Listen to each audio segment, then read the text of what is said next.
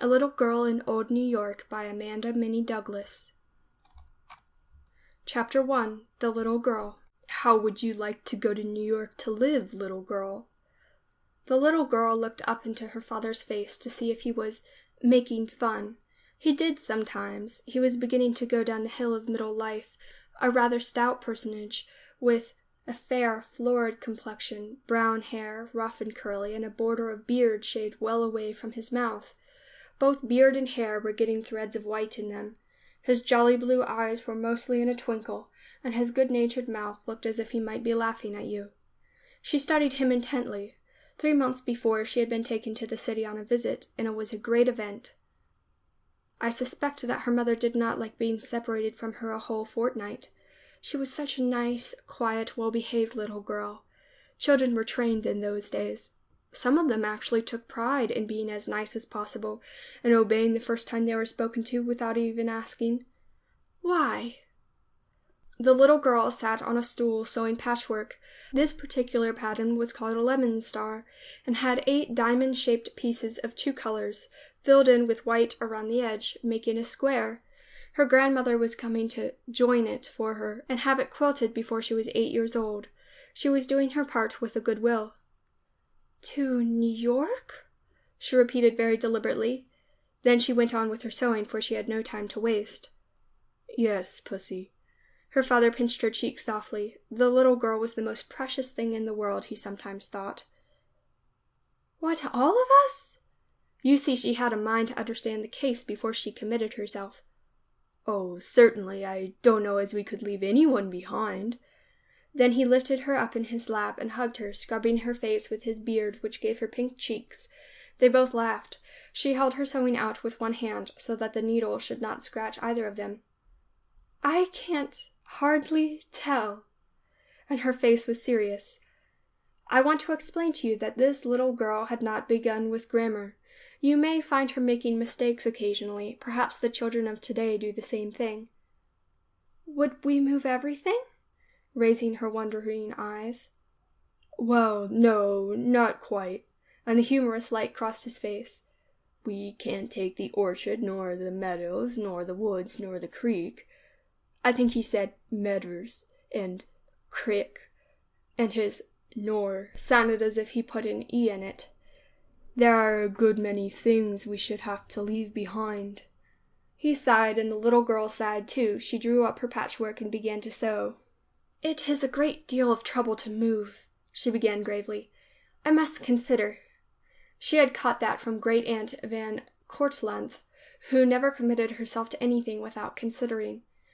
Her father kissed her cheek. If it had been a little fatter, she would have had a dimple, or perhaps he put so many kisses in the little dent it was always filled up with love. I don't know whether you would have thought this little girl of past 7 pretty or not. She was small and fair, with a rather prim face and thick light hair parted in the middle, combed back of her ears, and cut square across the neck, but the ends had some curly twists. Certainly children are dressed prettier nowadays. The little girl's frock was green with tiny rivulets of yellow meandering over it. They made islands and peninsulas and isthmuses of green that were odd and freaky. Mrs. Underhill had bought it to join her sasswork quilt, and there was enough left to make the little girl a frock. It had the merit of washing well, but it gave her a rather ghostly look. It had a short, full waist with shoulder straps, making a square neck, a wide belt, and a skirt that came down to the tops of her shoes, which were like Oxford ties. Though she was not rosy, she had never been really ill, and only stayed at home 2 weeks the previous winter at the worst of the whooping cough, which nobody seemed to mind then, but it must have made a sort of Wagner chorus if many children coughed at once. "I had a very nice time in New York," she began with grave approbation, when she had considered for some seconds. "The museum was splendid, and the houses seemed sociable-like. Don't you suppose they nod to each other when the folks are asleep? And the stores are so... She tried to think of the longest word she knew. "So magnificent? Aunt Patience and Aunt Nancy were so nice. And the cat was perfectly white and sat in Aunt Nancy's lap. There was a little girl next door who had a big doll and a cradle and a set of dishes, and we had tea together. I'd like to have some dishes. Do you think Uncle Fade is coming back?" she asked suddenly. I believe he is this time, and if we get very homesick, we shall have to come back and live with him." "I shouldn't be homesick with you and Mother and the boys and Steve and Joe. It would be nice to have Dobbin and Prince, but the stores are on the corners instead of going to the village, and it's nice and queer to ride in the omnibuses and hand your money up through the roof. The drivers must have an awful sight when night comes." They even said awful in those far back days. They truly did. Father Underhill laughed and squeezed the little girl with a fondness she understood very well. Just then a voice called rather sharply, "Milia! Milia!" and he set the little girl down on the stool as carefully as if she had been china. He put another kiss in the little dent, and she gave him a tender smile. His whole name was Vermilia Fowler Underhill. Everyone called him Familiar, but Mrs. Underhill shortened it to Millier. The little girl's name was Hannah Ann. The school children called her Han and Hanny. One grandmother always said Hannaran. But being the youngest, the most natural name seemed Little Girl. There were 3 sons to lead off, Stephen Decatur, Joseph Bennett, and John Fowler. Then a daughter was most welcome, and she was called Margaret Hunter after her mother, and shortened to Peggy. They used nicknames in diminutives if they were not as fanciful as ours. After Margaret came George Horton, Benny Franklin, and James Odell. The poor mother gave a sigh of disappointment. She had so longed for another girl. When Jim had outgrown babyhood altogether and was nearly 5, the desired blessing came. There was great discussion about her name. Grandmother Hunter had married a 2nd time, and was a Van Cortlandt now. She had named her only daughter after her mother, and was a bit offended that Margaret was not named for her. Now she came with a fairy godmother's insistence, and declared that she would put $100 in the bank at once, and remember the child in her will, besides giving her the old Hunter tablespoons made in London more than 100 years ago, with the crown mark on them. Grandmother Underhill's name was Anne. She lived with her eldest son at White Plains, who had fallen heir to his grandfather's farm. When a widow, she had gone back to her girlhood's home and taken care of her old father. David, her eldest son, had come to work the farm. She had a wing in the house, but she never lived by herself, for her son and the grandchildren adored her. Now she said to the baby's mother, "You put an Ann for a middle name, and I'll give her $100 as well, and my string of gold beads that came from Paris, and I'll make her a nice down bed and pillows." So Hannah Ann it was, and the little girl began life with a bank account. She was a grave, sweet, dainty sort of baby, with wondering eyes of bluish violet bordering on gray. I think myself that she should have had a prettier name, for people were not throwing away even $200 chances in those days. Neither had they come to Ediths and Ethels and Mays and Gladys, and they barbarously shortened some of their most beautiful names to Peggy and Betsy and Polly and Sukey. Left to herself, the little girl went on with her patchwork, and recalled her visit to the city. There were so many aunts and cousins, and so many wonderful things to see. She must find out whether there would be any snow and sleigh rides in the winter. As for fruit and vegetables and eggs and poultry, the farmers were always sending them into the city. She knew that. The prospect of a removal from Yonkers, where they had always lived, was not so new to the elders. Stephen was in New York nearly all the week now. Joseph was studying for a doctor. John was not in love with farming and had a great taste for mechanical pursuits. Margaret, a tall, fair girl of 17, was begging to be sent away to school another year and learn some of the higher branches people were talking about. Jo thought she should. Her father was quite sure she knew enough, for she could do all the puzzling sums in Perkins' Higher Arithmetic, and you couldn't trip her up on the hardest words. She went to a very good school in the village, and the village was quite primitive in those days. The steamboat landing was the great focus of interest. It was all rock and hills, and a few factories were plodding along. The farm was 2 good miles away. The young people thought it a most auspicious turn in affairs that Uncle Fade was coming back. His real name was Frederick. Since David had his grandfather's farm, this had been divided between the 2 remaining sons, but Frederick had been seized with the western fever and gone out to what was called the New Countries. His sons had married and settled in different places. One daughter had married and come east to live, and Uncle Fade was homesick for the land of his youth. Mrs. Underhill had declared at first, "She won't stir a step. Millier, come buy your brother's part in the house." The 200 acres had been already divided. But people had begun to complain even then that farming did not pay, and John wanted to learn a trade. And if 3 or 4 went out of the old home nest, Steve wanted his father in New York. If they were not satisfied, they could come back and build a new house, and presently she began to think it best even if she didn't like it. The little girl finished her block of patchwork, pinched and patted down the seams, and laid it on the pile. Her stent for that day was done. There were 9 more blocks to make. There was a wide half-closet beside the chimney, and she had the top shelf for her own. It was so neat that it looked like a doll's house. Her only doll had been a rag baby, and Jip, the dog, had demolished that. "Never mind," said her mother. "You are too big to play with dolls." But the little girl in New York was almost a year older, and she had a large wax doll with truly clothes that could be taken off and washed. If she went to the city, she might have one. She piled up her patchwork with a sense of exultation. She was extremely neat. There was a tiny hair-covered trunk Grandmother Van Cortlandt had given her, full of pretty chintz and calico pieces. She kept her baby shoes of blue kid that were outgrown before they were half worn out, so choice had her mother been of them. There were some gift books and mementos, and a beautiful shaker basket Stephen had given her at Christmas.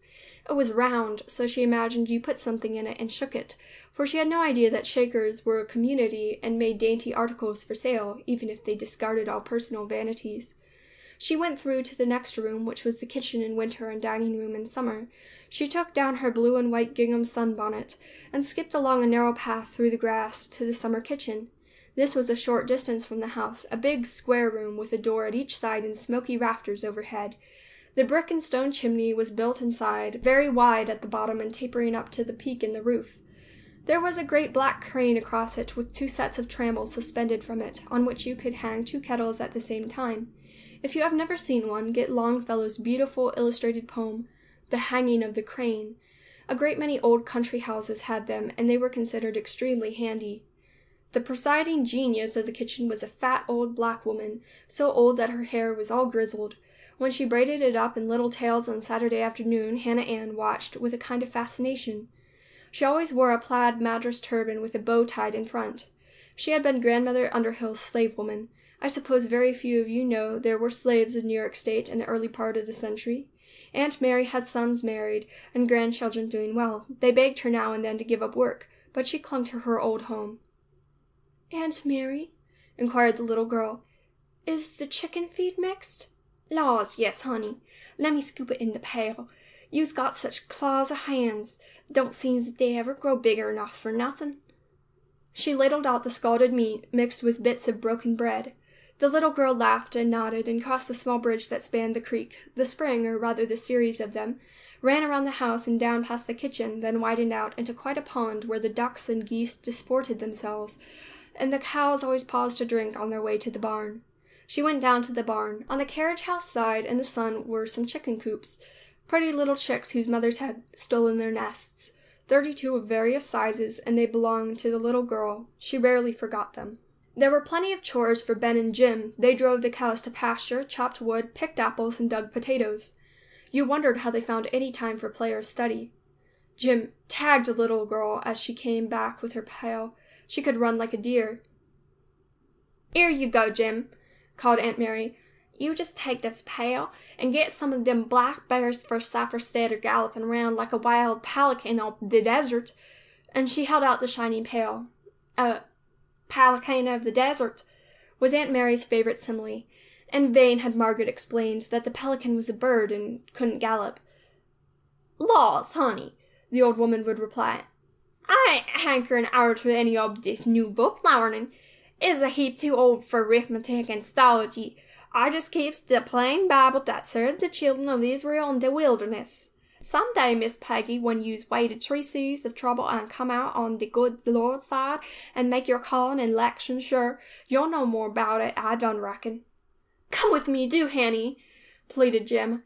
"You could walk along the stone fence and pick the high ones, and we'll fill the kittle in no time." Jim thought if he had made a spelling book, he would have spelled the word that way.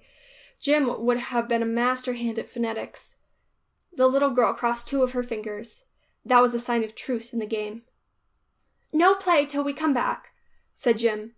The little girl nodded and ran for her mitts of strong muslin with the thumb and finger ends out. The briars were so apt to tear your hands.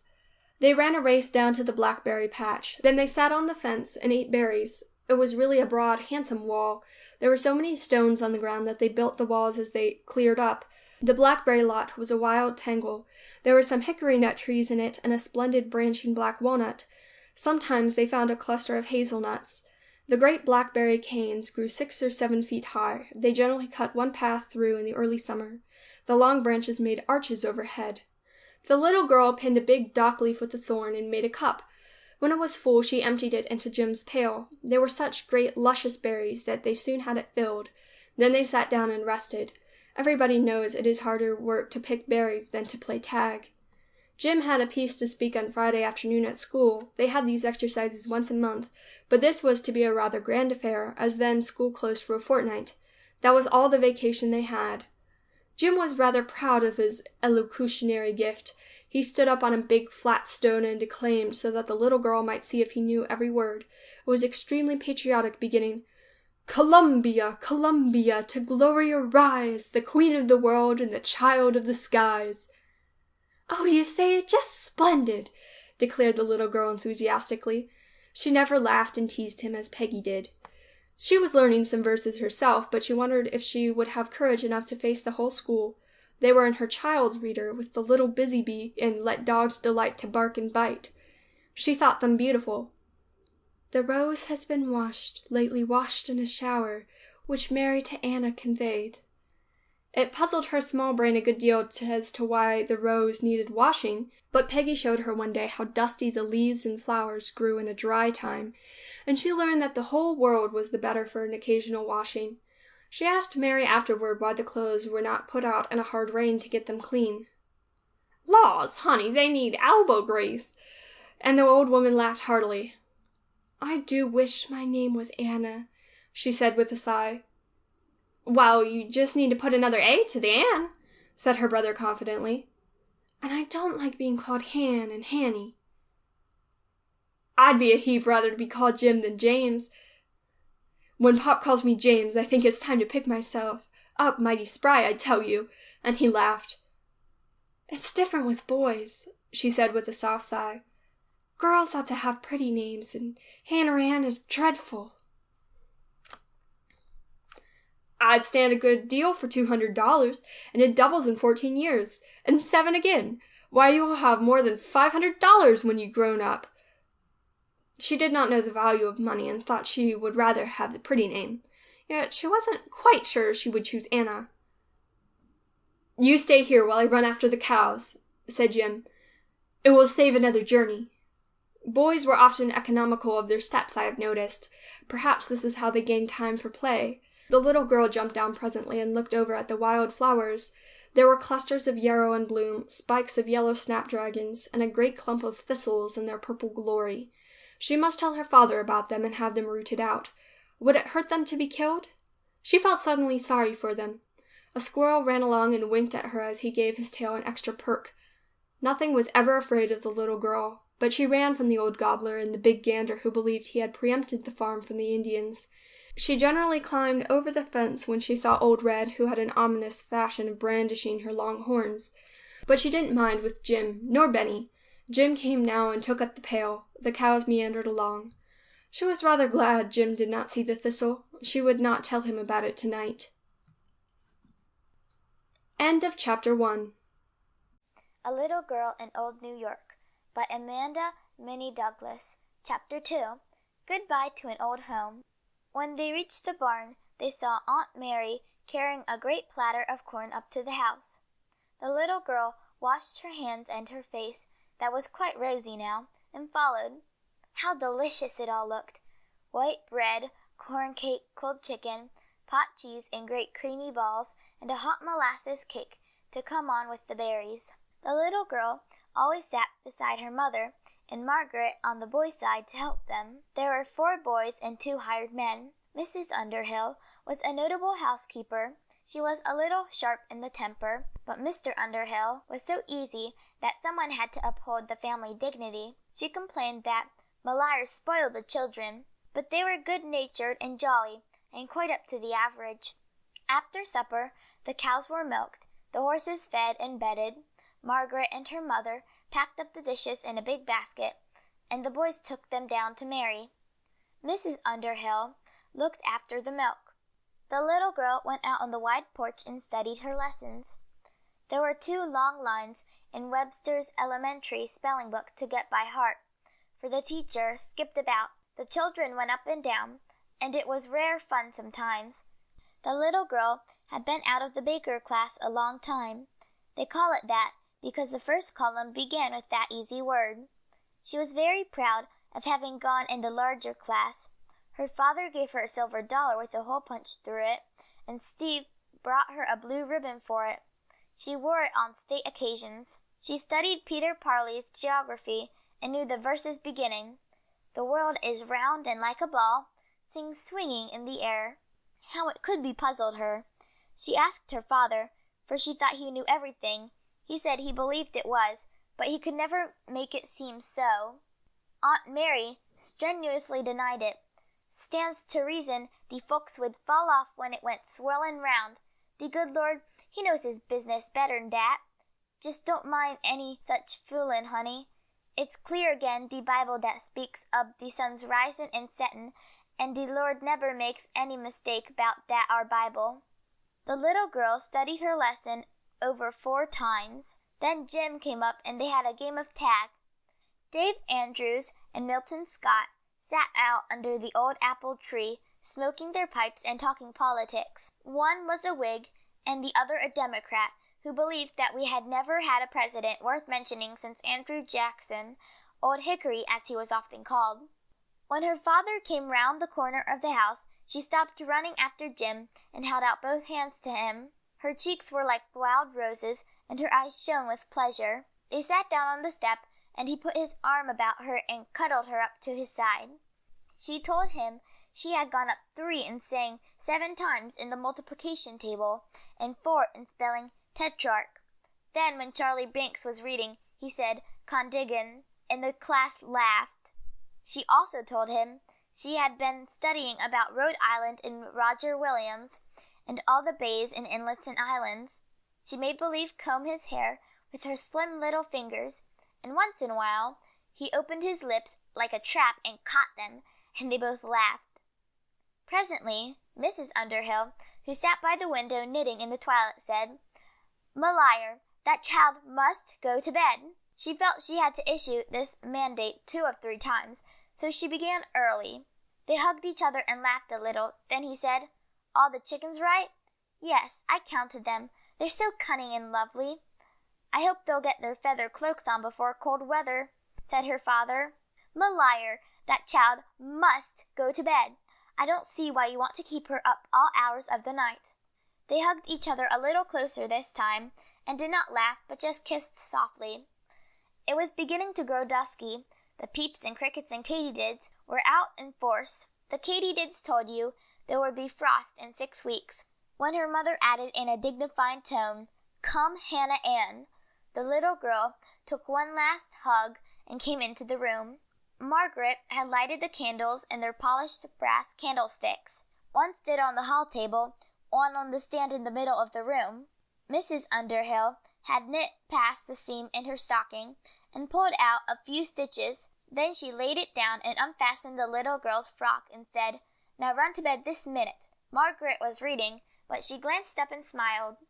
The candle was a vague yellowish light on the stairs. There were people who burned lamp oil, as the oil from Wales was called. The little girl held it in curious awe, associating it with the story of Jonah. Mrs. Underhill despised the ill-smelling stuff, and would not have it in the house. She made beautiful candles. Oil wells had hardly been thought of, except that someone occasionally brought a bottle from Pennsylvania for rheumatism. The little girl had slept in her mother's room, which answered to the back parlor, until this spring when she had gone up to Margaret's room. There were 4 large chambers on the 2nd floor, and a spacious clothes room with a closet for bedding. Up above was an immense garret with 4 gables. The 3 younger boys and the 2 hired men slept there.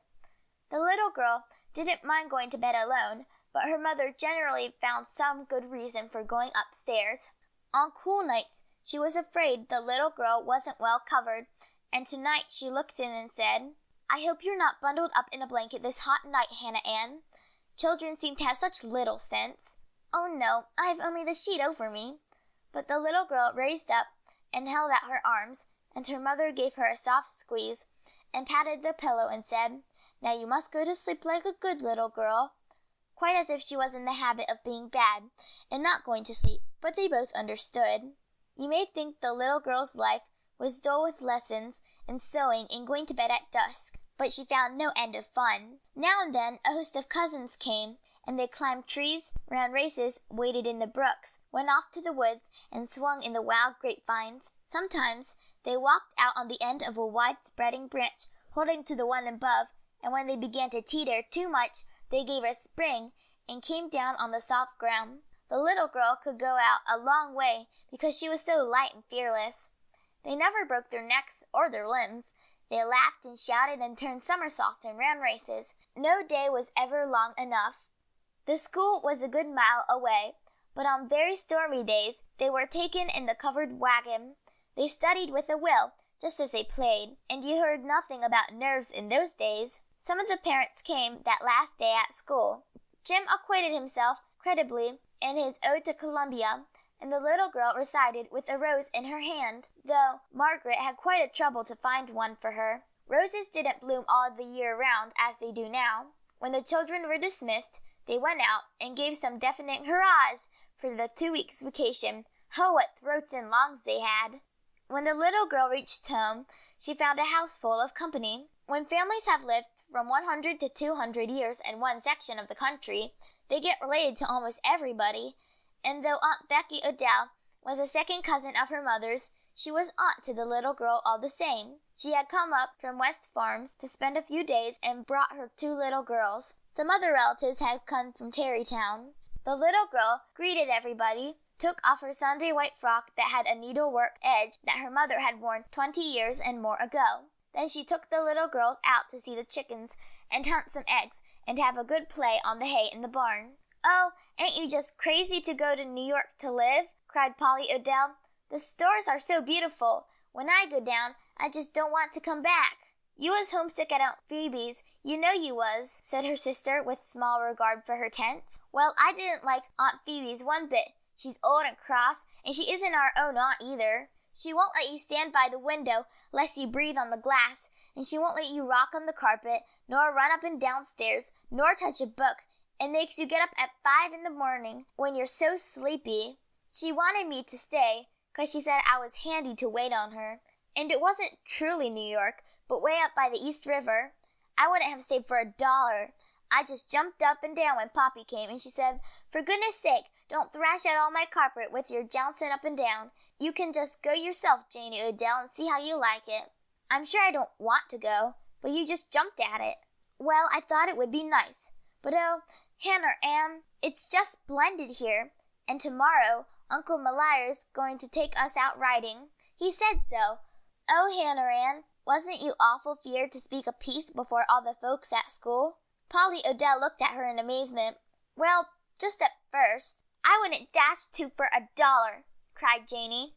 They went on with their play, now and then stumbling against a discussion that never really reached the height of a dispute. Margaret came to hunt them up presently, that they might have their tousled heads smoothed and their hands and faces washed. The little girl was always interested when they had a high tea in the sitting room. The best old blue china was out, the loaf sugar, and the sugar tongs that the little girl watched breathlessly lest her mother should lose the lump of sugar before it reached the cup. The men and boys were having supper in the other room, but the little girls waited on the porch. They were so quiet and kept so tidy that Mrs. Underhill gave them a lump of sugar in each glass of milk, and took it up with the sugar tongs to the little girl's great delight. She couldn't help hearing the talk as they all sat out on the porch. Uncle Fade had really sold his farm, stock, and crops, and was to give possession in September. Then they would visit their 2 sons and some of Aunt Betsy's people in Michigan, and get on about Christmas. "It's a shame to have to give up the house," declared Cousin Odell. "Can't you keep it, Malire? A bargain's a bargain. Fade did a fair thing when he went away, and I can't do less than a fair thing now. If he died, his share in the house would have been offered to me first. I dare say we could put on an addition and live together without quarrelling. But the boys want to go to New York, and they couldn't all stay here and make a living. The young folks must strike out, and I tell Mother if she don't get to feeling at home, I'll come back and build her a house." "It'll never be like this one," said Mrs. Underhill sharply. "The world is full of changes," declared the Tarrytown cousin. The little girl sat in her father's lap and listened until she went soundly asleep. Janey Odell leaned against the porch column and almost tumbled over. Mrs. Underhill sprang up. "Mercy on us, these children ought to be in bed. Wake up, Hannah Ann." "I'll carry her upstairs," said her father, and he kissed her tenderly as he laid her on the bed. Her mother undressed her and patted down her pillow. She flung her arms about her mother's neck. "Oh, Mother," she cried softly, wondering, "do you want to go to New York?" "Child dear, I don't know what I want," and there was a muffled sound in her voice. "There, go to sleep, dear. Don't worry."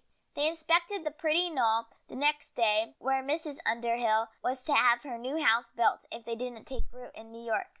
Were not her children dearer to her than any spot of ground? And if they were all going away? The children had a very jolly time. On Monday the Odells went home, and the little girl hated to say good-bye. Cousin Phemy Morgan, her real name was Euphemia, wanted to go to White Plains to visit a while with Aunt Ann and David, and Cousin Joanna would stay a few days longer and go to New York to do some shopping. Margaret would go with Cousin Phemy. The little girl wanted to go too, and take her patchwork. She had only 6 blocks to do now. Grandmother was very glad to see her, and praised her without stint. Uncle David and Aunt Eunice had some grandchildren. 2 sons and 1 daughter were married, and 1 son and daughter were still at home. Aunt Eunice was a very placid, sweet body, and still clung to her Quaker dress and speech, though she went to the old Episcopal church with her husband. Her folks lived up in Putnam country. Grandmother would have spoiled the little girl if such a thing had been possible. She would help her with the patchwork, and then she brought out some lovely red French calico that was soft and rich and began to join it. They had some nice drives, and one day they took Cousin Morgan home and stayed to dinner. There were 3 single women living together in a queer rambling house that had been added to and raised in places. Mr. Erastus Morgan and his wife lived in Paris, and once a year or so there would come a package of pretty things, china and ornaments of various kinds, odd pieces of silk and brocade for cushions, gloves and fans, and laces and silk for gowns, as if they were still quite young women. Uncle David had the Knickerbocker history of New York, which everybody now knew was written by Mr. Washington Irving, and various members of the family were settled about Tarrytown, and many others in the Sleepy Hollow graveyard. The very next day the little girl began to read the history, for she wanted to know about New York. They had a delightful visit with Grandmother and Aunt Eunice. Uncle David was 7 years older than her father. The little girl concluded she liked him very much. When she and Margaret went home, everything was going on just the same. The little girl was somewhat amazed. No one said a word about moving. She had expected to see everything packed. The children started for school as usual. Then Mrs. Underhill went down to the city and stayed for a fortnight, and came home looking worn and worried. The impending change weighed upon her, but the little girl was so interested in Mr. Dedrich Knickerbocker, which she was reading aloud to her father, that changes hardly mattered. Early in December, Mr. Frederick Underhill, with his wife and daughter, came to hand. He was thin and stooped a good deal, and looked older than Uncle David.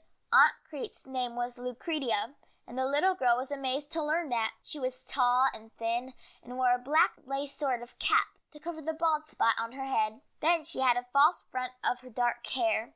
Her own was very thin and white. She had been a great sufferer from ager, as she called it, and the doctors said only an entire change of climate would break it up, and goodness only knew how glad she was to get back east. Loretta, Reddy, as she was called, was about 22, a good, stout, commonplace girl who made herself at home at once. She had a lover who was coming on in the spring when they would be married, and he expected to help Pop farm. Pop was pretty well broken down with hard work, and he'd about seen his best days. He'd been awful anxious to get back among his own folks, and she, Reddy, hoped now he'd take things kinder easy. Grandmother and Uncle David's family came down to welcome them. All the country round seemed to turn out. and just before Christmas, with all the rest of the work, the little girl's quilt was put in. Some of the older people came the first day and had a fine supper. Next afternoon, it was the young people's turn. The little girl had a blue and white figured silk frock made from a skirt of her mother's. The tops of the sleeves were trimmed with 4 or 5 ruffles, and there were 2 ruffles around the neck. She wore her gold beads, and Margaret curled her hair. Everybody praised her, and she felt very happy. Some of the young men came in while they were taking the quilt out of the frame, and oh, what a tussle there was! The girl who could wrap herself first in it was to be married first. Such pulling and laughing, such a din of voices and struggle of hands, you would have thought all the girls wild to get married. The little girl looked with dismay, for it seemed as if her quilt would be torn to pieces. Reddy wound one corner around herself, and 2 of the young men rolled Margaret and several of the other girls in the other end, amid the shouts of the onlookers. Then Grandmother shook it out and folded it. "There!" she exclaimed. "To-morrow I'll put on the binding, and Hannah Ann, you have a good beginning. Not every little girl can show such a quilt as that, pieced all by herself, before she was 8 years old." "But you helped, Grandmother." "Nonsense, child! Just a piece now and then.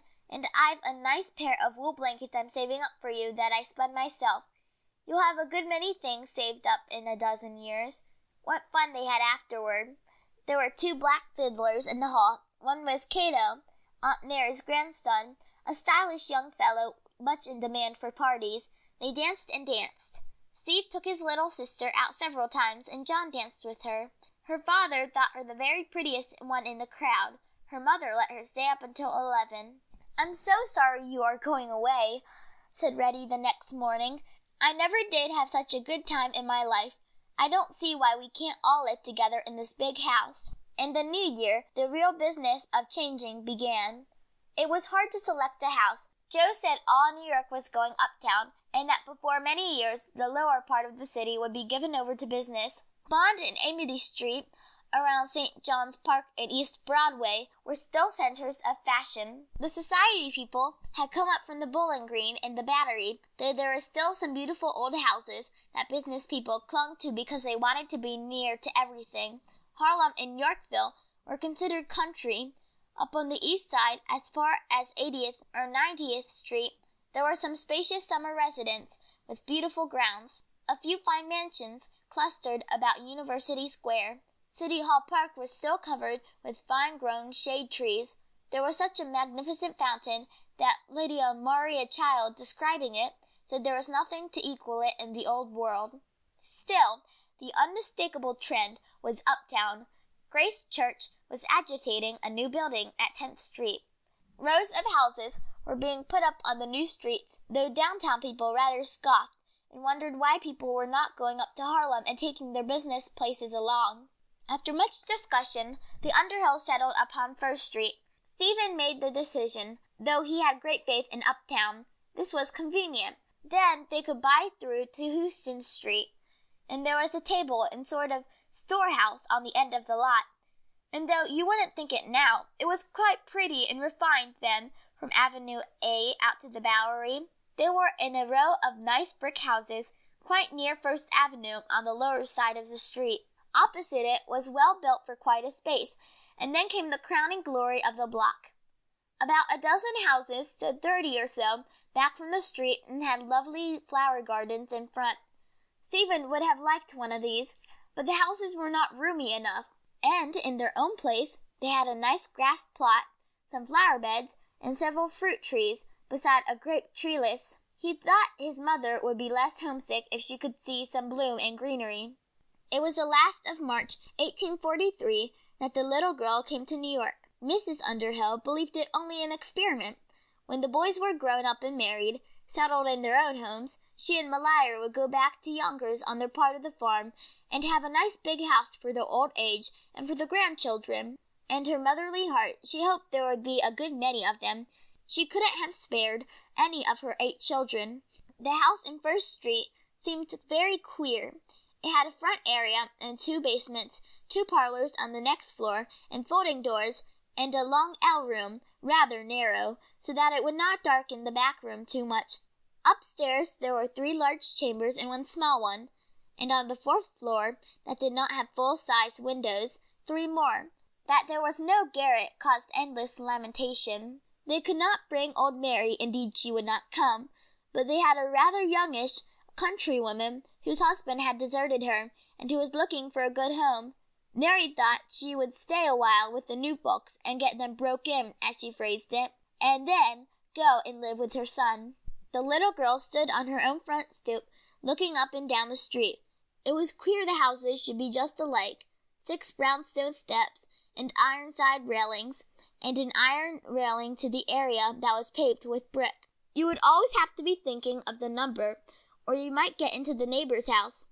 Oh no, here was a sure sign, the bright silver door plate with black lettering, Vermilye F. Underhill. She looked at it in amazement. It made her father suddenly grand in her estimation. Could she sit in his lap just the same, and twist his whiskers about her fingers, and comb his hair, and read out of her storybooks to him? And where would she go to school? Were there any little girls around to play with? How could she get acquainted with them? While she was considering this point, 2 girls went by. Both had straw gypsy hats with flowers, and ruffled capes of black silk. They looked up at her. She was going to smile down to them in the innocent belief that all little girls must be glad to see each other. One of them giggled. Yes, she absolutely did, and said, "Oh, what a queer-looking thing!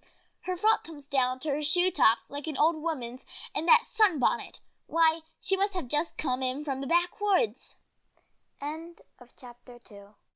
A Little Girl in Old New York by Amanda Minnie Douglas. Fine feathers for little wren. The little girl stood still a moment as if transfixed. There came the passionate desire to run and hide. She gave the doorbell a sharp pull. Martha Smithers answered it. Goodness sakes, is it you, ringing as if the world wouldn't stand another minute? Next time you want to get in, Hanron, you just come down the air, and me a molding up the biscuit. The little girl walked through the hall with a swelling heart. She couldn't be allowed to ring the doorbell when her own father's name was on the door. The L part was her mother's sleeping chamber and sitting room. No one was in it. Hannah Ann walked down to the end. There was a beautiful old dressing case that had been brought over with the French great-great-grandmother. It had a tall glass coming down to the floor. At the sides there were several small drawers that went up about 4 feet, and the top had some handsome carved work. It was one of Mrs. Underhill's choicest possessions. In the mirror you could see yourself from top to toe. The little girl stood before it. She had on a brown woolen frock and a gingham-high apron. Her skirt was straight and long. Her lace shoes only came to her ankles. Her stockings were black, and she remembered how she had watched those little girls coming down the street. Their stockings were snowy white. Of course, she wore white yarn ones on Sundays. A great piece of their pantalettes was visible, ruffled too. Yes, she did look queer. And the starch was mostly out of her sunbonnet. It wasn't her best one, either. She sat down on a little bench and cried as if her heart would break. "Oh, Hanny dear, what is the matter?" Margaret had entered the room unheard. She knelt by her little sister, took off her sunbonnet, and pressed the child in her arms. "What is it, dear?" in a soft, persuasive voice. "Have you hurt yourself?" "No, I. Then she put her little arms around Margaret's neck. "Oh, Peggy, am I very, very queer?" "You're a little darling. Did Martha scold you?" "No, it wasn't. Some girls came along." She tried very hard to stop her sobbing. "There, dear, let me wash your face. Don't cry any more." She laid aside the bonnet and bathed the small face. Then she began to brush the soft hair. It had not been cut all winter and was quite a curly mop. Stephen had bought her a round comb of which she was very proud. It was 2 girls. They went by and they laughed. Her voice was all of a quaver again, but she did not mean to cry if she could help it. Did they call you country? Margaret smiled and kissed the little girl, who tried to smile also. Then she repeated the ill-bred comment. We are not quite citified, said Margaret cheerfully. And it isn't pleasant to be laughed at for something you cannot well help. But all the little girls are wearing short dresses, and you are to have some new ones. Mother has gone out shopping, and next week cousin Cynthia Blackfan is coming to fix us all up. But I do hope, Hanny, you will have better manners and a kinder heart than to laugh at strangers, no matter if they are old-fashioned. I don't believe I ever will, said the little girl soberly. Now come up in my room. Mother said I might rip up her pretty blue plaid silk and have it made over. I came down to hunt up the waist. She found it in one of the drawers, pinned up in a linen pillow case.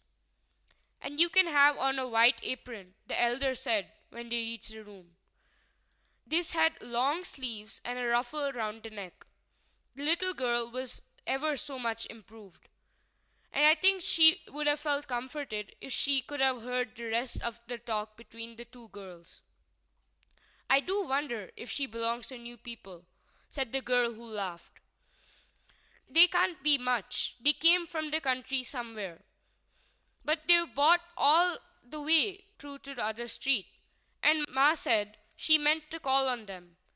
Someone told her they owned a big farm in Yonkers, and one of the young men is to be a doctor. Maybe the little girl doesn't really belong to them. I wish you hadn't spoken quite so loud. I'm sure she heard. Oh, I don't care, with an airy toss of her head.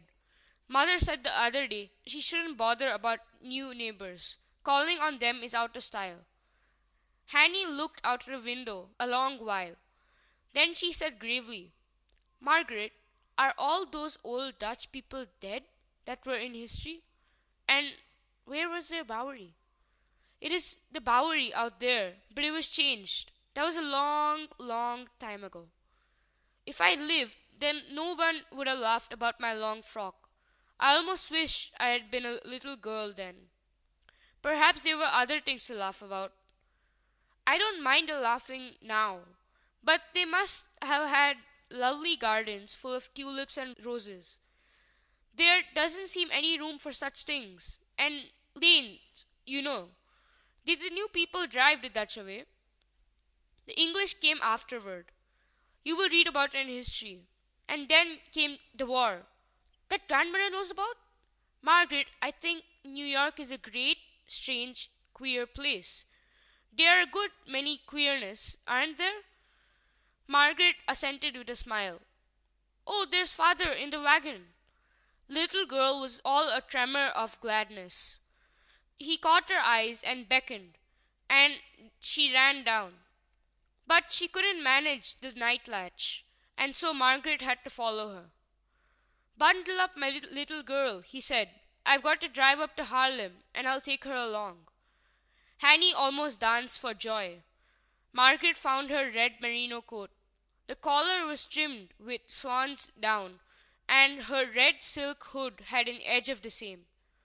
True, some ultra-fashionables had come out in spring attire, but it was rather cool so early in the season. Hanny looked very pretty in her winter hood, and as they drove down the street, the same girls were standing on a stoop. One was evidently going away from her friend. The one who laughed lived there then. But neither of them would have guessed it was the queer girl, and they almost envied her. I've never been down to this corner, said Hanny, and the streets run together. Yes, First Street ends and Euston goes on over to the East River. The little girl looked about. There was a great sign on the house at the junction, Monticello Hotel, and on the edge of the sidewalk a pump, which the little girl thought funny. They dipped the water out of the spring at home. They had not given up saying that about the old place. There was no need of a pump, and at the grandmother's they had a well sweep and bucket. Then they turned up Avenue A, which where he had an errand, and soon they were going over rough country ways where squatters had begun to come in with pigs and geese. They seemed so familiar that the little girl laughed, and if someone had told her that she would one day be driving in a beautiful park over yonder, it would have sounded like a fairy tale. It was rough and wild now. Dobbin spun along, for the sun was hurrying over westward. We have some old cousins living beyond there on Harlem Heights, he said, but it's too late to hunt them up, and it'll be dark by the time we get home. There was a big battle fought there. Their brother was killed in it. Why, they must be most 80 years old. The little girl drew a long breath at the thought. We'll look them up some day. Then he stopped before a hotel where there was a long row of horse sheds and sprang up to tie Dobbin. I had better take you out. Something might happen. He carried her in his arms and clear up the steps. A lady came around the corner of the wide porch. I'll leave my little girl in the waiting room a few moments. I have some business with Mr. Brockner, he said. I will take her through to my sitting room, the lady replied, and holding out her hand, she led Hanny thither. She insisted on taking off her hood and loosening her coat, and in a few moments she seemed well acquainted. The lady asked her father's name, and she told it. There are some old ladies of that name living half a mile or so from here, she said. Then remembering they were very poor, and that poor relations were not always cordially accepted, she hesitated. Father spoke of some cousins, cried the little girl eagerly. He said sometime we would hunt them up. We only came to New York to live 2 weeks ago. Then you have hardly had time to look up anyone. They would be glad to see your father, I know. He looked so wholesome and good-natured. The little girl was not an effusive child, but she and the lady fell into a delightful talk. Then her hostess brought in a plate of seed cookies, and she was eating them very delicately when her father entered. We have had such a nice time, she said, that I like to bring your little girl up again. Indeed, I have half a mind to keep her. We couldn't spare her, said her father with a fond smile, which Hanny returned. I suppose not, but it will soon be beautiful around here, and when she longs for a breath of the country, you must bring her up. Thank you, madam. And, oh, father, the cousins really are here, two old ladies. Mr. Underhill inquired about them, and learned their circumstances were quite straitened. He promised to come up soon and see them. Mrs. Brockner kissed Hanny, quite charmed with her simplicity and pretty manner, and she had never once thought about the length of her old brown skirt. It was supper time when they reached home. Steve and Joe and John were there. The 3 younger boys had been left at Yonkers. Indeed, George had declared his intention of being a farmer. Mrs. Underhill said she didn't want any more boys until she had a place to put them. Afterward, Joe coaxed the little girl to come and sit on his knee. They were talking about schools. Seems to me Margaret better be studying housekeeping and learning how to make her clothes instead of going to school, said Mrs. Underhill shortly. She can write a nice letter, and she's good at figures, and really I don't see.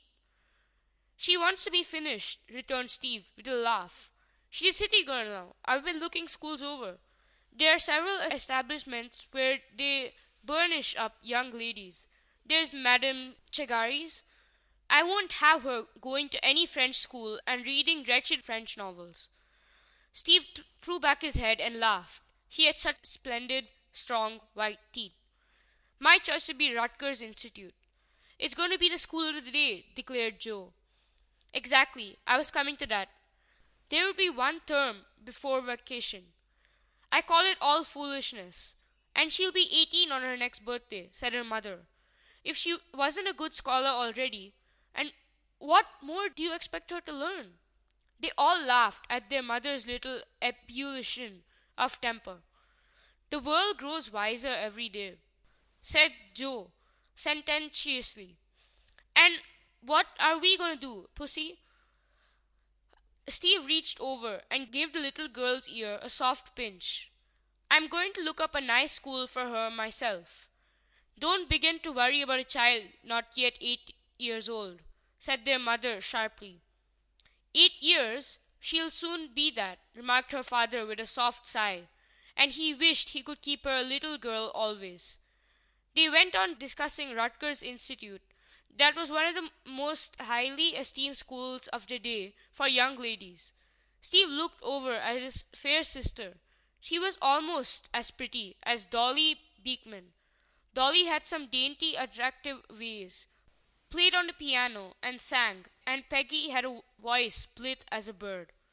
Steve was beginning to be quite a judge of young ladies and social life, and there was no reason why they should not all aim at something.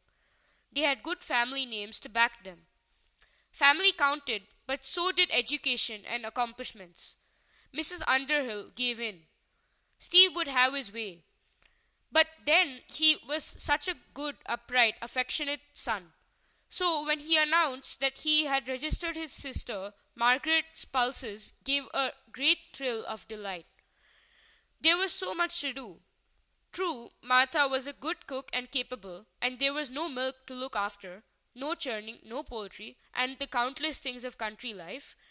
Miss Cynthia Blackfan came the next week and remodeled the feminine part of the household. She was a tall, slim, airy-looking person with large dark eyes and dark hair that she wore in long ringlets on either sides of her face. She always looked them up when she was sewing. She had all the latest quips of fashion at her tongue's end. But what Margaret must have for school dresses, what for Sunday best, bought lawns and ginghams and prints for summer. But when she went at the little girl, she quite metamorphosed her. "You must begin to plait the child's hair and tie it with ribbons. And her frocks must be made ever so much shorter. And Cousin Underhill, do put white stockings on the child. Nobody wears colored ones. Unbleached do wear stronger and answer for real every day. They'll be forever in the washtub," said the mother grimly. "Well, when you're in Rome, you must do as the Romans do," with emphasis. "It looks queer to be so out of date. Everybody dresses so much more in the city. It's natural, there's so much going and coming." Even then, people had begun to discuss and condemn the extravagance of the day. The old residents of the Bowling Green were sheer Bond Street, and the lower part of Fifth Avenue were stupendous follies and would ruin the city. Foreign artistic upholsterers came over. Carpets and furniture of the most elegant sort were imported. And even then, some people ordered their gowns and cloaks in Paris. Miss Blackfan's best customer had gone over for the whole summer. Otherwise, she would not have the fortnight for Cousin Underhill. She uttered her dictum with a certain authority from which there was no appeal. And she charged $1.50 a day, while most dressmakers were satisfied with $1. So the little girl had her hair braided in two tails. They were quite short, though, and her father liked the curly mop better. The little girl's dresses were cut off the shoulder and made with a yoke or band and a belt. In warm weather they wore short sleeves, though a pair of long sleeves were made for cool days. There were some tucks in the skirt to be let down as the child grew. Little girl was most proud, I think, of her pantalettes. There were some nankin ones made for every day, and she had a real nankin frock that Margaret embroidered just above the hem. It was used a great deal for aprons too. Aprons, let me tell you, were no longer high ups with a plain armhole. They were sometimes gathered on a belt and had Bertha capes over the shoulders trimmed with edging or ruffles, and every well-conditioned girl had one of black silk. "She'll have to hem her own ruffles," declared Mother Underhill almost sharply. "And how they're ever to get ironed. There's hemstitching and faggoting, but I don't know as it's any less work than ruffling. And all the little girls are knitting lace. I'm doing some myself, oak leaf pattern out of 70 cotton, and it's as handsome as anything you ever see. I don't know how anyone is going to find me for so much folderol. Oh, pshaw, Cousin Underhill, we did lots of it in our day. I worked the bottom of a party dress a good quarter up, and the Vandyke capes, and those were great big collars, and we tucked up to the waist. There's always something. And those old Jewish women had broidery and finery of every sort, and pillows in their sleeves, as we wore years ago. See what a little it takes to make a pair of sleeves now? We must have looked funny, all sleeves and waists up under our arms.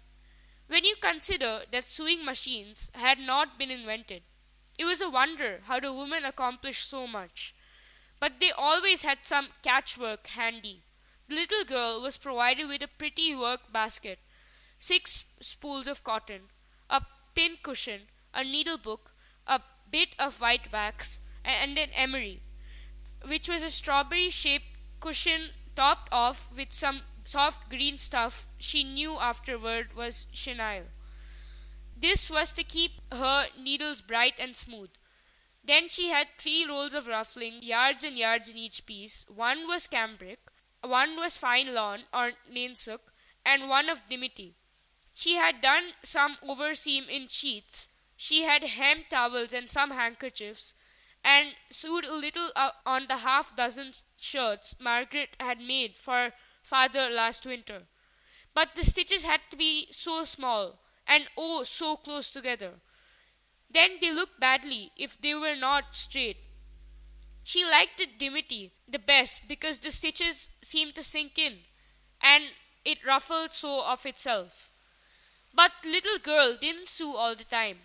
She wiped dishes for Martha, and one day when she saw a little girl up the street sweeping the sidewalk, she begged to do that. She could dust the room very nicely. There was much running up and down, and she was always glad to wait upon Steve. Indeed, she ran errands cheerfully for anybody. But she did miss Benny, Frank, and Jim. Margaret had felt quite different about her new school, and at first rather shrank from the young ladies, much as she desired to be among them.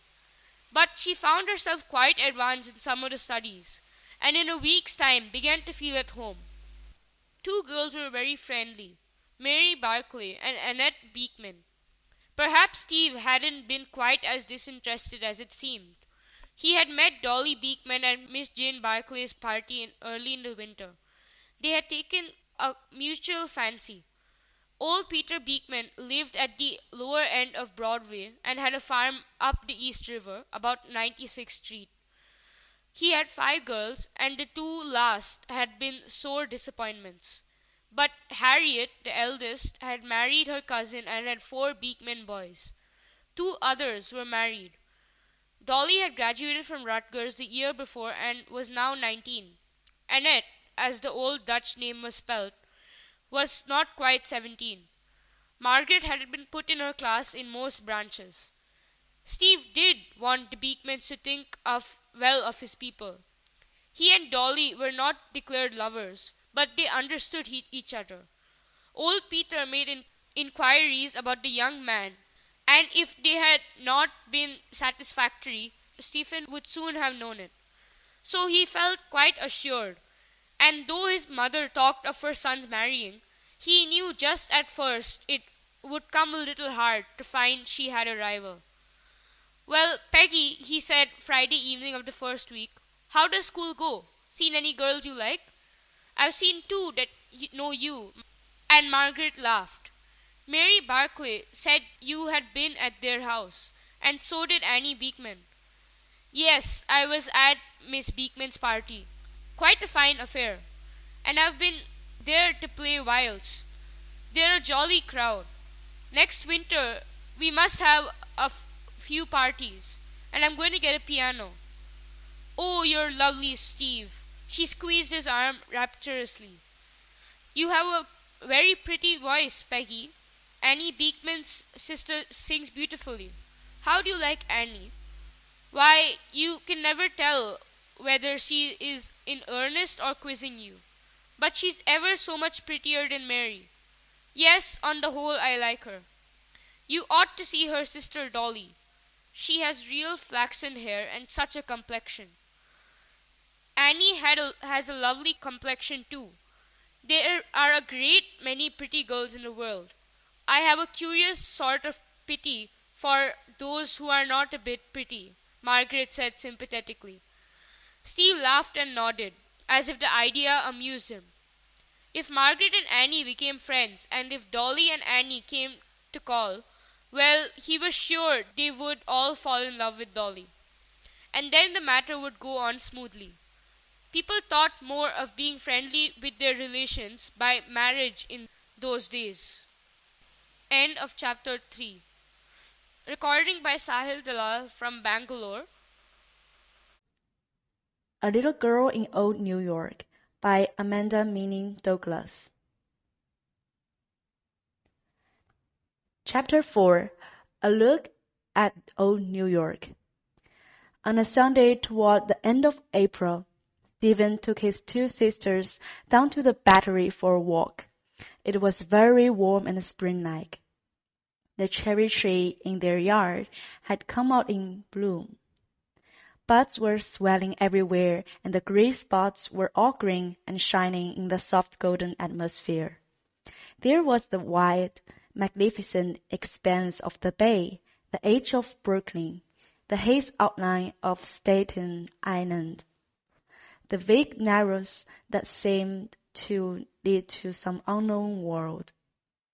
And there was the great round castle garden, the Castle Clinton of earlier times, where a few years later the little girl was to hear some of the world's most famous singers. And when she looked out the weird, narrow waterway and wondered just where Europe was, and how foreign countries must look, she could not by the most vivid stretch of the imagination fancy herself setting out to the unknown country. The short grass was so lovely and green, and the waves came lapping up with a silvery melody. There were people lounging on the seats, ladies with sunshades in their hands, mothers with some little children, fathers with a son or two, or a little girl like herself, in pantalettes and white stockings and low shoes. The clothes, she thought, were beautiful. The hats were full of flowers. She had a new straw gypsy with a wreath of buttercups and soft yellow strings tied under her chin. Her Charlie Delaine had small blue flowers on a white ground with yellow-brown centers, and there was a blue ribbon tied about her waist, with a bow at the back. She had a white cape of some soft cotton goods with a satiny finish, warranted to wash as good as new. She could have liked a sunshade, but she had so many new things. She thought quite a good deal about her pretty clothes and how glad she should be to learn more geography. Stephen was talking about Hudson's expedition up the river, to which he gave his name. And a few months later, when some hovels were built to shelter the sailors, the beginning of the settlement, and how in 1614 the Dutch erected a rude fort and gave the place the name of New Amsterdam. Then the Dutch West India Company bought Manhattan's Island from the natives for goods of various kinds, amounting to 60 guilders. You see, the Dutch were thrifty traders even then, more than 200 years ago, said Stephen with a pleasant laugh. How much are 60 guilders? Asked the little girl. It sounds an immense sum to her. but to buy a whole city. It was about $24 at that time, replied Stephen. The little girl's face is amusing in its surprise. Only $24, and father had 300 a few days ago. Why, he could have bought. Well, the limitless area takes away her breath. I don't believe we should have wanted to live in such a wilderness as it was then. But when Walter the Tasty came, he was really here. It is rather chaotic in her mind. He was here. Walter Van Twiller was his real name. Then a line of Dutch governors after which the island was ceded to the British. It became quite a royalist town until the Revolutionary War. We had a scrap about tea, too, and Stephen laughs. Old Castle Clinton was a famous spot, and when the General Lafayette, who had helped us fight our battles, came over in 1824, he had a magnificent ovation as he sailed up the bay. It's a splendid old place. Everybody seemed to think so then. The birds were singing in the sunshine, and the rural aspect was dear to the hearts of the old people. They rose and walked about in a fragrant air. Now and then someone bowed gravely to Stephen. There was a Sunday decorum over all. They rounded up to the bowling green, some quaintly attired elderly people who had the entree of the place were sitting about enjoying the loveliest. One old Frenchman had a ruffled shirt front and a very high coat collar that made him look like a picture, and knee breeches. Someone sprang up and coming to the gate said, "Oh, Mr. Underwood here, and Miss Margaret, is this your little sister? Do walk in and chat with us. My sister Jane and I have come down to the dine with the Morrises, and it was so lovely out here. Isn't it a charming day?" There was Miss Jane Barsley, very fashionable attired, Miss Morris and her brother, who was very attentive to Miss Barsley, and the little father on Mrs. Morris, fat, fair, and matronly. She was reading The Lady of the Manor, and when the little girl found it afterward in the Sunday school library, Mrs. Morris seemed curiously mixed up with it. Sunday papers at the period would have horrified most people. "What a dear little girl," said Mrs. Morris. "Come here and tell me your name. Why, you look like a lily astray in a bed of buttercups. Is it possible Mr. Stephen Underhill is your brother?"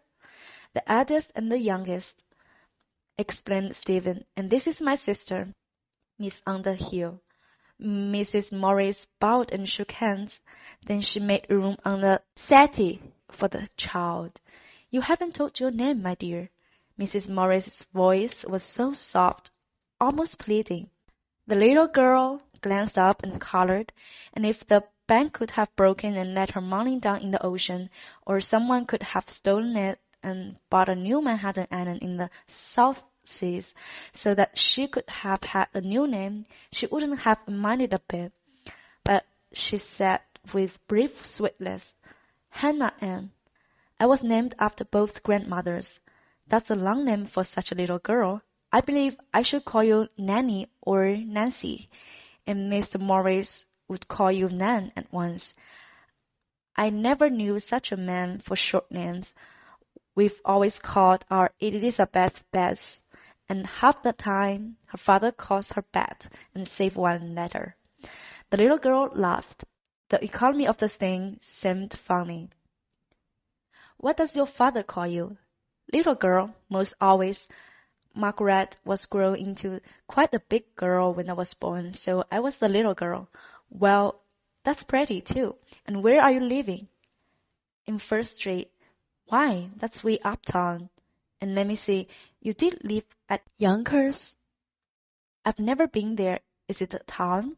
"We lived on a great big farm. And oh, the Croton water pipe came right across one corner of it." You should have seen the celebration. Such a wonderful, indescribable thing. Margaret came down, and most of the boys' mother said I would be crushed to death. And she couldn't spare her little girl. Well, I don't blame her. Do you go to school? No, ma'am, not yet. All the children but the very rough ones said no, ma'am, and yes, ma'am, in those days, but I did go at Yonkers. And what did you learn? She was quite astonished at the little girl's attendance, and her simplicity she thought charming. When Stephen came for her, Mrs. Morris said, I have really fallen in love with your little sister. You must bring her down again. We think there's nothing to compare with our Bowling Green and the Battery. They bade each other a pleasant adieu. It was time to go home indeed. The little girl felt very happy and joyous, and she thought her pretty clothes had helped. Perhaps they had. She sat on her father's knee that night telling him about Mrs. Morris, and she suddenly said, Father, what was the Reign of Terror? The Reign of Terror? Oh, it was a horrible time of war in France. Where did you pick up that? There was an old man in the green who had a queer sort of dress, knee breeches and buckles on his shoes like those grandfathers, and ruffles all down his shirt bosom, and long curly white hair. And Mrs. Morris said she was in prison in the Reign of Terror, and then came to America with his daughter, and that his mind had something the matter with it. Do you suppose he got awfully frightened? I dare say he did, my dear. When you are a big girl, you will learn all about it in history, but you needn't hurry. There are a great many pleasanter things to learn. She leaned her head down her father's shoulder and thought how sad it must be to lose one's mind. Was that the part of you always thinking? How curious it was to always thinking of something. Your feet didn't always walk. Your hands didn't always work. But the strange thing inside you never stopped.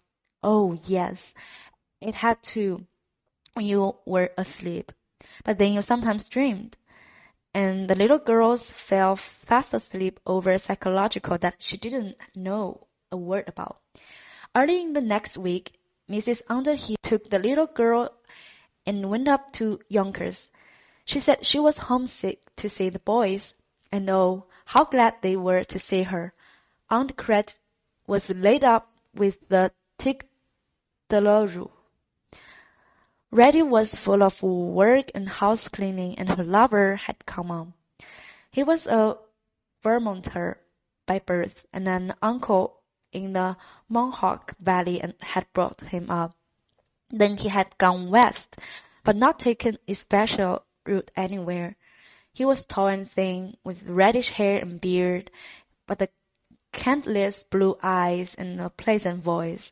He and George had struck up a friendship already, and Reddy confided to Aunt Margaret that she was going to be married without any fuss, and Bart was going to turn in and help run the farm.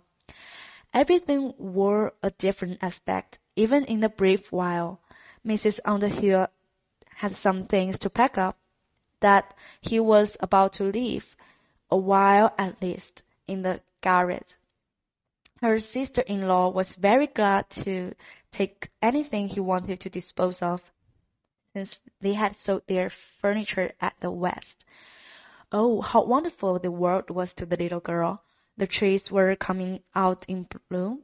There were great bunches of yellow daffodils, and the May pinks were full of buds.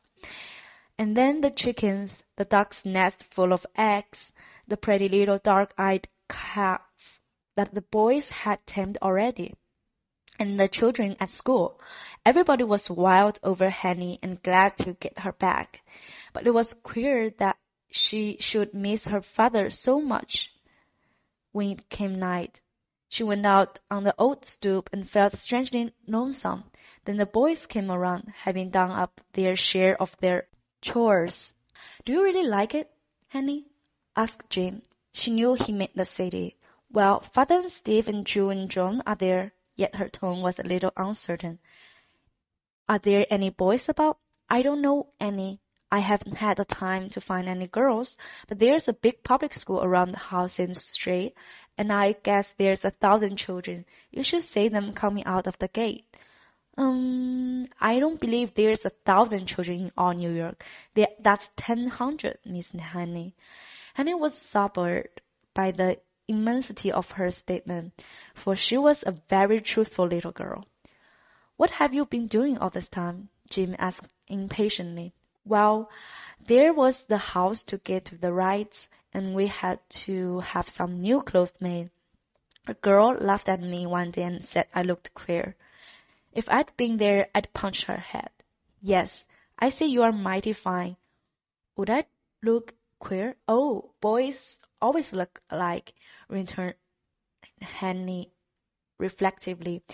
We had a beautiful walk on one Sunday on the Battery, and I think, hesitantly, that all boys had on roundabouts.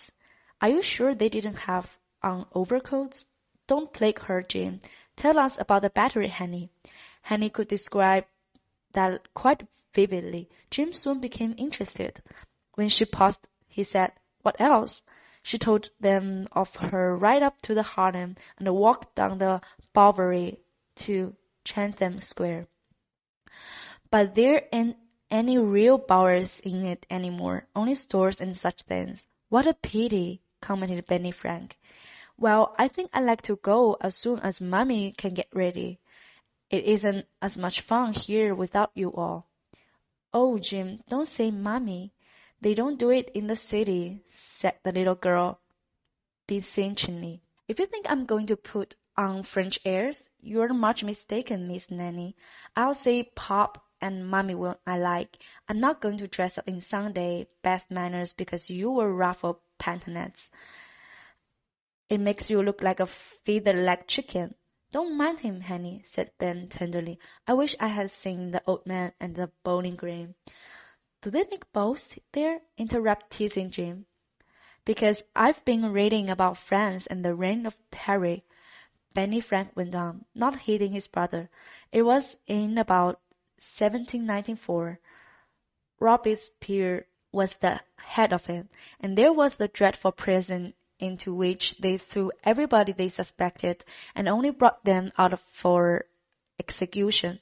It must have been terrible, and the poor old man must have been quite young then. I should think he would have lost his mind. Bother about such stuff. You'd rather be in New York, wouldn't you, Henny? And Mother said we might come as soon as she was settled. I'm not going to stay here and be ordered about by the Finchy fellow. Reddy sobbed as mash over him. Say, Ben, you would like to go, wouldn't you? Yes, I think I would, answered Ben slowly. There would be such a splendid chance to learn about everything. Their mother had been walking around the familiar path with George, who had developed some ideas of his own in this brief space, and his mother had not realized before how tall and stout he was getting. I like to see Father and Steve and make some plans.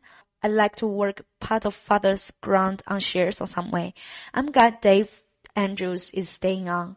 I don't altogether like Uncle Fed's ideas, and oh, Mother, think any such jolly home as you had. Poor Aunt Crete is so miserable, but you see, if I really had some interest of my own, I'd be learning all the time.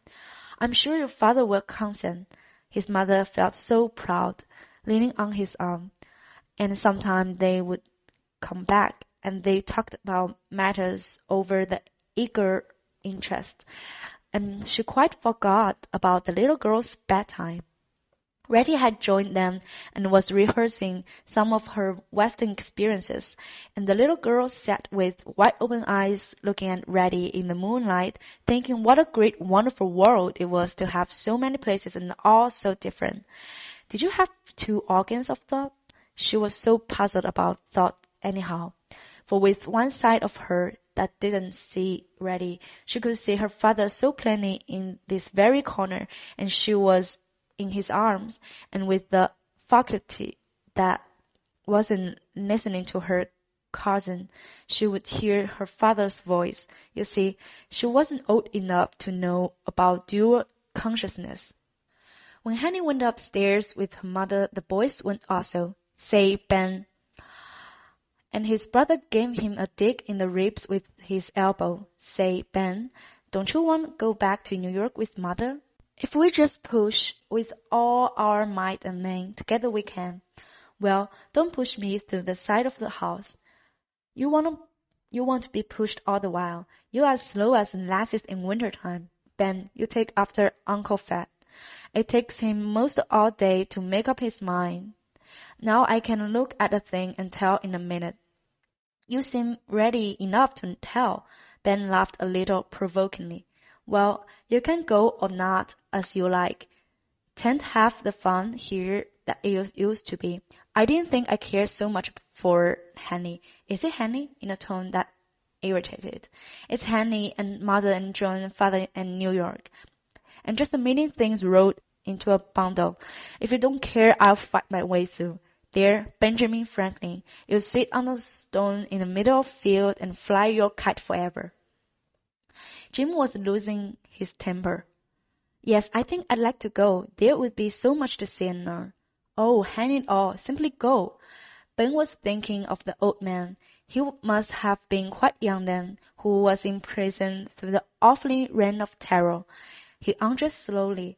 He was not such a flyaway as Jim, but Jim was asleep before he was ready for the bed. Mrs. Underhill had not really meant to take the boys home with her. She was quite sure the city was a bad place for boys, and the country was so much healthier in the summer. But they coaxed, and somehow the old home had changed already. The air of brisk cheerfulness was gone. Aunt Crete had her face tied up most of the time, or a little shawl over her head. Reddy was undeniably careless. Barton Finch played cards with the hired man. Uncle Fitz had some queer ideas about farming. "I like wonderful well to have the boys stay," he said. "They are worth their keep. A boy runs mighty handy. I'd have to hire one."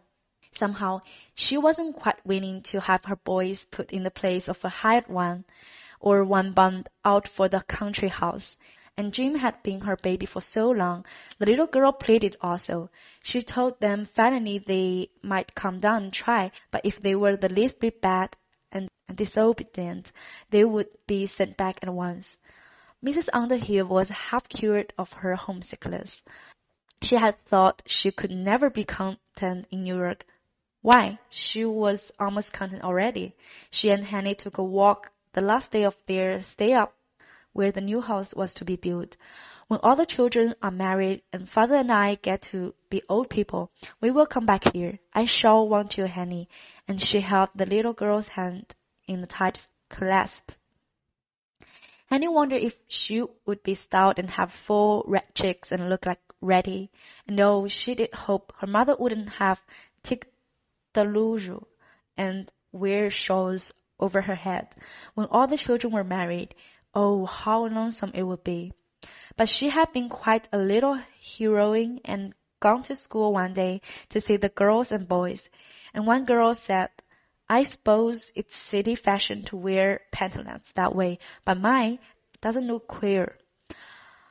She was very glad to get back to her father. The country was beautiful with all its bloom and fragrance, but her street had such a clean, tidy look, with its flagged sidewalks and the dirt all swept up to the middle of the street, leaving the round faces of the cobblestones faintly shining.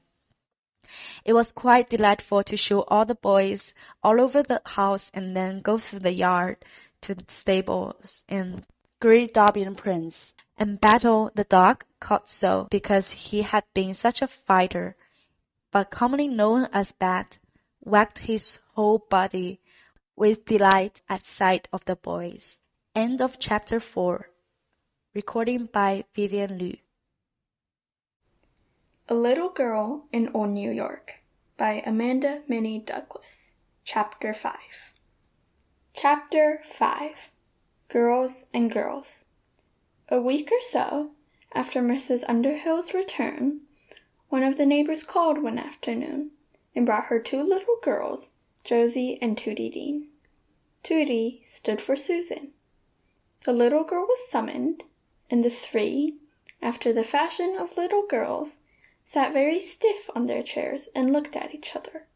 Then cast their eyes down on the carpet, fidgeted a little with the corners of their white aprons, and then gave another furtive glance. "Annie, you might take the little girls out in the yard and gather a nosegay for them."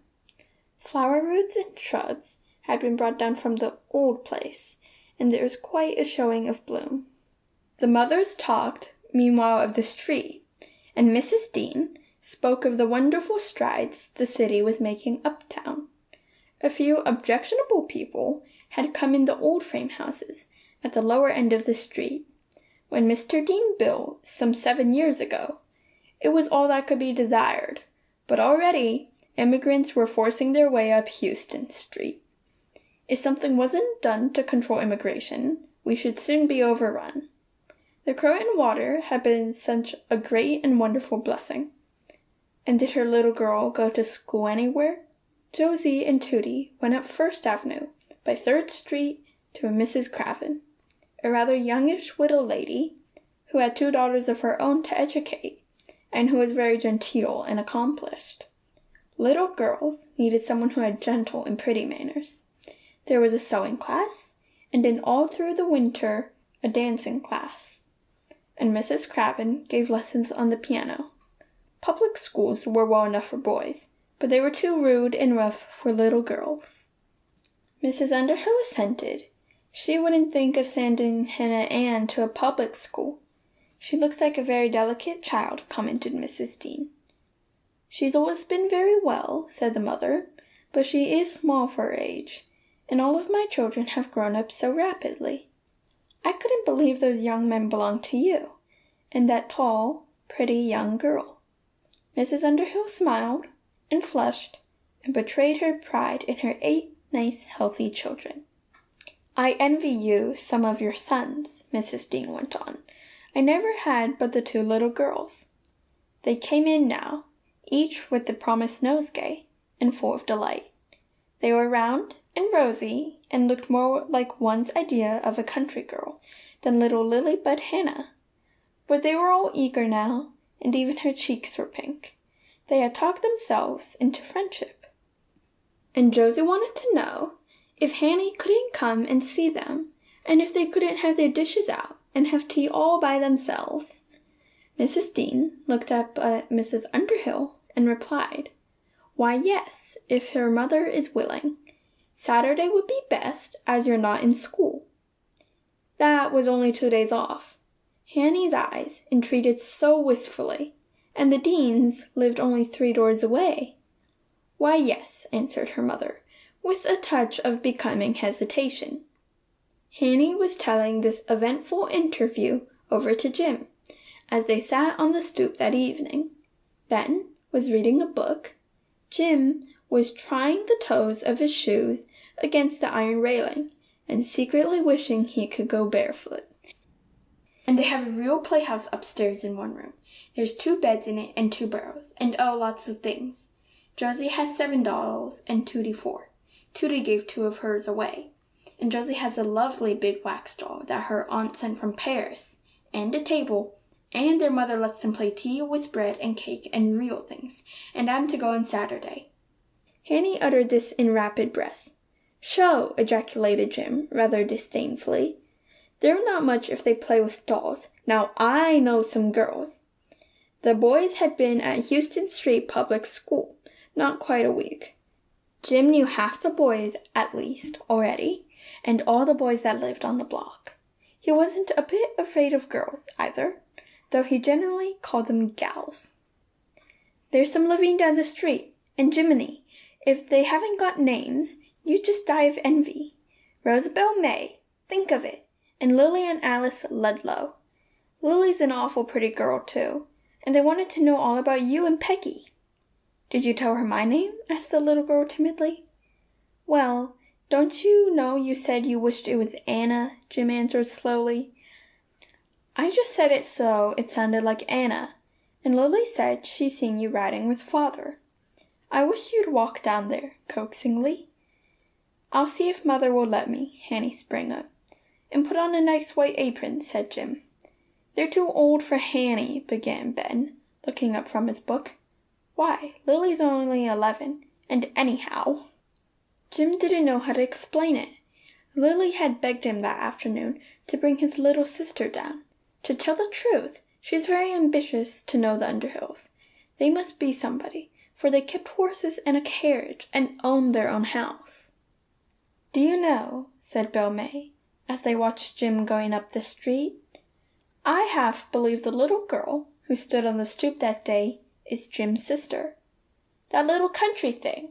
I never thought of it. But I don't suppose she really heard. If she did, what will you do? Do? Lily tossed her head. Why, I shall just act as if I never said it, or had seen her before, or anything. You don't suppose I'm a goose in pin feathers, do you? I want to get acquainted with them. Of course, I shall ask both boys to my birthday party.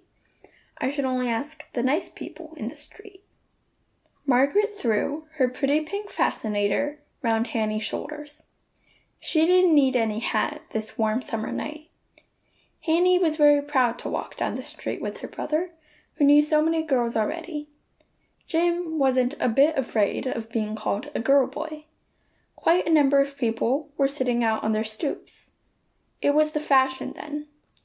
Some of the ladies were knitting lace on two little needles that had sealing wax on one end, so the stitches could not drop off. There was much pleasant chatting. The country ways of sociability had not all gone out of date. They walked down to the lower end, where the houses were rather irregular and getting old.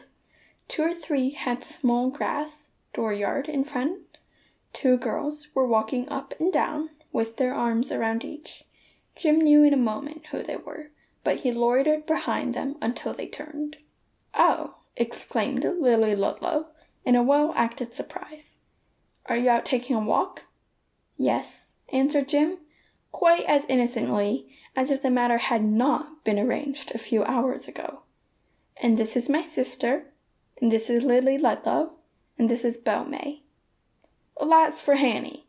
Lily Ludlow was the girl who called her queer and laughed. The child's face flushed, and there was a lump in her throat. "You don't go to school, do you?" asked Lily with the utmost nonchalance.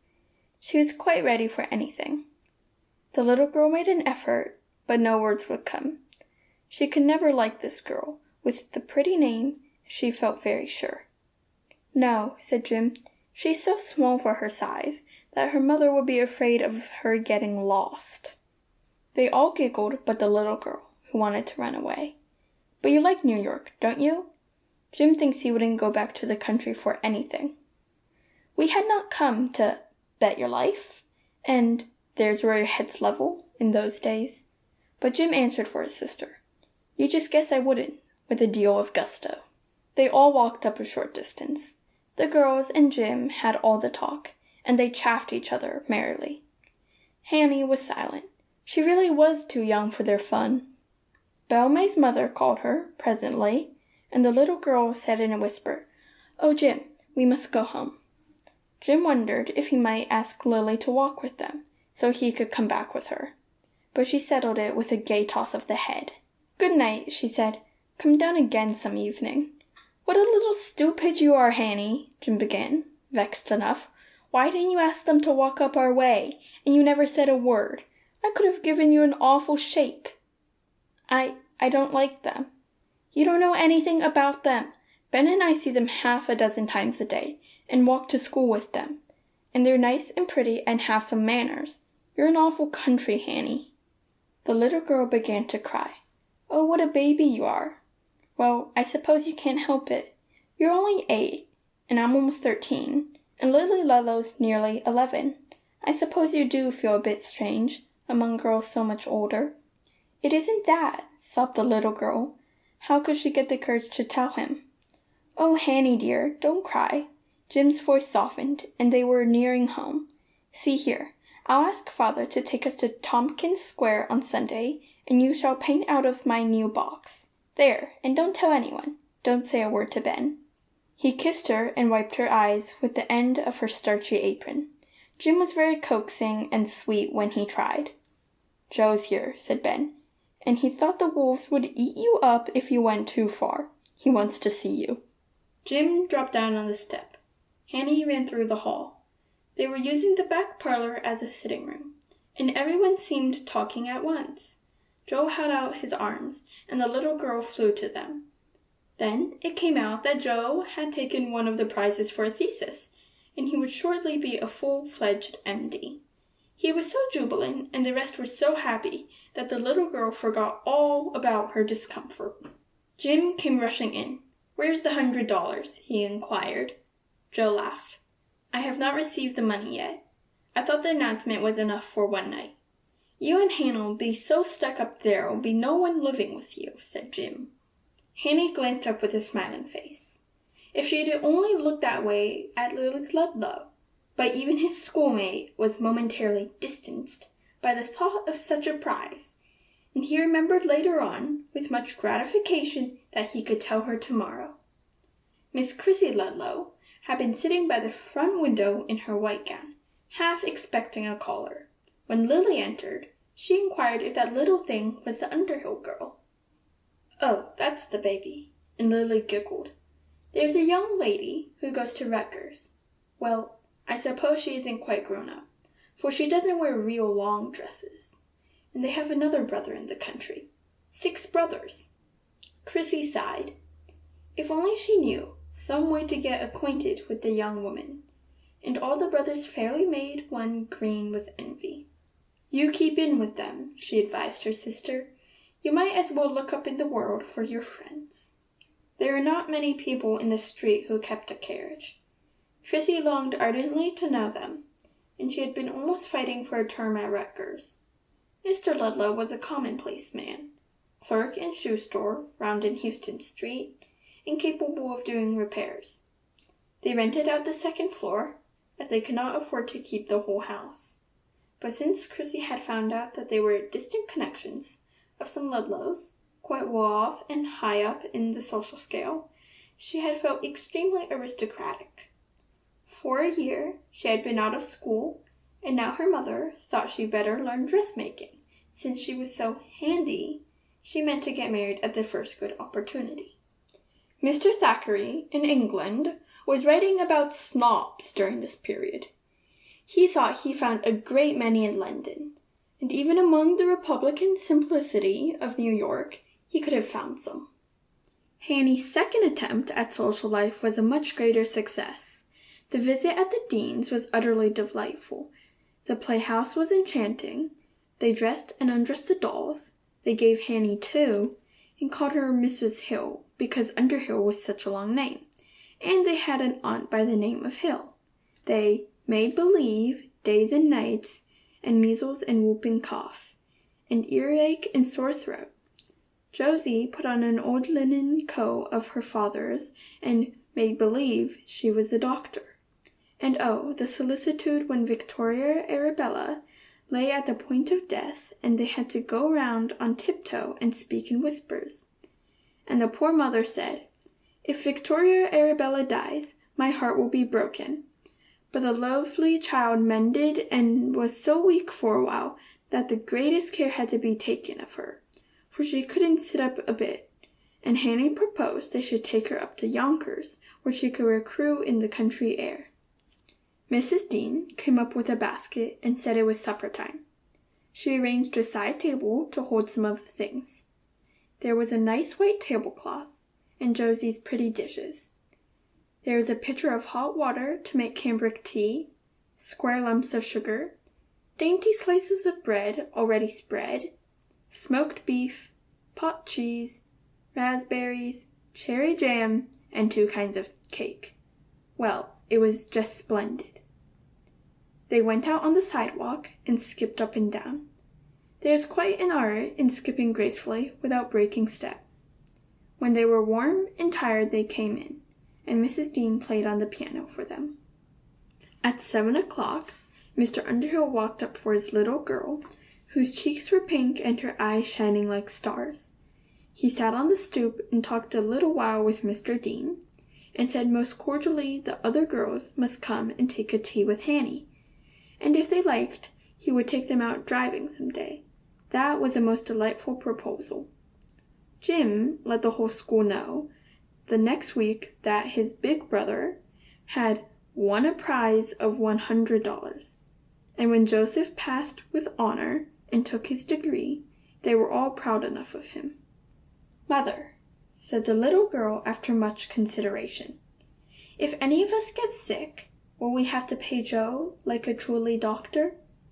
"Well, why not?" asked Mrs. Underhill. "That will be his way of earning his living." The little girl drew a long breath. "He might come and live with us then. Where will he live, anyway?" "He is to practice in the hospital a while." "Couldn't he doctor us at all?" she asked in surprise. "Oh, yes. He might if we had faith in him," returned her mother laughingly. That puzzled the little girl a good deal, and when she had an opportunity, she asked her father if he had faith in Joe. "Well," her father seemed to hesitate, "he might doctor Tabby, but I wouldn't let him experiment on Dobbin or Prince." Hanny's face was a study in gravity and disappointment. "And if I was sick?" she ventured, with a very long sigh. Then her father hugged her up in his arms until she was breathless, and scrubbed her soft little face with his whiskers, and both of them laughed. But Joe promised one day, when he was home, to doctor her for nothing, so that point was settled. They had a great time, 4th of July. Lamb and green peas were the regulation dinner. Steve sent a wagon up every morning with the freshest vegetables there were in the market, and the meat for the day. Their milk came from the Odells in West Farms, and their butter from Yonkers. To be sure, it wasn't quite like country living, and Mrs. Underhill was positive that no one gave such a flavor to butter as herself. The Odells and some other relatives were down on 4th of July. They had the lamb and peas, as I said, and at that date one kind of a meat was considered enough. They had green apple pie. There is a very early pie-apple on the farm, and George had brought some down for his mother. He was well and happy as he could be, without the folks, and he shook his head a little ambiguously about Uncle Faye's method, and those of Mr. Finch. They had some ice cream and cake afterward. The little girl had never eaten any, and she thought it very queer. It would have been delightful, but for the awful coldness of it. It froze the roof of her mouth, and made an ache in the middle of her forehead. Steve told her people sometimes warmed it, and she ran out to the stove with her saucer. "The land alive! What are you going to do with that cream?" almost shrieked Martha, who was washing dishes at the sink. "Warm it," replied the girl. "It's so cold." Martha almost fell into a chair with the dishcloth in her hand, and laughed as if she would have a fit. There was a suspicious sound from the dining room as well, and the fair little face grew very red. Steve came out. "Here, Nanny, is mine that the weather has warmed, and I'll trade it for your peak of Greenland." He took the chunk out of her saucer and poured the soft in. "It is nicer," she said, "and you needn't laugh, Martha. When I am a big woman and make ice cream, I shall just boil it." And she walked back with grave dignity. She took the Odell girls to Mrs. Dean's, and some other children flocked around the stew. They had torpedoes and lady crackers that 2 children pulled, when they went off with a loud explosion in the middle and made you jump. There were real firecrackers that the boys had, and pinwheels and various simple fireworks. But the great thing would be going down to City Hall in the evening and seeing the fireworks there. The Odells could not stay, to their sorrow. Mr. Underhill proposed to take the business wagon and put 3 seats in it, and asked the Deans to go with them. Mrs. Dean was very glad to accept for herself and the children.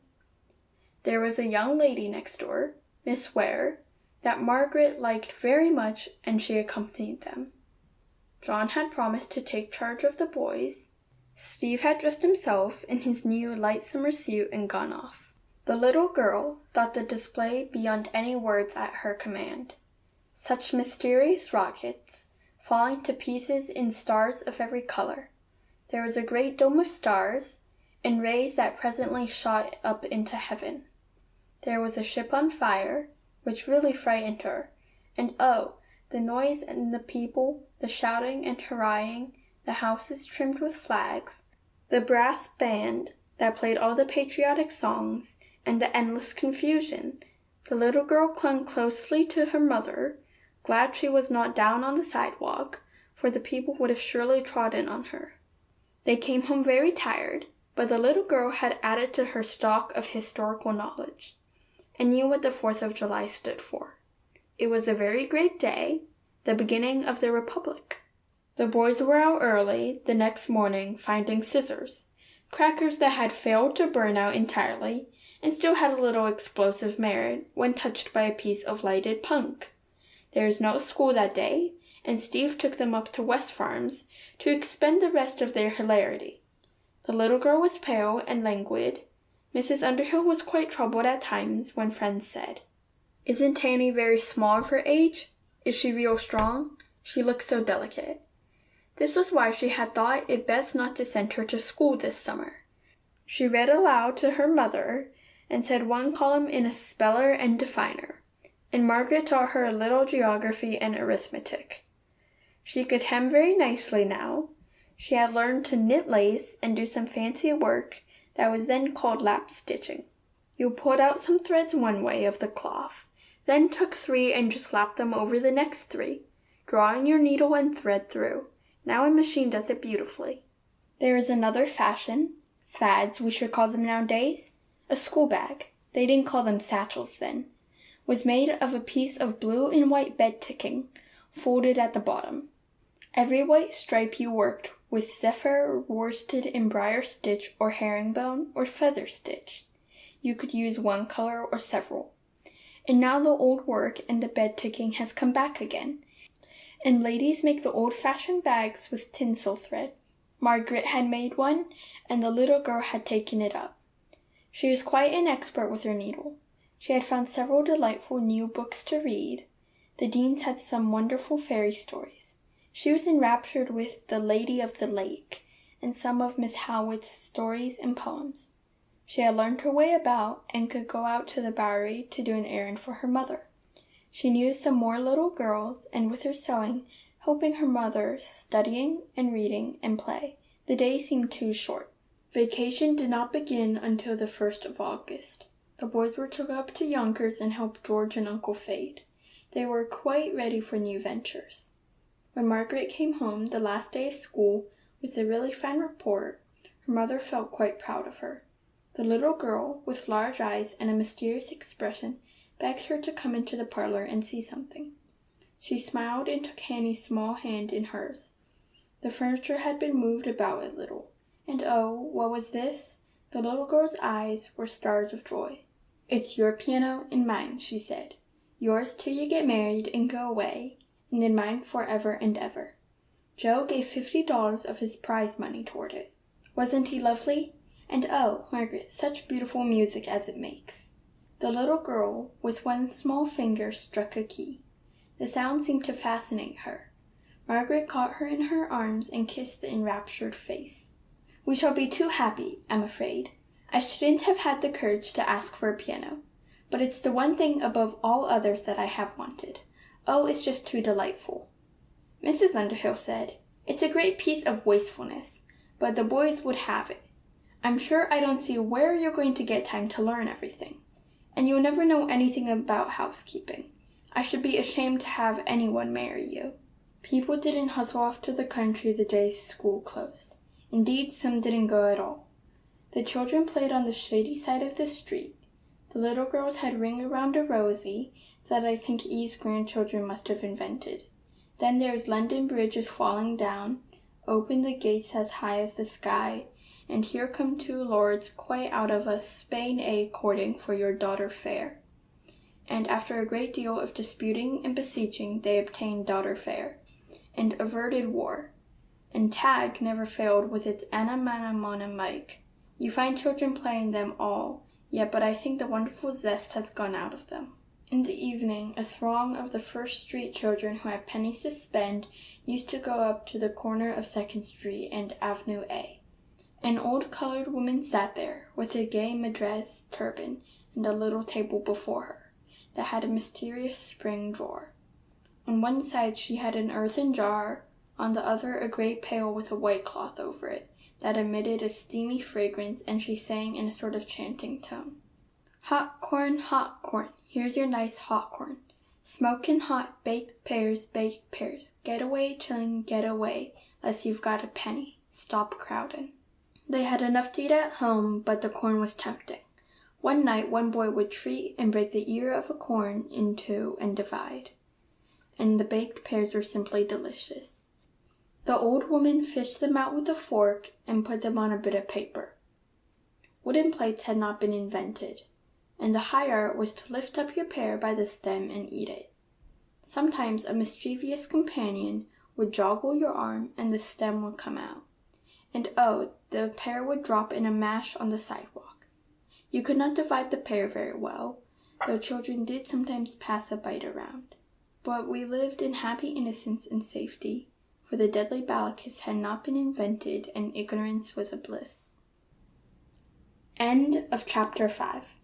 Recording by Catherine Chen, McLean, Virginia. Chapter 6. Miss Dolly Beekman. It seemed curiously still after the boys went away. Margaret took 2 music lessons a week and gave the little girl half a one. And one day Stephen came in and said, "Go dress yourself, Dinah, in a gorgeous array, and I'll take you a drive-in, so gallant and gay." "Both of us?" asked the little girl. "Yes, both of us. I have my new buggy and silver-mounted harness. You must go out and christen it for good luck. Hurry, Peggy, and put on your white dress." Miss Blackfan had been again, and made them 2 white frocks apiece. The little girl had wings over her shoulders, and they made her less slim. She wore a pink sash, and her hair was tied with pink. Her stockings were as white as the driven snow, and her slippers looked like dolls' wear. They were bronze and laced across the top several times, with narrow ribbon tied in a bow at her instep. She had a new hat, too, a leghorn flat with pale pink roses on it. It cost a good deal, but then it would do up every summer and last years and years. Fashions didn't change every 3 months then. Margaret had a pretty gipsy hat, with a big light blue satin bow on the top and the strings tied under her chin, and it made quite a picture of her. Her sleeves came a little below the elbow, and both wore black silk open-work mitts that came halfway up the arm. There had been a shower the night before, and the dust was laid. They went over 2nd Street to the East River, where 1 or 2 blocks were quite given over to colored people. There was an African M.E. church that the little girl was very curious to see. Folks said in revival times they danced for joy. Crowds used to go to hear the singing. "But do they dance?" asked the little girl wonderingly. She couldn't quite reconcile it with the gravity of worship. "They simply march up and down the aisles, keeping time to the tunes." "Well, the Shakers dance in the same fashion." Stephen had been up to Lebanon. Then, a little farther on was another Methodist church, where several notable lights had preached. Near the river were some queer old houses, and at almost every corner a store. Saloons were a rarity. Over yonder was Williamsburg, up a little farther Astoria, just a place of country greenery. There were a few boats going up and down, and the ferry boats crossing. The houses were no longer in rows. There were some vegetable gardens, and German women were weeding in them. Then tracts of rather rocky land, wild and unimproved. After a while it began to grow more diversified and beautiful. Country residences and well-kept grounds full of shrubbery at the front and vegetables in the rear, with barns and stables betraying a rural aspect. The air was so sweet and fresh. "Oh!" exclaimed Margaret, "Annette Beekman must live somewhere about here. I promised her we would come up some day." Stephen turned into a country road. There were many grand old elms, hemlocks, pines, and fruit trees as well. A table stood under one, and some ladies were sitting there sewing and chatting, while several children ran about. and while they were glancing at them, a girl in a pretty blue muslin sprang up and ran down to the wide open gate. "Oh, Margaret!" cried Annette Beekman. "Why, this is lovely of you, Stephen! Can't you turn in and stop a while with us?" "I'm showing Margaret New York," said Steve with his pleasant laugh. "She has begun to think straight down to Rutgers Institute, compromised every bit there was of it." "Oh, Stephen!" deprecatingly. Someone else came out, a fair, tall girl with great braids of flaxen hair and a silver comb in the top to make her look taller still. She smiled very sweetly. "Oh, Mr. Underhill!" she exclaimed. "This is my big sister, and this is my little one," explained Stephen, "and this," to Margaret, "is Miss Dolly Beekman." A warm color rose in Margaret's cheeks as a half suspicion stole over her.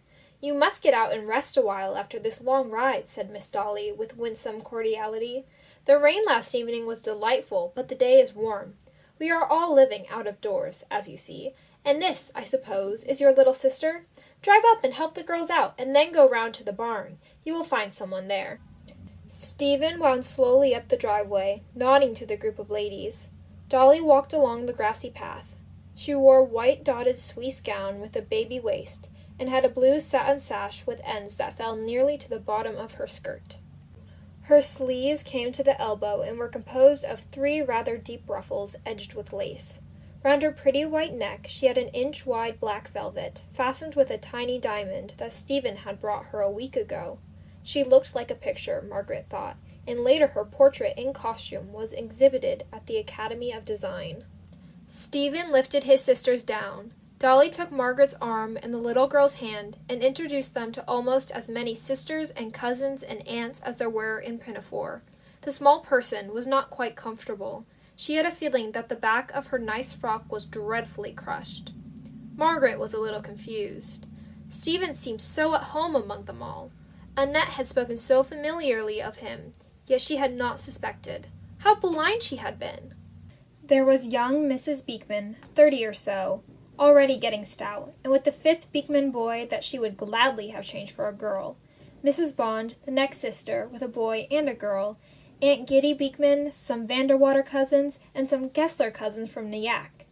They had rush-bottomed and splint chairs, several rockers, some rustic benches, and 2 or 3 tables standing about, with work-baskets and piles of sewing and knitting for people who had not outgrown industry in those days, and still taught their children the verses about the busy bee. Dolly put Margaret in a rocker, untied her bonnet, and took off her soft white mull scarf. Long shawls they were called, and the elder ladies wore them of black silk and handsome black lace. They were held up on the arms and sometimes tied carelessly, and the richer you were, the more handsomely you trimmed them at the ends. Then for cooler weather, there was Paisley and India long shawls. Hanny kept close to her sister and leaned against her knee. She felt strange and timid with the eyes of so many grown people upon her, but they all took up their work and talked, asking Margaret various questions in sociable fashion. There were 3 Beekman boys and 1 little Bond running about. The little girl was very shy, and would sit on her mother's lap. The Beekmans were fat and chubby, with their hair cut quite close, but not in the modern extreme. They wore long trousers and roundabouts, and low shoes with light gray stockings, though their Sunday best were white. We should say how they looked very queer and unmistakably Dutch. You sometimes see this attire among the new immigrants. But there were no little Fauntleroy boys at that period with their velvet jackets and knickerbockers, flowing curls and collars. The boys tried to inveigle Hanny among them. Petty offered her the small wooden bench he was carrying around.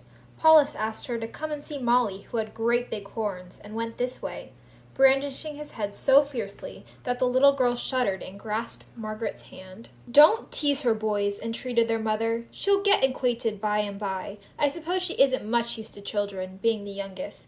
"No, ma'am," answered Margaret. The boys scampered off. Annette knelt down on the short grass, and presently won a smile from the little girl, who was revolving a perplexity as to whether big boys were not a great deal nicer than little boys. Then Stephen came back, and Mr. Paulus Beekman, who was stout and dark, and favored his mother's side of the family. The ladies were very jolly, teasing one another, telling bits of fun, comparing work, and exchanging cooking recipes. Miss Giddy asked Margaret about her mother's family, the Vermillias. A Miss Vermilye, 60 or 70 years ago, had married a Conklin and come over to Gloucester. She seemed to have all her family genealogy at her tongue's end, and knew all the relations to the third and fourth generation. But she had a rather sweet face, with fine wrinkles and blue veins, and wore her hair in long ringlets at the sides, fastened with shell combs that had been her mother's, and were very dear to her. She wore a light changeable silk, and it still had big sleeves, such as we are wearing today. But they had mostly gone out, and the elder ladies were combing their hair down over their ears. There were no crimping pins, so they had to braid it up at night in tails to make it wave, unless one had curly hair. Most of the young girls brushed it straight above their ears for ordinary wear, and braided or twisted it in a great coil at the back, though it was often elaborately dressed for parties. Aunt Giddy was netting a shawl out of white zephyr. It was tied in the same manner that one makes fish nets, and you used a little shuttle on which your thread was wound. It was very light and fleecy. Aunt Giddy had made one of silk for a cousin who was going abroad, and it had been very much admired. The little girl was greatly interested in this, and ventured on an attempt at friendliness. Dolly took them away presently to show them the flower beds. Mr. Beekman had 10 acres of ground. There were vegetables, corn and potato fields, and a pasture lot, beside the great lawn and flower garden. Old Mr. Beekman was out there. He was past 70 now, hale and hearty to be sure, with a round, wrinkled face and thick white hair, and he was passionately fond of his grandchildren. He had not married until he was 40, and his wife was much younger. There were long walks of dahlias of every color and kind. They were a favorite autumn flower. A great round bed of robin runaway bergamot that scented the air and attracted the hummingbirds. All manner of old-fashioned flowers that are coming round again, and you could see where there had been magnificent beds of peonies. In the early season, people drove out here to see Peter Beekman's tulip beds. There were borders of artemisias, as they were called, that diffused a pungent fragrance. We had not shaken hands so neighborly with Japan then, nor learned how she evolved her wonderful chrysanthemums. The little girl grew quite talkative with Mr. Beekman. You see, in those days there was a theory about children being seen and not heard, and no one expected a little 6-year-old to entertain or disturb a room full of company. The repression made them rather diffident, to be sure. But Mr. Beekman gathered her a nosegay of spice pinks, carnations now, and took her to see his beautiful ducks, snowy white, in a little pond, and another pair of Muscovy ducks, then some rare mandarin ducks from China. She told him about the ducks and chickens at Yonkers, and how sorry she was to leave them. And then came the handsome white Angora cat, with its long fur and curious eyes that were almost blue. And when she said, "Meow," in a rather delighted tone, it seemed as if she meant, "Oh, master, where have you been? I'm so glad to see you."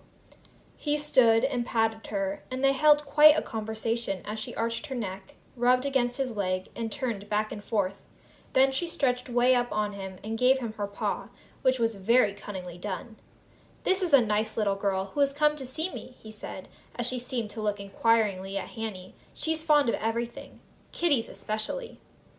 Kitty looked rather uncertain. Hanny was a little afraid of such a curious creature, but presently she came and rubbed against her with a soft little mew, and Hanny ventured to touch her. "She likes you," declared old Mr. Beekman, much pleased. "She doesn't often take fancies. She loves Dolly, and she won't have anything to do with Annette, though I think the girl teases her. Nice Kachina," said her master, patting her. "Shall we buy this little girl?" Perhaps you won't believe it, but Kachina really said yes, and smiled. It was very different from the grin of the Chessy cat that Alice saw in Wonderland. Someone came flying down the path. "Father!" exclaimed Dolly. "Come and have a cup of tea or glass of beer. Stephen and his sister think they can't stay to supper, but maybe they'll leave the little girl. You seem to have taken such a notion to her." Hanny didn't want to be impolite, and she really did like Mr. Beekman, but as far as staying, her heart was up in her throat. Dolly picked up Kachina and carried her in triumph. 2 white paws lay over Dolly's shoulder. There was a table with a shining copper tea kettle, a pewter tankard of home-brewed ale, bread and butter, cold chicken and ham, and a great dish of curd cheese, pound cake, soft and yellow, fruit cake, a heaping dish of doughnuts and various cookies and seed cakes. Scipio, a young colored lad, passed the eatables. Young Mrs. Beekman poured the tea. The mother sat near her. She was short and fat and wore her hair in a high pompadour roll, and she laughed a good deal, showing her fine white teeth, of which she was very proud. Katchina sat in her master's lap, and the little girl was beside him. The boys were given their hands full and sent away. It was a very pretty picture, and the little girl felt as if she was reading an entertaining story. One of the Gessler cousins had been knitting lace, double oak leaf with a heading of insertion. It looked marvelous to the little girl. She said she was making it to trim of a sight. This was a Frenchy sort of garment lately come into vogue, though the little girl did not know what it was, and was too well trained to ask questions. But the lace might be the desire of one's heart. They sipped their tea or raspberry shrub, or enjoyed a glass of ale.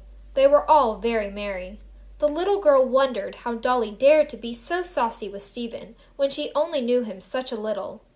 Mrs. Beekman could hardly accept the fact that they would not stay to supper, and said they must come soon and spend the day, and have Stephen drive up for them, and that she hoped to see Mrs. Underhill. It is quite delightful, and we are all well satisfied, she added, nodding rather mysteriously. Dolly put on the little girl's hat and kissed her, giving her a breathless squeeze. Miss Giddy kissed her as well, and told her she was a very pretty behaved child. The buggy came around, and Stephen put them in amid a chorus of good-byes.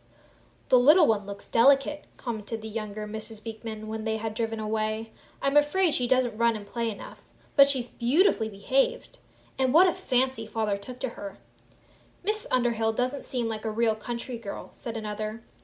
"The Underhills are a good family, although English descent from some Lord Underhill. They were staunch royalists at one time." "And the Vermillias are good stock," said Aunt Giddy. "There's nothing like being particular as to family. It tells in the long run." "Well, Dolly, we think he will do," said Mrs. Beekman laughingly, as Dolly, having said her good-byes, sauntered back to the circle. "He might be richer, of course. There's a large family, and they can't have much apiece." "Stephen Underhill's got the making of a good substantial man in him," grunted Father Beekman. "If he'd been a poor shote, he wouldn't have hung around here very long, would he, Katchina? We'd put a flea in his ear, wouldn't we?" Katchina arched her back. Dolly laughed and blushed. Stephen was her own true love anyway, but she was glad to have them all like him. With the insistence of youth, she felt she never could have loved any other man. Stephen clicked to Prince, who was rested and full of spirits. They drove almost straight across the city, about at the end of our first 100 numbered streets, but the road wound around to get out of a low, marshy place, a pond in the rainy season, and some rocks that seemed tumbled up on end. They struck a bit of the old Boston post road, and that caused the little girl to stop her prattle and think of the old ladies they had never visited. She must jog her father's memory. That was what her mother always said when she recalled half-forgotten things. Stephen and Margaret had only spoken in answer to the little girl. He had a young man's awkwardness concerning a subject so dear to his heart. Margaret was awed by the mystery of love, captivated by Dolly's friendliness, and puzzled to decide what her mother would think of it. Stephen? Married? Any of them married, for that matter. How strange it would seem! And yet she had sometimes said, "When I am married." The place was wild enough. You would hardly think so now, when hollows have been filled and hills leveled and rocks blasted away. After they turned, a little stream wound in and out through the trees and bushes. Amid a tangled mass, the little girl espied some wild roses. "Oh, Steve!" she cried. "May I get out and pick some?" "I will." He handed the reins over to Margaret and sprang down, running across a little bridge, and soon gathered a great handful. "Oh, thank you!" and her eyes shone. "What a funny little bridge!" "That's Kissing Bridge." "Who do you have to kiss?" asked the little girl mirthfully. "Well, a long time ago, in Van Twiller's time, I guess," with a twinkle in his eye, "there wasn't any bridge. The lovers used to carry their sweethearts over, and the charge was a kiss." "Well, there wasn't any kissing bridge then," she said shrewdly. "When the bridge was built, they stopped and kissed out of remembrance." "Was it really so, Margaret?" "It has been called that ever since I can remember." "You unkind girl! Not to believe me!" exclaimed Stephen, with an air of offended dignity. "I am ever so much older than Margaret." "You didn't carry me over, but you carried the roses, so you shall have the kiss all the same." And as she reached up to his cheek, they both smiled. Then they came down Broadway to Bleecker Street and over home. Father Underhill was sitting on the stoop reading his paper. Jim begged to take the horse round to the stable. Margaret went upstairs to pull off her best dress and put on her pink gingham. She had just finished and was calling for Hanny when Stephen caught her in his arms. "Dear Peggy, you must have guessed." "Oh, Stephen, it seems so strange. Is it really so? I never dreamed I fell in love with Dolly months ago. There were so many caring for her that I hardly hoped myself. But there's some mysterious sense about it, and I began to see presently that she preferred me, though I didn't really ask her until Sunday night. And they all consented. We are regularly engaged now. Oh, Stephen, to lose you! That is the first natural thought of the household. You are not going to lose me. We shall be engaged a long while. A year, surely. But, Father, and our coming here! That is all right. I can't make any difference. Only you will have a new sister. Oh, Peggy, try to love her," persuasively, yet knowing she could not resist her. "She is very sweet." "Sweet? She's just cream and roses and all the sweetest things of life put together. I tell you, Peggy, I'm a lucky fellow. Of course it will seem a little strange at first. But some day you'll have your romance. Only I don't believe you can ever understand how glad the other fellow will be to get you. Girls can't. And you'll try to make things smooth with Mother if she feels a little put out at first? Dolly wants to love you all. She's admired Joe so much, and they are all proud of him." The supper bell rang impatiently. Stephen kissed his sister and gave her a rapturous hug. Hanny came upstairs, and Margaret hurried through her change of attire. "I thought you never were coming," began their mother tartly. "Millier, you're the worst of the lot when you get your nose buried in a newspaper. Boys, do keep still, though I suppose you're half-starved," with a reproachful look at those who had delayed the meal. The little girl had eaten so many of the delicious cookies that she wasn't a bit hungry. So she entertained her father with the miles of dahlias and the wonderful cat, so soft and furry and different from theirs, and with truly blue eyes, and who could understand everything you said to her. And Mr. Beekman was very nice, but not as nice as father. The little boys were so short and so funny. And I don't believe I like little boys. Jim and Benny, Frank and all of you are nicer. Perhaps it is the bigness." They all laughed at that. She sat in her father's lap afterward, and went on with her quaint story, until her mother came and routed her out and said, "I do believe, Millier, you'd keep that child up all night." Afterward Mr. Underhill went out on the front stoop, where he and Stephen had a long talk, while Margaret sat at the piano making up for her afternoon's dissipation. But in the soft, vague light she could see Dolly Beekman, with her laughing eyes and crown of shining hair, and was sure she would make a delightful sister. Mrs. Underhill sat and darned stockings, and sighed a little. Yet she was secretly proud of Margaret, even if she did study French and music. Whether they would ever help her to keep house was a question. Where would she have found time for such things? End of chapter 6. A Little Girl in Old New York by Amanda Minnie Douglas. Chapter 7. Miss Lois and 60 Years Ago. "Yes, come, get out once in a while." "I've no time to spare," said Mrs. Underhill. "Someone has to work or you'd all be in a fine case. Here's Margaret spending her time drumming on the piano and studying French and what not. I dare say you'll be called upon sometime to take your daughter to Paris to show off her accomplishments." "I hope we'll do credit to each other," he returned with a dry, humorous laugh, as if amused. "The world goes round so fast one can't keep up with it. If the work only rushed on that way, why, don't some of you smart men have plenty of time to sit around, invent a machine to cook and sew and sweep the house? Martha's a pretty good housekeeping machine, I think, and you might find another to sew." She had no idea that Elias Howe was hard at work on a tireless iron and steel sewing woman, and was puzzling his brains day and night to put an eye in the needle that would be satisfactory. You'd need to be made of money to hire all these folks. Margaret ought to be sewing this very minute, but she's fussing over those drawings of John's. I've such a smart family, I think they'll set me crazy. And what you will do when I am gone. We're not going to let you go away so easy. And if you would just go out a bit now and then. Come, Mother," with entreaty in his voice. "Oh, Miller," she said, touched by something in the tone, "I really can't go today. I've got all those shirts to cut out, and Miss Weir told me of a girl who would be glad to come and sew for 50 cents a day. I think I'll have her a few days, and you look up the poor old creatures and see if they are in any want. Then, if I really can do them any good, I'll go." She always softened in the end. She felt a little sore and touchy about Steve's engagement, and proud, too, that Miss Beekman had accepted him. Stephen had insisted someone must come in and help sew, and that his mother must have a little time for herself. 7 men and boys to make shirts for was no light matter. The little girl was learning to darn stockings very nicely and helped her mother with those.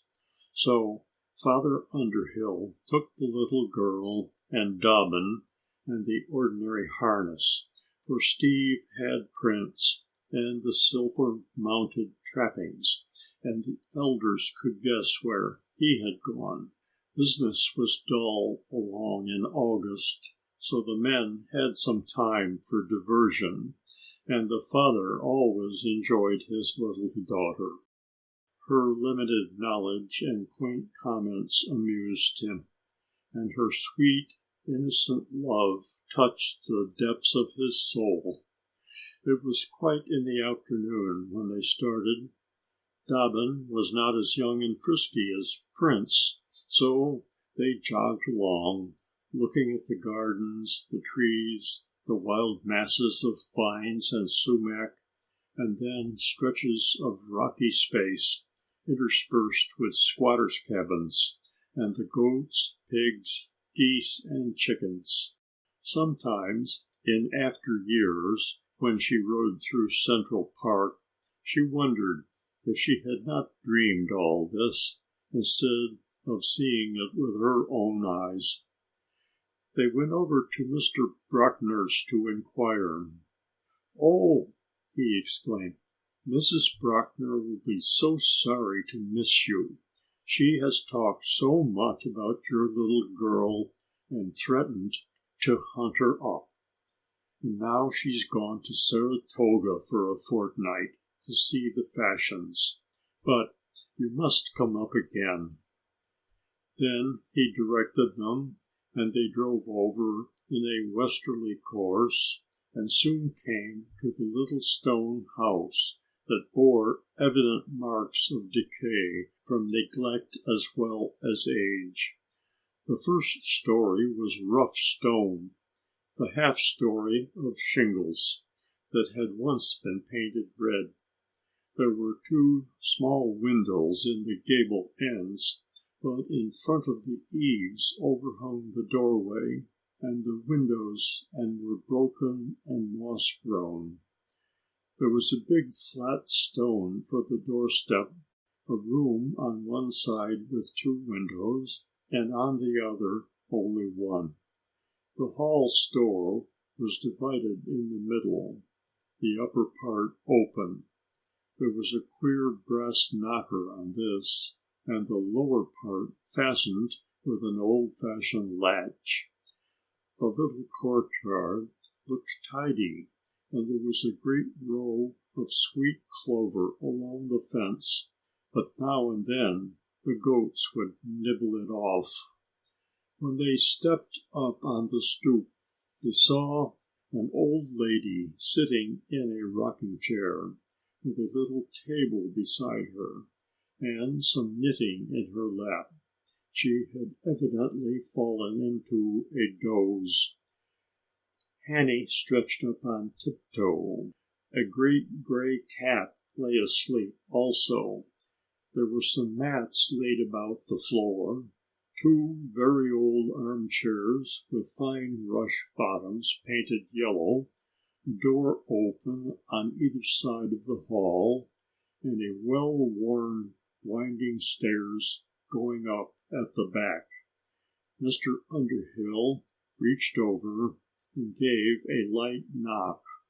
The cat lifted its head and made a queer sound like a gentle call, then went to the old lady and stretched up to her knees.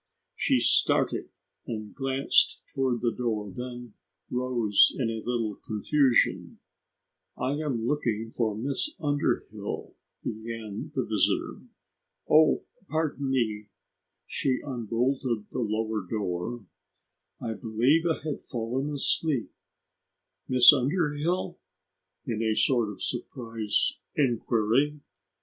"I am one of the sisters. Walk in."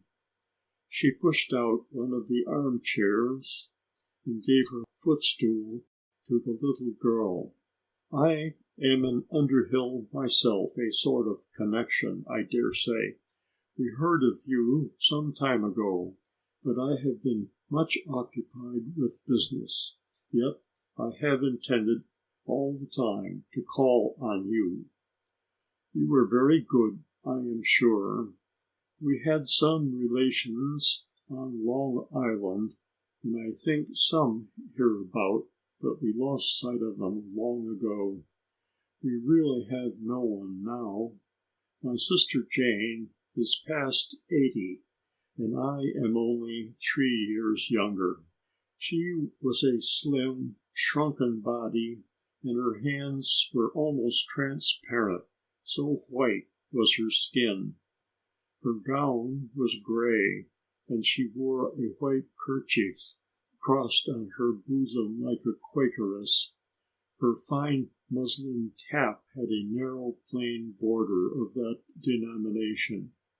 Mr. Underhill made a brief explanation of his antecedents and his removal to the city, then mentioned hearing of them from Mr. Bruckner. "You were very good to hunt us up," she said, with a touching tremble in her voice. "I don't think now I could tell anything about my father's relatives. He was killed at the Battle of Harlem Heights, and my only other brother was taken prisoner. The Ferrises, my mother's people, owned a great farm hereabout, but much of it was laid waste, and a little later the old homestead burned down. This house was built for us before the British evacuated the city. My brother had died in prison of a fever, and there were only my mother and us two girls." Annie was sitting close by her. She reached over and took the wrinkled hand gently. "Do you mean you were alive then, a little girl in the Revolutionary War?" she exclaimed in breathless surprise. "Why, I was 9 years old," and she gave a faded little smile. "I doubt if you're more'n that." "I am a little past 8, said Annie. "And the battle was just over yonder," nodding her head. "We all hoped so that General Washington would win. My father was very patriotic and very much in earnest for the independence of the country. The armies were separated by Harlem Plains, and General Howe pushed forward through McGowan's Pass, the rocky gorge over yonder, but our men forced them into the cleared field, and if it had not been for a troop of Hessians, they would have driven the British off the field. but I believe Washington thought it best to retreat. I've heard it was almost a victory. Still, it wasn't quite. But we were wild with apprehension, for we could hear the noise and the firing, and then the awful word came that Father was killed. "Oh!" cried the little girl, and she laid her soft cheek on the wrinkled hand. What if she had been alive then? And she looked over to her father with tears in her eyes. It was a sad, sad time. Some of the Ferrises were on the king's side. You know, a great many people believed the rebels all wrong and said that they never could win. My Uncle Ferris was bitterly opposed to Father's espousing the Federalists' cause. "But you didn't want England to win, did you?" inquired the little girl, wide-eyed. "We were so full of trouble. My mother was very bitter, I remember, and folks called her a Tory. Then Brother, who was only 17, was taken prisoner. Uncle Ferris said it would be a good lesson for a hot-headed young fellow, and that 2 or 3 months in prison would cool his ardor. But he was taken sick and died before we knew he was really ill. Then our house burned down. Mother thought it was set on fire. Oh, my child, such quantities of things as were in it. My mother had never gone away from the old house because Grandmother was a widow. Then the land was divided and this smaller house built for Mother and us. The British took possession of the city, and it was said Uncle made money right along. But the English were very good to us, and no one ever molested us after that. Dear, we used to think it almost a day's journey to go down to the Bowling Green." The little girl was listening, wide-eyed, and drew a long breath. "There have been many changes, but somehow we seem to have gone on until most everybody has forgotten us. You might like to see Sister Jane, though she's quite deaf and hasn't her mind very clear. I don't know," hesitatingly. "Do you live here all alone?" Mr. Underhill asked. "Not exactly alone, no. We sold the next door lot 4 years ago to some Germans. Very nice people. The mother comes in and helps with our little work and looks after our garden and sleeps here at night. The doctor thought it wasn't safe to be left here alone with Sister Jane. It made it easy for them to pay for the place. It's nearly all gone now, but there'll be enough to last our time out," she commented with a soft sigh of self-abnegation. "And you have no relatives, that is, no one to look after you a bit?" "Well, you see, Grandmother made hard feelings with the relatives. She didn't think the colonies had any right to go to war. And after Father's death, Mother felt a good deal that way. They dropped us out, and we never took any pains to hunt them up. We never knew much about the Underhills. I must say you are very kind to come," and her voice trembled. Just then the door opened and Miss Underhill sprang up to take her sister's arm and lead her to a chair. She was taller and stouter, and the little girl thought her oldest looking person that she had ever seen.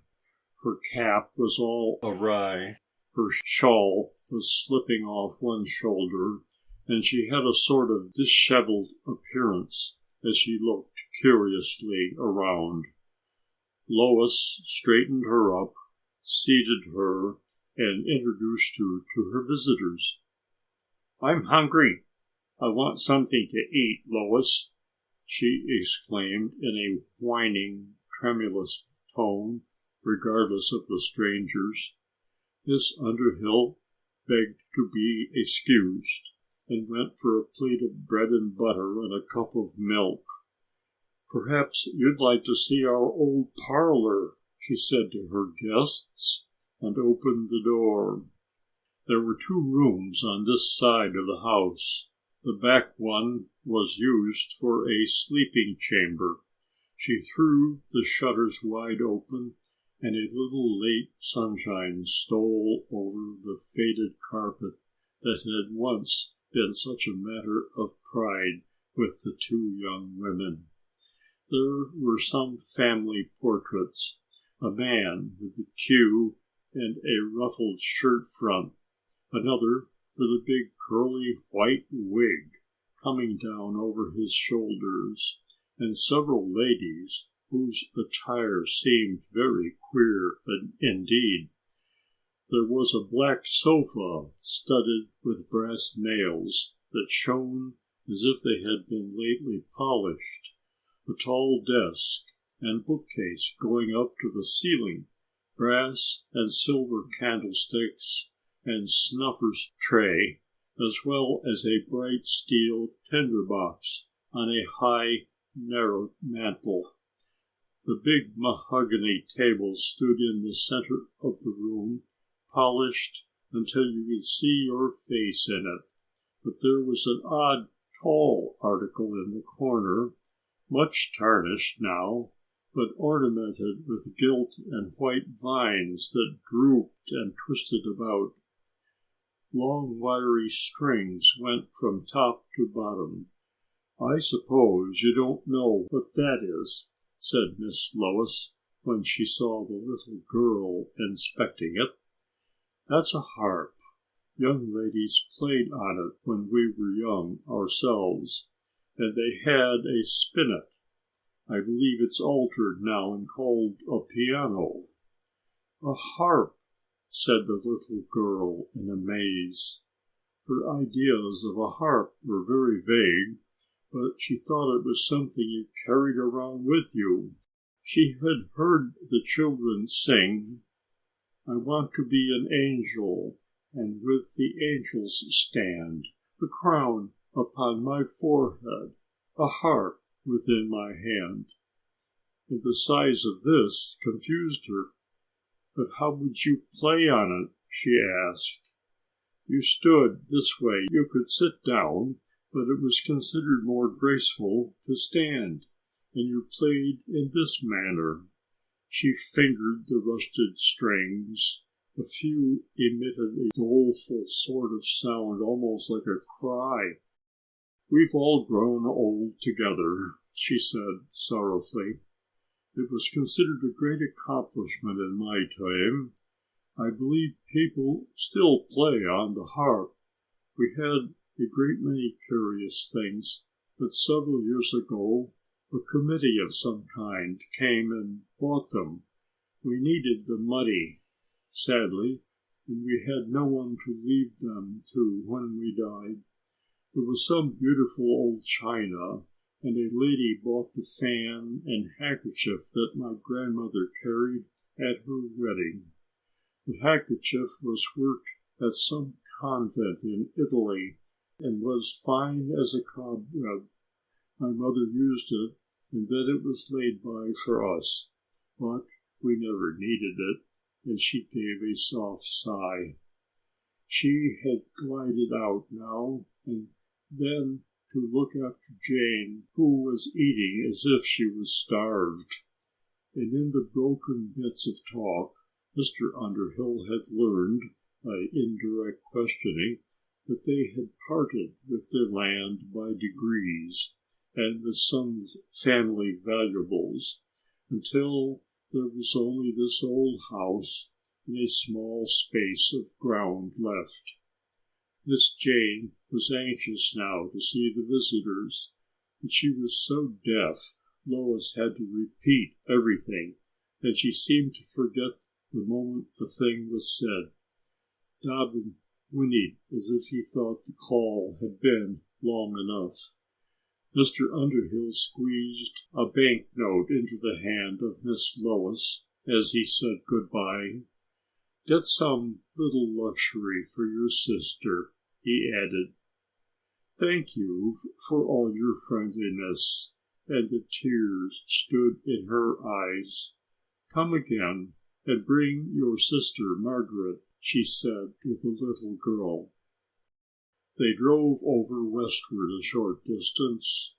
The rocky gorge was still there, and at its foot was one of the first battlefields of this vicinity.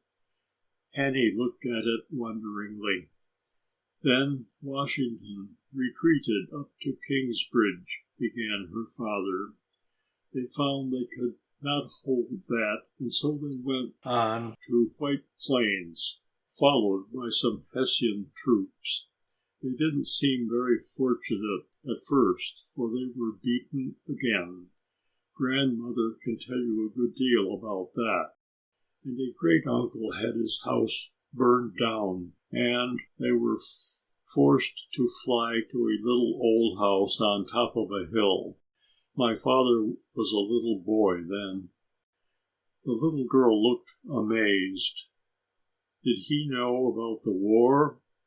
It seemed such a long, long time ago, like the flood and the selling of Joseph. And was grandmother really alive? "Grandmother is about as old as Miss Lois. Miss Lois doesn't look so awful old, but the other lady does. I felt afraid of her." "Don't think of her, Pussy. It's very sad to lose your senses and be a trouble." "You couldn't," was the confident reply after much consideration. She didn't see how such a thing could happen to him. "I hope I never shall," he returned with an earnest prayer just under his breath. Dobbin insisted upon going home briskly. He was thinking of his supper. The little girl was so sorry not to have Benny Frank to talk over her adventures with. Margaret and her mother were basting shirts. John was drawing plans on the dining room table. He had found a place to work at house building and was studying architecture and drafting. A man had come in to see her father, so she was left quite alone. The Deans and several of the little girls on the block had gone visiting. She walked up and down a while, thinking how strange the world was and what wonderful things had happened, vaguely feeling that there couldn't be any to come in the future. At the end of the week, she and Margaret went up to White Plains as grandmother was anxious to see them. Her grandmother was invested with a curious new interest in her eyes. That anyone belonging to her should have lived in the Revolutionary War seemed a real stretch of the imagination for a little girl 8 years old. Grandmother considered her wonderful also. She wasn't so much in favor of short frocks and pantalettes that came down to your ankles, but the little girl did look pretty in them.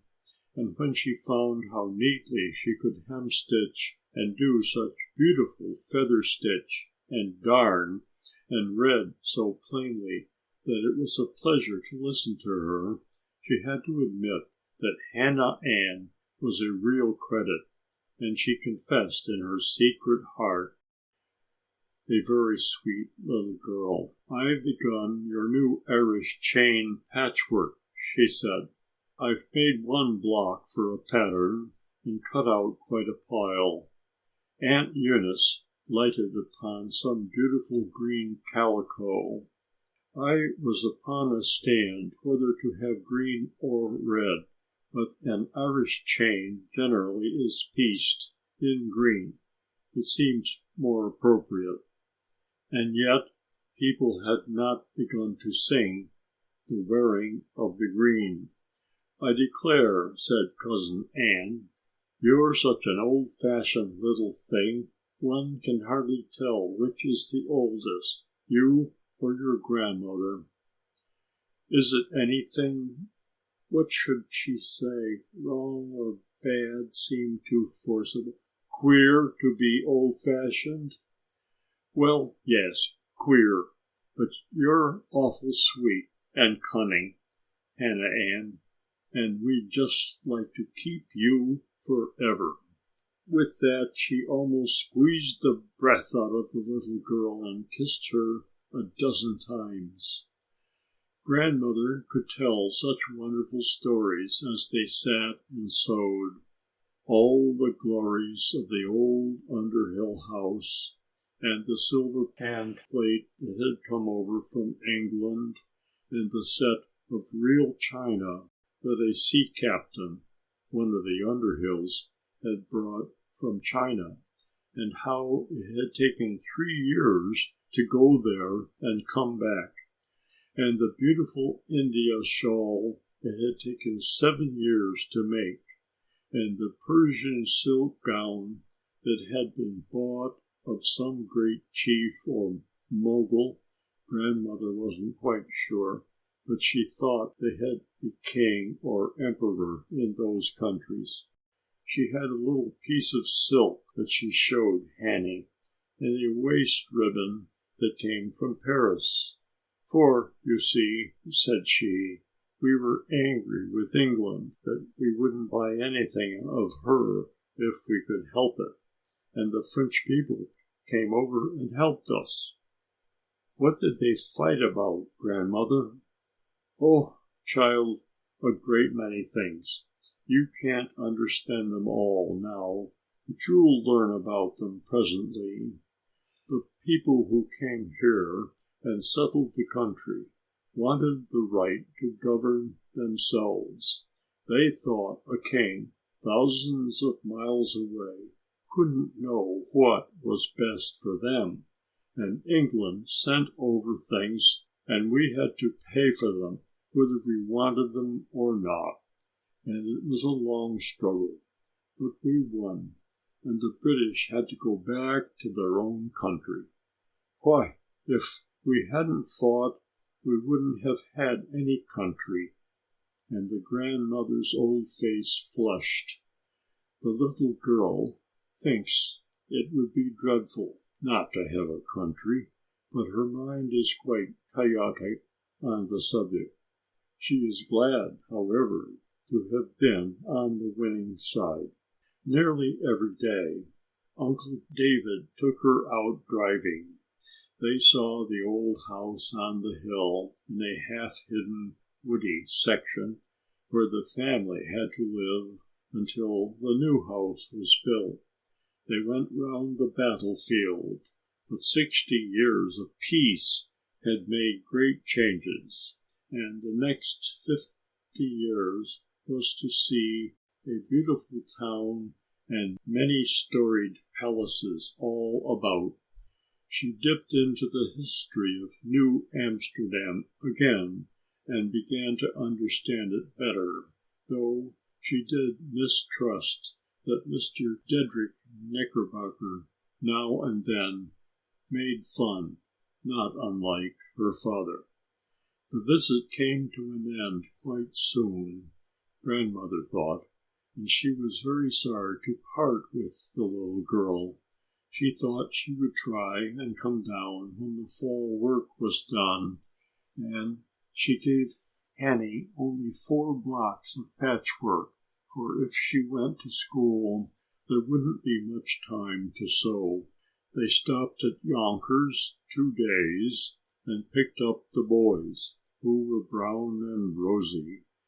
Aunt Crete was much better and did not have to go about with her face tied up. She said there was no place like Yonkers after all. Retty seemed happy and jolly, but there was a new girl in the kitchen, for Aunt Mary had gone to live with her children. George said he should come down a while when the crops were in. School commenced the 1st of September, sharp. It was hot, of course. Summer generally does lap over. The boys who had shouted themselves hoarse with joy when school closed made the street and the playground ring with delight again. If they were not so fond of studying, they liked the fun of good fellowship. And when they marched up and down the long aisles singing, "Hail Columbia, happy land! Hail ye heroes, heaven-born band, who fought and bled in freedom's cause," you could feel assured another generation of patriots was being raised for some future emergency. Oh, what throats and lungs they had! Mrs. Underhill had been around to see Mrs. Craven and liked her very well indeed. So the little girl was to go to school with Josie and Tootie Dean. Some new people had come in the street 2 doors below. Among the members was a little girl of 7, the child of the oldest son, and a large girl of 14 or so, 2 young ladies, one of whom was teaching school and the other making artificial flowers in a factory downtown, and 2 sons. The eldest one was connected with a newspaper and was in poor health. His wife, the little girl's mother, had been dead some years. The child was rather pale and thin, with large dark eyes and a face too old for her years and rather pathetic. And when Mrs. Whitney came in a few days later to inquire where Mrs. Underhill sent her little girl to school, she decided to let her grandchild go to Mrs. Craven's also. "She's quite a delicate little thing and takes after her mother. I tell my son she wants to company with other children and not sit around nursing the cat. But Ophelia, that's my daughter who teaches downtown where we used to live, says the public school is no place for her. And your little girl seems so nice and quiet like." Nora, as they called her, was very shy at first. Annie went after her and found the Deans waiting on their stoop. Nora never uttered a word, but looked as if she would cry the next moment. Mrs. Craven took her in charge in a motherly fashion, but it seemed very hard for her to fraternize with the children. Mrs. Craven lived in a corner house. The entrance to the school was on 3rd Street, and the school room was built off the back parlor, which was used as a recitation room for the older class. There were about 20 little girls, none of whom older than 12. At the end of the yard was a vacant lot, fenced in, which made a beautiful playground. There were numbers of such schools at that period, but they were mostly for little girls. Annie liked it very much. On Wednesday afternoon they had drawing and reading aloud when the girls could make their own selections, which were sometimes very amusing. On Friday afternoon they sewed and embroidered and did worsted work. There was quite a rage about this. One girl had a large piece in a frame, Joseph sold by his brethren. Annie never tired of the beautiful blue and red and orange costumes. Another girl was working a chair seat, and still another had begun to embroider a black silk apron with a soft shade of red. Then they hem-stitched handkerchiefs. They marked towels and napkins with ornate letters, and really were a busy lot. Little Eleanora Whitney couldn't sew a stitch, and some of the girls thought it just dreadful. Friday from 3:30 until 5, Miss Helen Craven gave the children, whose parents desired it, a dancing lesson. If Nora couldn't sew, she could dance like a fairy. Her education was a curious conglomeration. She could read and declaim, but spelling was quite beyond her, and her attempts at it made a titter through the room. She could talk a little French, and she had crossed the ocean to England with her papa, so she wasn't to be despised altogether. End of chapter 7. A Little Girl in Old New York by Amanda Minnie Douglas. The End of the World. 'Tain't no such thing. The world wouldn't come to an end. Janey Day quite forgot Mrs. Craven's strictures on speech. It's too strong, and it's round, said the wit of the school. Round as a ring and has no end. There now. But the world ain't like a ring. So isn't my love for you, my friend. There was quite a little shout of laughter. One of the larger girls, Hester Brown, stood with upraised head and earnest countenance. It is coming to an end in October. It is only 2 or 3 weeks off. My father has read it all in the Bible, and we are getting ready. Her demeanor silenced the little group. But how do you get ready? We must repent of our sins, and that's why Mother wouldn't let me come to the dancing class. She thinks it wrong anyway, and Mother and Auntie are making their ascension robes. We go to church every night. The girls stood awestruck. What's going to happen? Asked one. Why, the world will be burned up. All those who love God are to be caught up to heaven. Then the dead people who have been good will rise out of their graves, and all the rest. Everything will be burned. The solemnity of the girl's voice impressed so that they looked at each other in silent fear. I just don't believe a word of it, declared Janey Day, drawing a long breath. My father is a good man and goes to church and reads the Bible every night. He's read it through more than 50 times and has never said a word about the world coming to an end, and is building a new house for us to move into next spring. 50 times, Janey Day? It takes a long, long while to read the Bible through. My grandmother's read it all through twice, and she's awful old. Well, 20 times at least. And don't you suppose he'd found something about it? Everybody can't tell. It's in Daniel. There's days and times to be added up. 5 of you, Janey, said the wit with the child's irreverence. Just when is it coming to an end? Girls, there's no use to study any more lessons. It will be next week, said Hester, with almost tragic solemnity. But you must all go on doing your work just the same. I don't see the sense.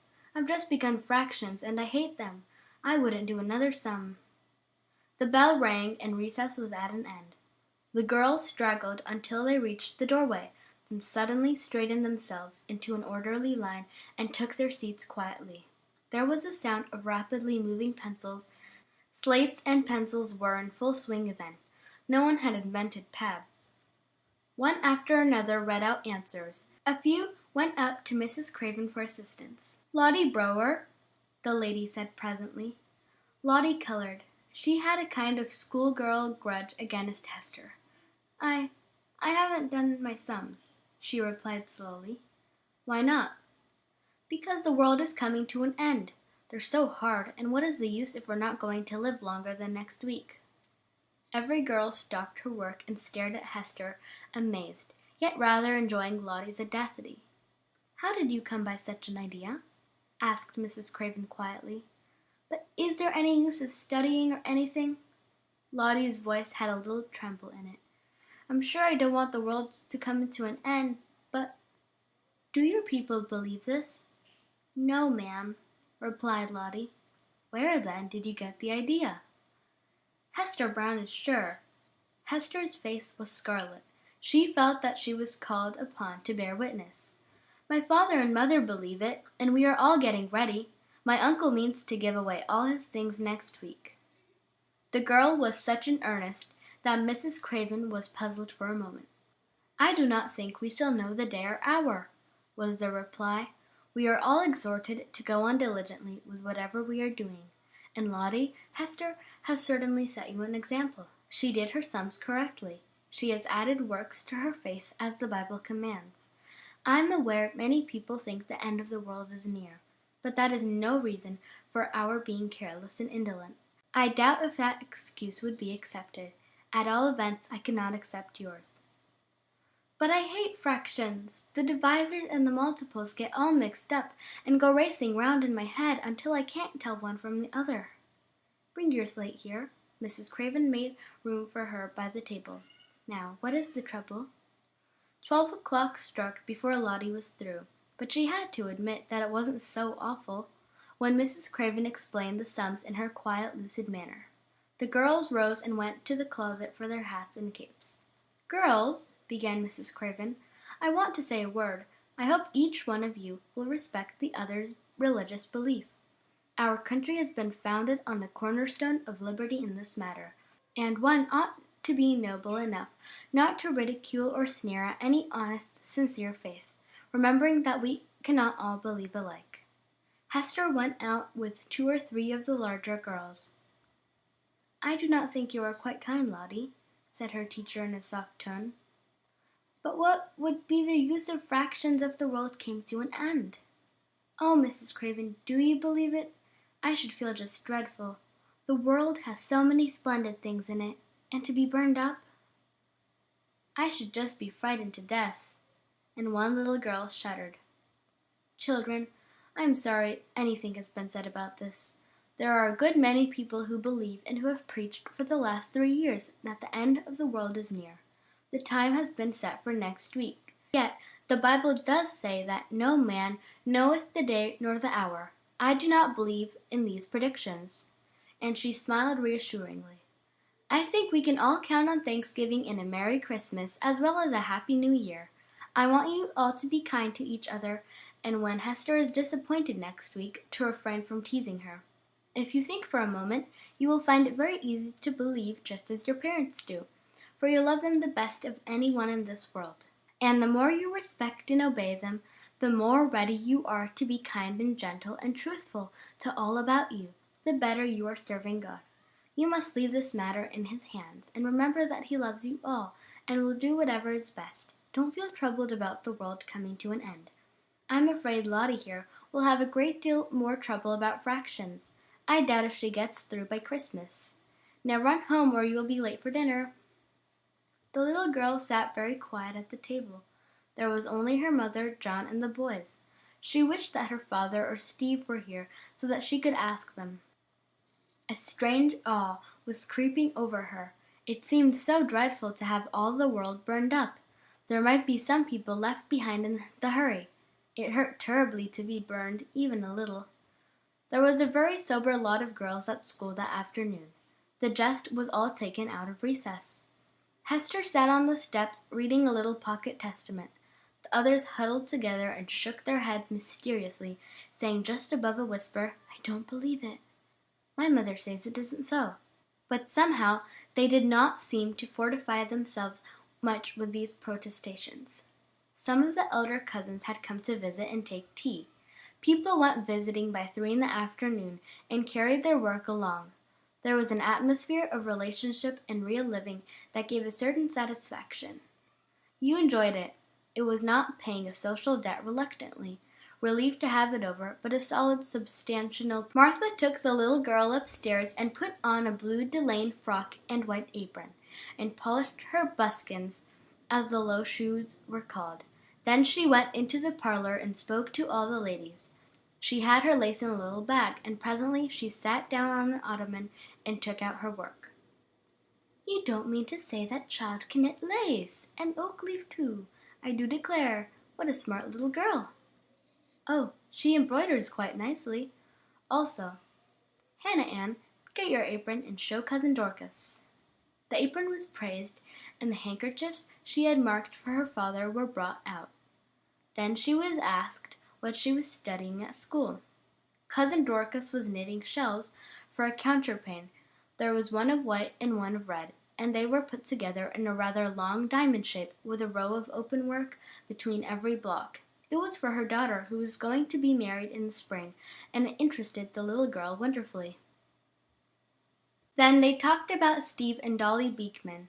While the girls were at White Plains, Steve had coaxed his father and mother up to the Beekmans, and the engagement had been settled with all due formality. Dolly and her mother had been down and taken tea, and now Steve went up every Sunday afternoon and stayed to supper, and once or twice through the week, and took Dolly out driving and escorted her to parties. The Beekmans were good, solid people, and Peggy ought to be satisfied that Stephen had chosen so wisely. Was it true that Stephen had been buying some land way out of town? Did he mean to build there? Oh dear, no, answered his mother. It was a crazy thing, but John had really persuaded him, and John was too young to have any judgment, but he said the Astors were buying up there, and land was almost given away. I don't know what it's good for, declared Aunt Frazee. Why, it'll be 40 years before the city'll go out there. Well, it may be good for his grandchildren. They all gave a little laugh. Presently, another of the cousins sat down at the piano and played the Battle of Prague. Then Aunt Frazee said, Do sing something. It doesn't seem half like music without the singing. Maria Jane ran her fingers over the keys and began a plaintive air very much in vogue. Shed not a tear o'er your friend's early bier. When I am gone, I am gone. Aunt Frazee heard her through the first verse and then said impatiently, You've sung that at so many funerals, Maria Jane, that it makes me feel creepy. Used to sing Banks and Braes. Do try that. It had been said of Maria Jane in her earlier years that she had sung Bonnie Doon so pathetically she had moved the roomful to tears. Her voice was rather thin now, with a touch of shrillness on the high notes, but the little girl listened entranced. Then she sang Scots Way Hey and Roy's Wife of Aldi Valloch. Margaret had come home. The supper table was spread, the men came in, and they sat down to a feast.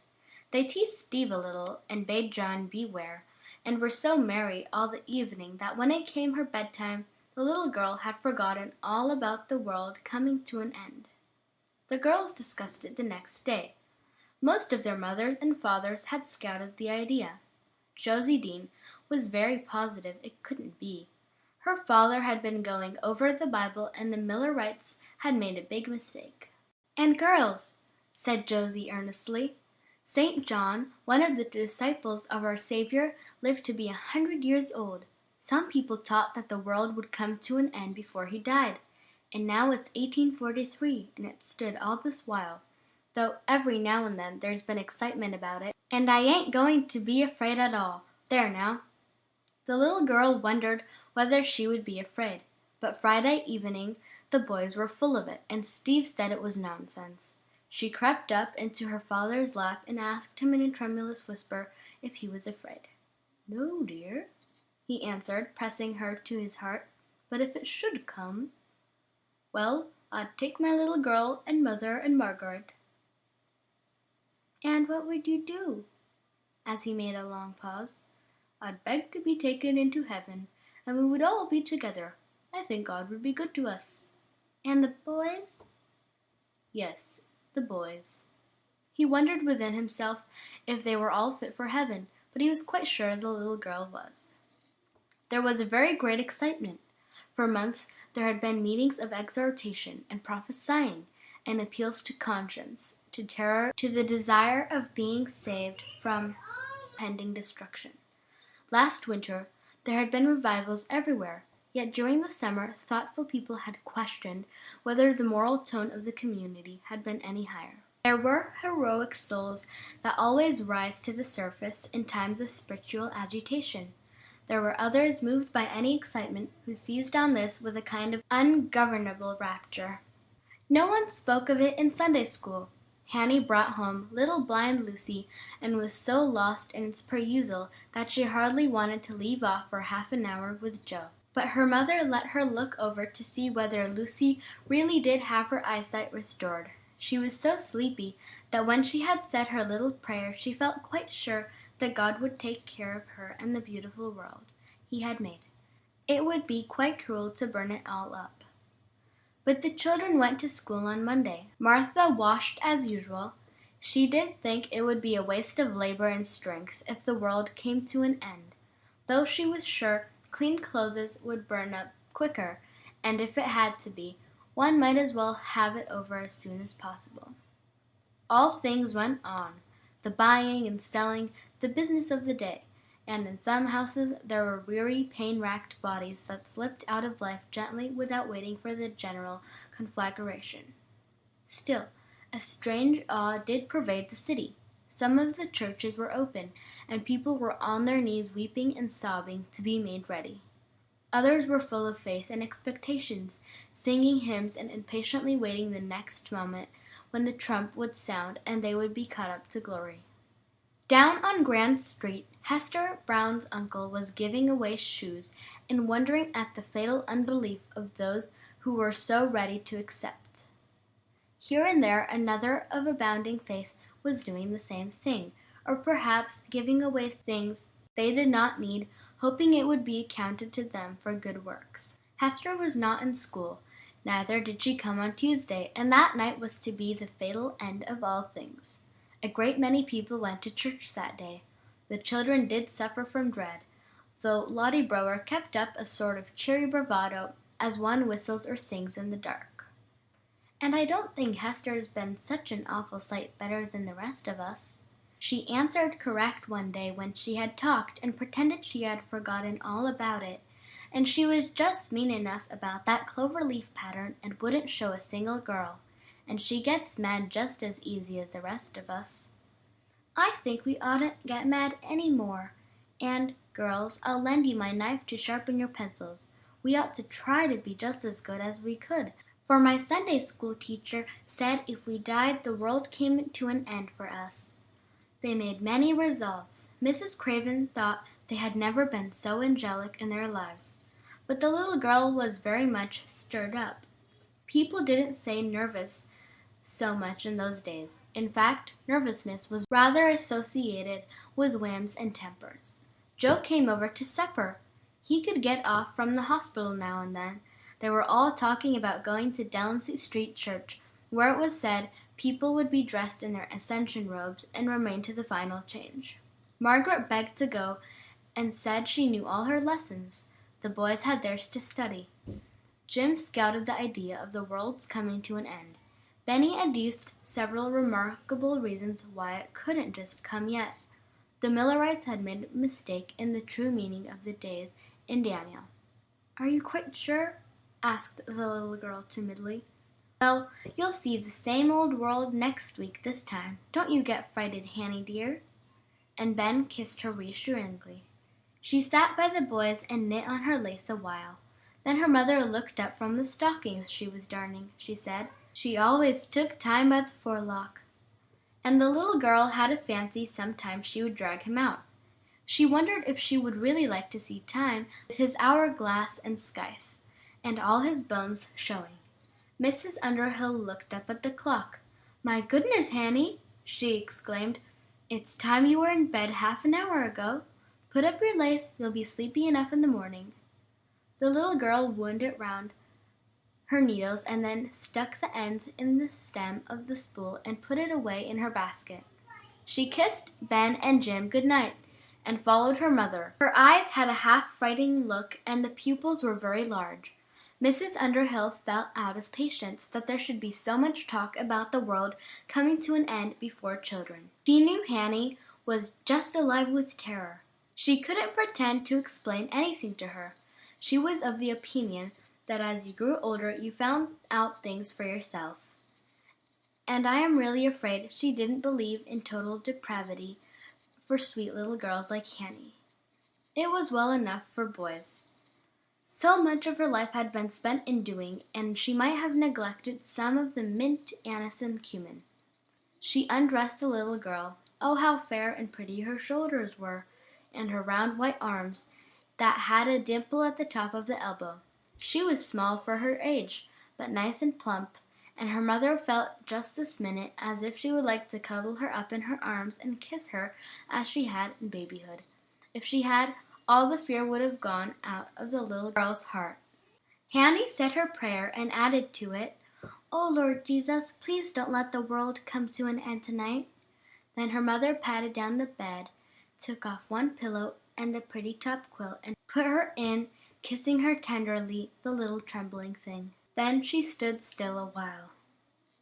"I do wonder what I did with your red coat," she began. "Cousin Cynthia said it might be let down and do for this winter. There's no little girl to grow into your clothes. Let me see. I put a lot of things in this closet. I remember pinning them up in linen pillowcases, but I meant to store them in the cedar chest. I wonder if I have been that careless." She stood up on a chair and threw down some bundles with unnecessary force.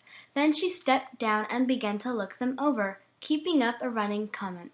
She would not have admitted that she was talking against time, secretly hoping the little girl would drop off to sleep, but the coat was not in any of the bundles.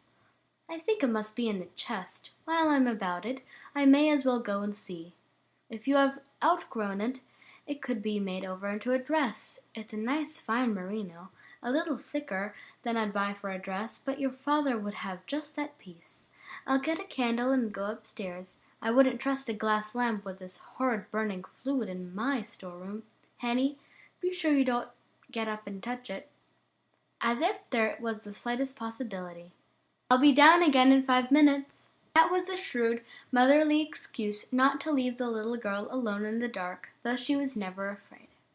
She lay there very still, with a feeling of safety, since her mother was upstairs. Of course, she was old enough to know a great many things, and to have ideas on religious subjects.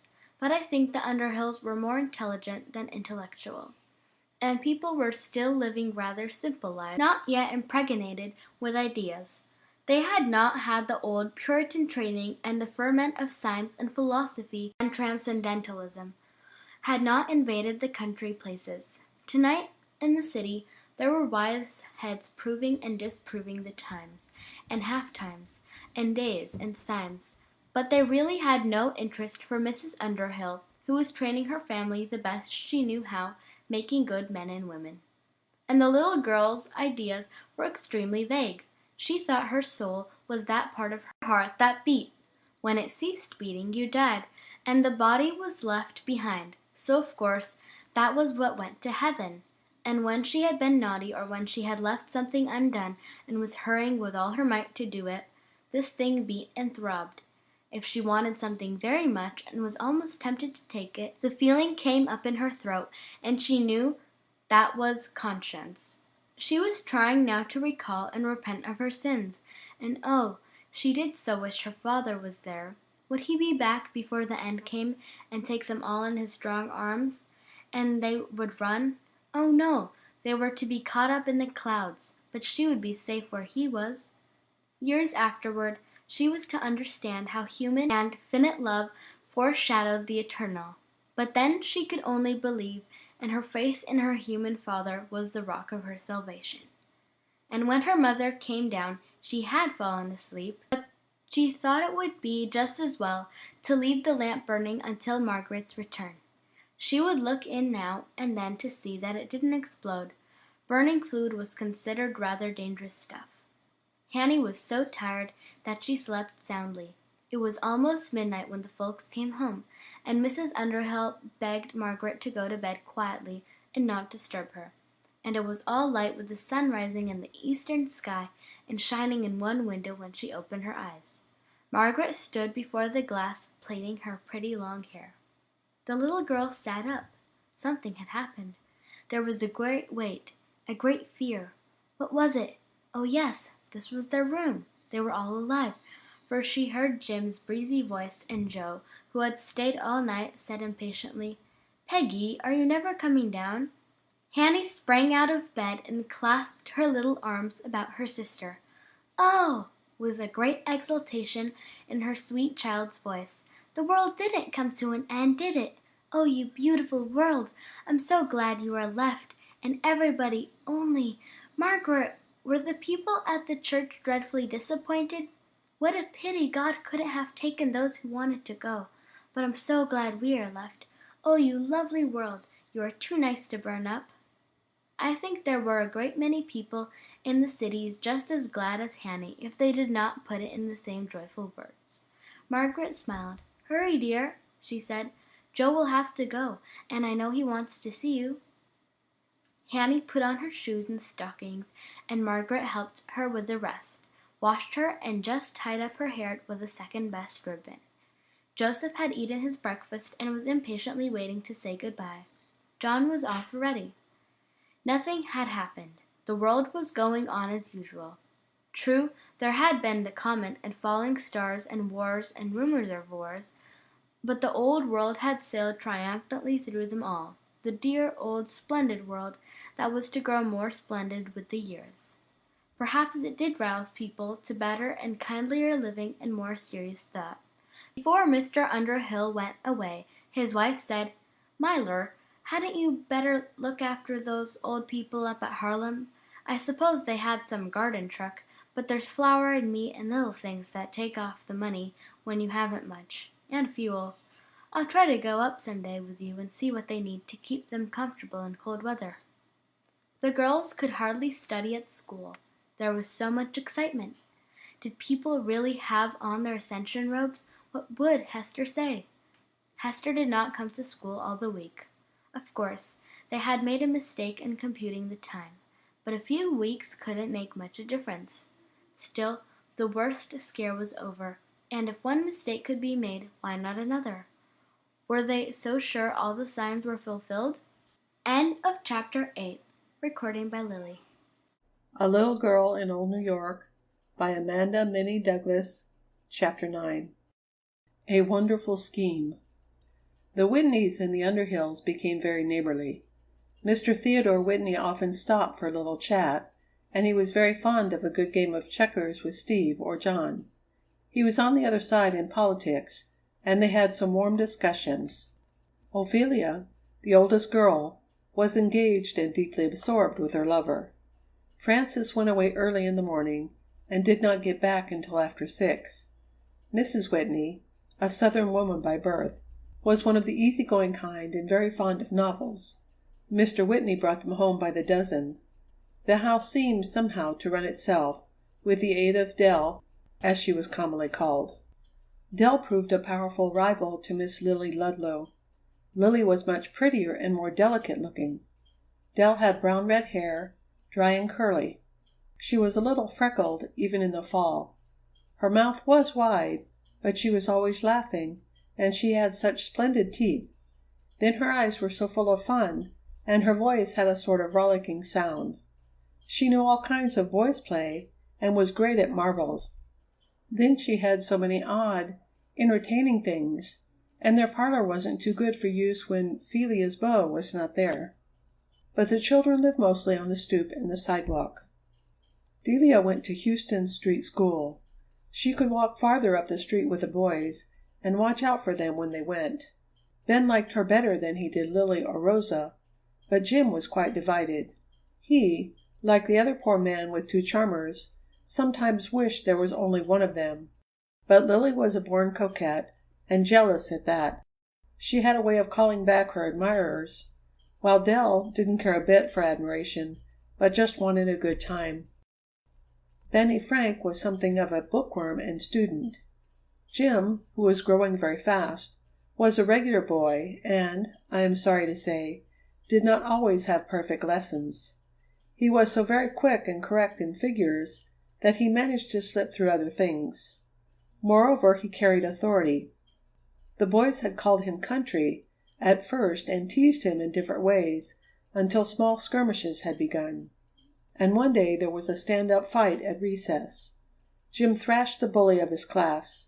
It was a forbidden thing to fight in the schoolyard or in school hours, and so Jim was thrashed again for his victory. But Mr. Hazeltine shook hands with him afterward and said it wasn't because he thrashed Upton, but because he had broken the rules, and he liked to see a boy have courage enough to stand up for himself.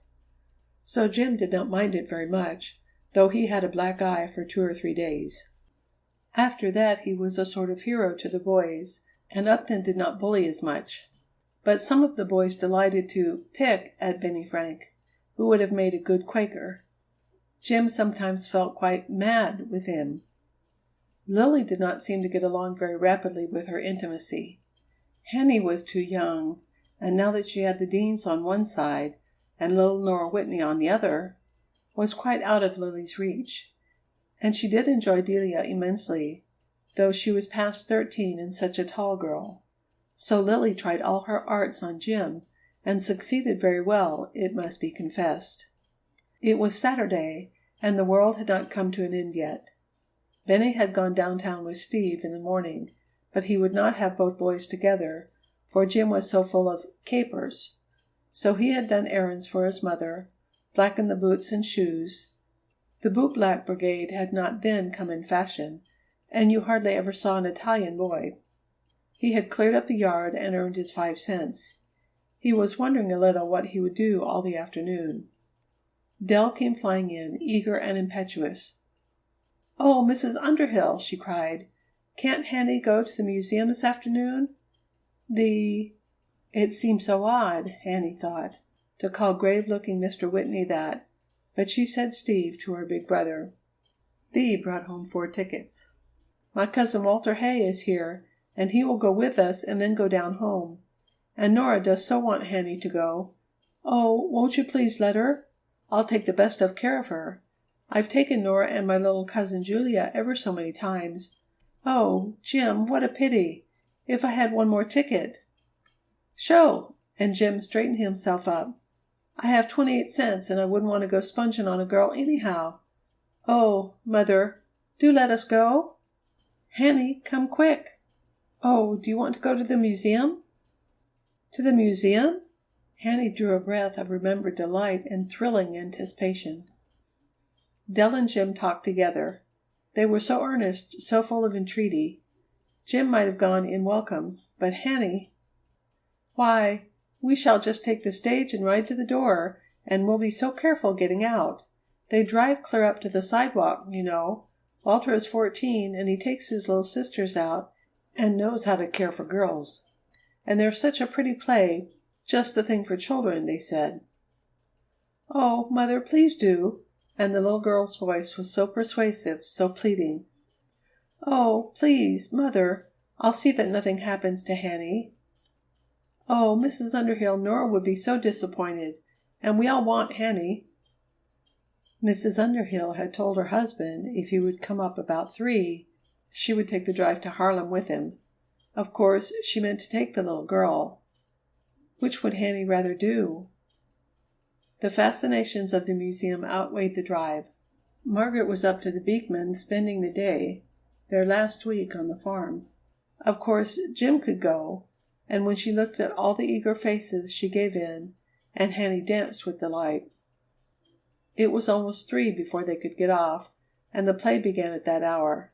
However, they caught a stage out on the Bowery, and were soon whirled down to the corner of Broadway and Ann Street.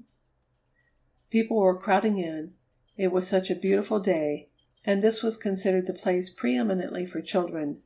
People who would have been horrified at the thought of a theater did not have a scruple about the lecture room. "We better not stop to look at things," advised Delia. "We can do that afterward. Let's go in and get our seats." They had to go way up front, but they didn't mind that so long as they were all together. They studied the wonderful Venetian scene on the drop curtain, and the young lad in a supposedly green satin costume, with a long white feather in his hat, who was just stepping into a gondola where a very lovely lady was playing on a guitar. Then the orchestra gave a clash of drums, cymbals, French horns, and a big bass viol, and up went the curtain. A musical family came out and sang. Then there were some acrobatic performances. After that, the pantomime. Grandpapa Jerome, in a very foreign costume and a bald head which he tried to keep covered with a black velvet cap, had 2 extremely tricksy sprites for grandchildren. They were very pretty, the girl with long, light curls, the boy with dark ones. But of all mischief, of all tormenting deeds and antics which they nearly set Grandpa crazy and threw the audience into convulsions, They took the nice fat boiled ham off the table and greased the doorstep so thoroughly you would have thought every bone in the old man's body would have been broken by the repeated falls. They cut the seat out of the chair, and when he went to sit down he doubled up equal to any modern folding bed, and he kicked and turned somersaults until the maid came out and rescued him. Then he spied the author of the mischief asleep on a grassy bank, and he found a big strap and went creeping up cautiously, when whack! And the little boy flew all to pieces, and the old man was so amazed at his cruelty that he sat down and began to weep and bewail when the little lad peeped from behind a tree and, seeing poor grandfather's grief, ran out, hugged him and kissed him and wiped his eyes, and you could see he was promising never to do anything naughty again. But that didn't hinder him from cutting out the bottom of the basket into which the old man was cutting some very splendid grapes. There were not more than half a dozen bunches, and the children ran away with them. The old man descended so carefully, put his hand in the basket, his whole arm, and not a grape. There was none on the ground. Where had they gone? Oh, there was the cat. But Pussy was much sprier than the old man, and the audience knew she had not touched a grape. After that some Indians came on the scene of action, fierce red men of the forest, and their language was decidedly Jabberwocky. The little girl was quite frightened at the fierce brandishing of tomahawks. Then they had a war dance. And oh, then came the marvel of all, 4 beautiful Shetland ponies with the daintiest carriage, and 6 lads in livery. There sat General Tom Thumb, the curiosity of the time, the smallest dwarf known. He was not much bigger than a year-old baby, but he dismounted from his carriage, gave orders to his servants. A bright-eyed little fellow with rosy cheeks, graceful and with a variety of pretty tricks. He sang a song or two, then sprang into his carriage, and the ponies trotted off the stage. The curtain came down. The children were breathless at first. The crowd was surging out and the place nearly empty before they found their tongues. And then there was so much else to see. The various stuffed animals, the giraffe with his 3-story neck, the mermaid, the wax figures, the birds and beasts and serpents, and a model of Paris, of London, and of Jerusalem. The place looked quite gorgeous, all lighted up. The people were beginning to thin out. They had not seen half, Jim thought. "Oh, we haven't been upstairs!" exclaimed Walter. "There's a great roof garden, and you can see all the city." They trudged upstairs. Dell kept tight hold of the little girl's hand. It was quite light up here. What a great space it was! One large flag was flying, and around the edge of the roof numberless smaller ones. Some evergreen shrubs in boxes stood around, and there were wooden armchairs besides some settees. It was rather chilly, though the day had been very pleasant. And oh, how splendid the lights of Broadway looked to them! 2 long rows stretching up and up until lost in indistinctness. The stores were all open and lighted as brilliantly as one could with gas. No one thought of Saturday half-holidays then. It was very grand. But what would they have said to the Columbian nights and electric lights? "I don't feel as if I had seen it half," said Jim. He was not grudging his quarter. "If we had come about 1 o'clock. We'll have to piece it on this end." And Walter laughed. "We must get our money's worth." "We might stay over," suggested Dell mirthfully. "Just the thing," returned Jim, "and all for the same money." The children glanced at each other in sudden surprise.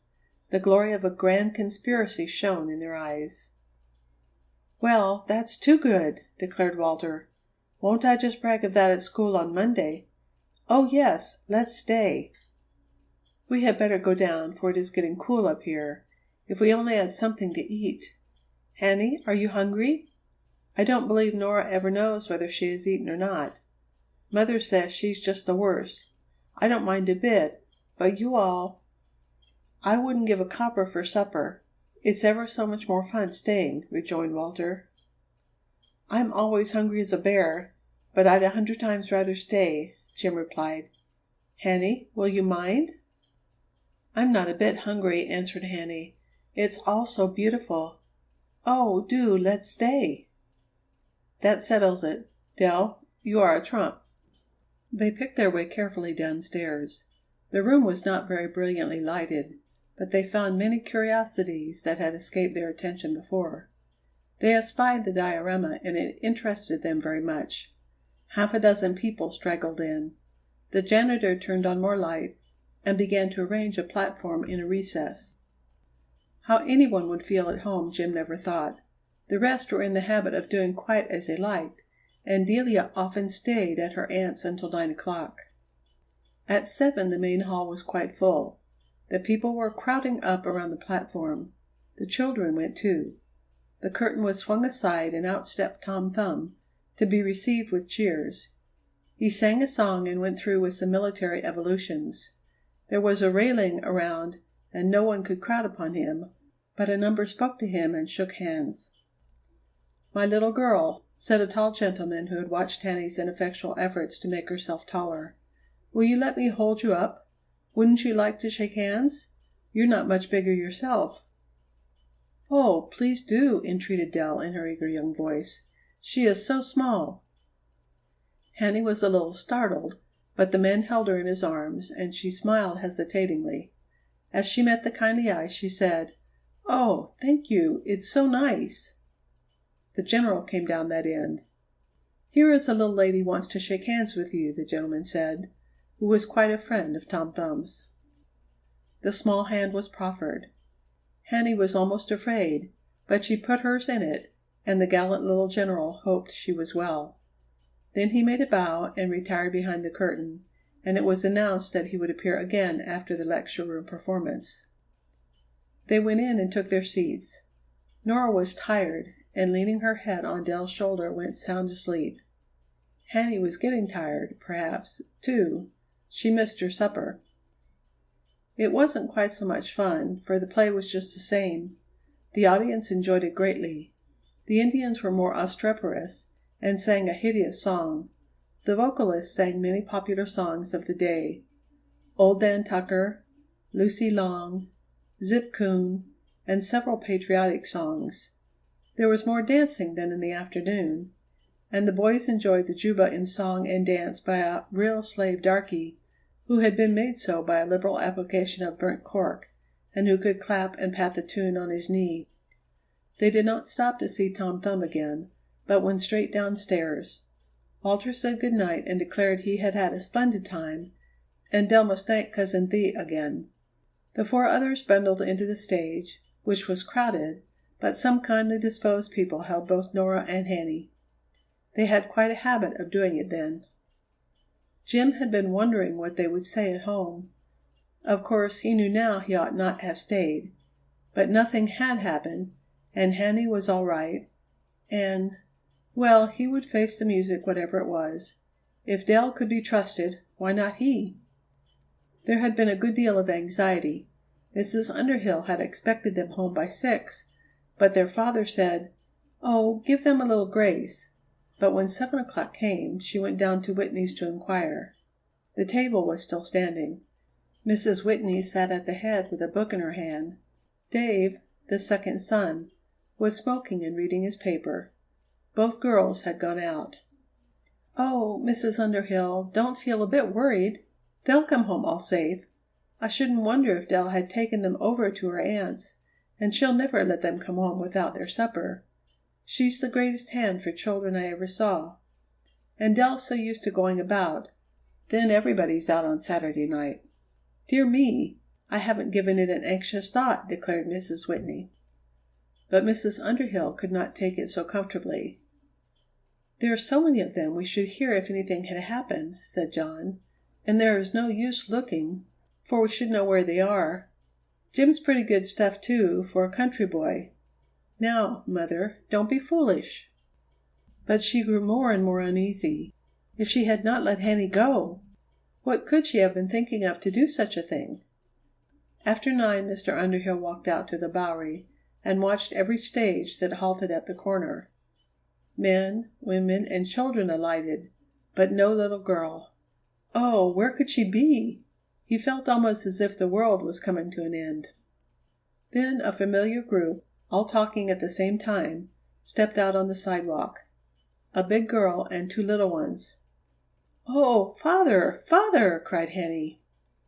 He wanted to hug her there in the street. It seemed to him he had never been so glad and relieved in all his life, or loved her half so well. "Where have you stayed so long?" "We went to 2 museums," said Henny, before the elders could find their tongues. "And oh, father, we saw Tom Thumb, and he's just as little and cunning as a baby. And he shook hands with me. A gentleman held me up. It was beautiful, but I'm awful tired." "Oh, were you troubled?" cried Delia. "Why didn't you just go into Ma, and she would have told you that I always come up right, and that nothing ever happens to me, I'm so used to taking care of children. Why, when we lived downtown I used to take out the neighbors' children, over to Staten Island and to Williamsburg, and always brought them home safely. Then we hadn't half seen the curiosities, and we should have missed a nice time with that lovely little Tom Thumb, and we thought it such capital fun." Mr. Underhill really could not say a word. Tired as she was, the little girl was full of delight. Jim tried to make some explanations and take part of the blame, but Delia talked them all down and was so fresh and merry that you couldn't imagine she had gone without her supper. Mrs. Underhill stood at the area gate with a shawl about her shoulders. The little girl let go of her father's hand and ran to her. "Dear Mrs. Underhill," began Dell, "I expect you'll almost want to kill me, but I never thought about your being worried, for no one ever worries about me. I suppose it is because I never do get into any danger. And you must not scold anyone, for I was the eldest, except Cousin Walter, and it was my place to think, but I didn't one bit. It seemed awful funny, you know, to have it all over for the same money, and we not paying anything at all. And I did take good care of Hanny. She's had a lovely time. We all have. And please don't scold Jim. He's been a perfect gentleman. We didn't do anything rude nor coarse, and everybody was as polite to us as if we'd been Queen Victoria's children. And so, good night." "Jim, your father ought to give you a good thrashing. The idea! I wouldn't have believed any child of mine could have had such a little sense," his mother declared. I don't know what might have happened, but just then Steve and Margaret returned. And when Steve caught sight of Jim's sober face and heard the story, he thought it very boylike and rather amusing. Besides, it seemed a pity to spoil the good time. So he laughed and told Jim he had cheated Mr. Barnum out of a quarter, and that he would have to save up his money to make it good. "And he owes me 9 cents toward the omnibus ride. He must pay me that first," said his mother sharply. "I wasn't admitted twice," rejoined Jim. "It is the admittance. I didn't see any notice about not staying, and I don't believe I really owe Mr. Barnum another quarter. Jim, I think I'll educate you for a lawyer. You have such a way of scorping out of tight places." They all laughed. "Mother, do give the children some supper," said their father. "Here, Jim, pay your mother." Steve laid him down 6 pence and 3 pennies. We had Mexican 6 pences and shillings in those days. You'll have enough on your mind without that debt, and next time think of the folks at home. Why didn't the Whitneys feel worried? Oh, thank you, Steve. It did beat all, said Mrs. Underhill. There Mrs. Whitney sat reading a novel. Perhaps it was her French exercise, interrupted Steve, with a twinkle in his eye. It was no such thing. It was a yellow-covered novel. I don't know why they persisted in putting novels in pronounced yellow covers to betray people, unless it was that publishers wouldn't use false pretenses. And to put a story in the fatal color made it as reprehensible to most people as a yellow aster. And such a table! Mrs. Underhill caught her breath. Everything at 6s and 7s, and the cloth looking as if it had been used a month, and Mrs. Whitney as unconcerned as if the children had only gone down to the corner. I declare, I couldn't be so... But they're a jolly lot. They save a great deal of strength in not worrying. And they know Della's trusty. She's a smart girl, too. Well, I wouldn't want any of my sons to marry girls brought up as those Whitneys. Hear that, Jim. You are fairly warned. Jim turned scarlet. Jim will have to be in better business many a year than thinking of girls, subjoined his mother decisively. The little girl didn't seem very hungry. She ate her bread and milk and talked over the delights of the afternoon, and her enjoyment mollified her mother a good deal. Jim considered at first whether it wouldn't rather even up things if he went without his supper, but the biscuits and the boiled beef were so tempting, and in those days boys could eat the 24 hours round. People were wont to say they had the digestion of an ostrich, but I think if you had tried them on nails and old shoes, the ostrich would have gone up ahead. "Oh, do you see how late it is? I know Hanny will be sick tomorrow. And Jim, you'll have the doctor's bill to pay." "Oh, no," said Hanny with a smile. "Joe has promised to doctor me for nothing." Mrs. Underhill lost her point. Jim wanted a good laugh, but he thought it would hardly be prudent. Of course, something ought to have happened to impress their wrongdoing on the children, but it didn't. They were all well and bright the next morning. Mr. Theodore Whitney took occasion to say that he hoped the Underhills wouldn't feel offended. It was just a young people's caper, and he thought it rather amusing.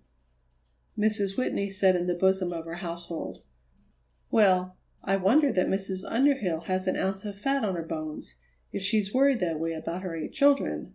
I always felt to trust mine to Providence."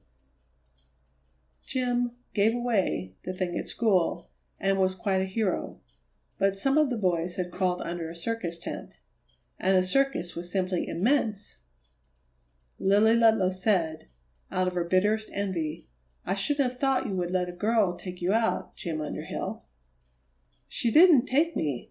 I bought my own ticket, and there was her cousin." "Well, if you like that style of people, and red hair, and Del Whitney has no more figure than a post, I wouldn't be such a fat chunk for anything. And her clothes are just wild." "Of course you're ever so much the prettiest, and I wish we could go to the museum together, just as two." Jim thought it would be fine to take out one girl. That mollified Lily a little. "And I just wish you lived up by our house. It seems so easy then to come in, and when you once get real well acquainted, intimate like, well, you know I like you better than any girl in school," though Jim wondered a little if it was absolutely true. "Do you, really?" The eyes and the smile always conquered him. She made good use of both. "Oh, you know I do." Chris didn't see why she couldn't get acquainted with Margaret. She wanted her mother to call, but Mrs. Ludlow said, "I've got more friends now than I can attend to," and Miss Margaret seemed to hold up her head so high. Then Mr. Stephen was going to marry in the Beekman family, and Chris wondered why Mr. John didn't go in some store business instead of learning a carpenter's trade. Hester Brown was out of school a week. Mrs. Craven had begged the girls not to tease her, but after a few days she announced that a mistake had been made in the calculation. Some people thought 3 years, but the inn was sure. However, 3 years seems a lifetime to children. End of Chapter 9. Recording by Nancy Cochran Gergen, Gilbert, Arizona. A Little Girl in Old New York by Amanda Minnie Douglas. A Merry Christmas. George Underhill came down and made a nice long visit. He felt he liked his own home people a little the best, but his heart was still set on farming. Thanksgiving came after a lovely Indian summer, such as one rarely sees now. Then each state appointed its own Thanksgiving, and there were people who boasted of partaking of 3 separate dinners. After that it was cold. The little girl had a good warm cloak and hood and mittens, and it was nothing to run to school. She studied and played, and knew 2 pretty exercises on the piano. Jim and Benny Frank grew like weeds, but Benny somehow gave in to the boys, and 2 or 3 of the school bullies did torment him. "I'd just give it to them," declared Jim. "I wouldn't be put upon and called baby and a mollycoddle, and have that Perkins crowding me off the line and losing marks. I'd give him such a right-hander his head would hum like a swarm of bees." It was not because Benny was afraid, but he was a peace-loving boy, and he thought fighting brutal and vulgar. His books were such a delight. He liked to go in and talk to Mr. Theodore, as they all called the eldest Whitney son. Mr. Theodore, in his newspaper capacity, had found out so many queer things about old New York. They really called New York that in early 1800. He had such wonderful portfolios of pictures, and nothing in the Whitney house was too good to use. Annie often went in as well, and though Dealey was such a harum-scarum sort of girl, she was good to the children and found no end of diversions for them. Nora was a curious, grave little thing, and her large dark eyes in her small, sallow face looked almost uncanny. She devoured fairy stories and knew many of the mythological gods and goddesses. They had a beautiful big cat called Old Grey. It really belonged to Mr. Theodore, but Nora played with it and tended it, and dressed it up in caps and gowns and shawls and carried it around. It certainly was a lovely tempered cat. Annie was divided in her affection between the Dean's dolls and Nora's cat. The playhouse was too cold to use now, and Mrs. Dean objected to having it all moved down to her sewing room. But Mr. Theodore's room had a delightful grate, a big old lounge, a generous centre table where the girls used to play house under the cover, and such piles of books everywhere, so many pictures on the wall, such curious pipes and swords and trophies from different lands. You really never knew whether it was cleared up or not, and the very lawlessness was attractive. Sometimes they sat in the big rocker that would hold both, and they would divide the cat between them and sing to her. Occasionally Kitty would tire of such unceasing attention and emit a long, appealing meow. If Mr. Theodore was there, and he never seemed to mind the little girls playing about, he would say, "Children, what are you doing to that cat?" And they would no longer try to divide her, but let her curl up in her own fashion. "Oh, mother," said the little girl one rainy afternoon when she had to stay in, "couldn't we have a Sunday cat that didn't have to stay out in the stable and catch mice for a living? Nora's is so nice and cunning, and you can talk to it just as if it was folks, and you can't quite make dolls folks. You have to keep making believe all the time. Martha doesn't like cats, and Jim would torment it and plague you continually, and you know I wouldn't let Jim's little dog come in the house. But so many people do have cats. There's hardly room with so many folks. You wait until Christmas and see what Santa Claus brings you," said her mother cheerily. There came a little snow, and the boys brought out their sleds. For 2 days the air was alive with shouts and snowballing, and then it was like a drift of grey sand alongside of the street gutter. But winter had fairly set in. Stoves were up. In the back room at the Underhills they had a fire of logs on the hearth, and it was delightful. Ben was tormented more and more. The boys knocked off his cap in the gutter and made up rhymes about him, which they sang to any sort of tune. This was one: "Benjamin Franklin Underhill was a little boy too awfully still. 40 bears came out of the wood and ate up the boy so awfully good. Come out from under that hill," while some boy would reply, "Oh, he doesn't. He's afraid his shadow'll meet him in the way." One day he came home with his pocket all torn out. Perkins had slipped a crooked stick in it and given it what the boys called a yank. "Go in and ask your mother for a needle and thread. You'll make a good tailor," he jeered. "What is all this row about?" asked his mother, who was in the front basement. Ben held out his jacket ruefully and said Perkins never would leave him alone. Jim had complained and said Ben always showed the white feather. Mrs. Underhill couldn't endure cowards. She was angry too, to see his nice winter jacket in such a plight.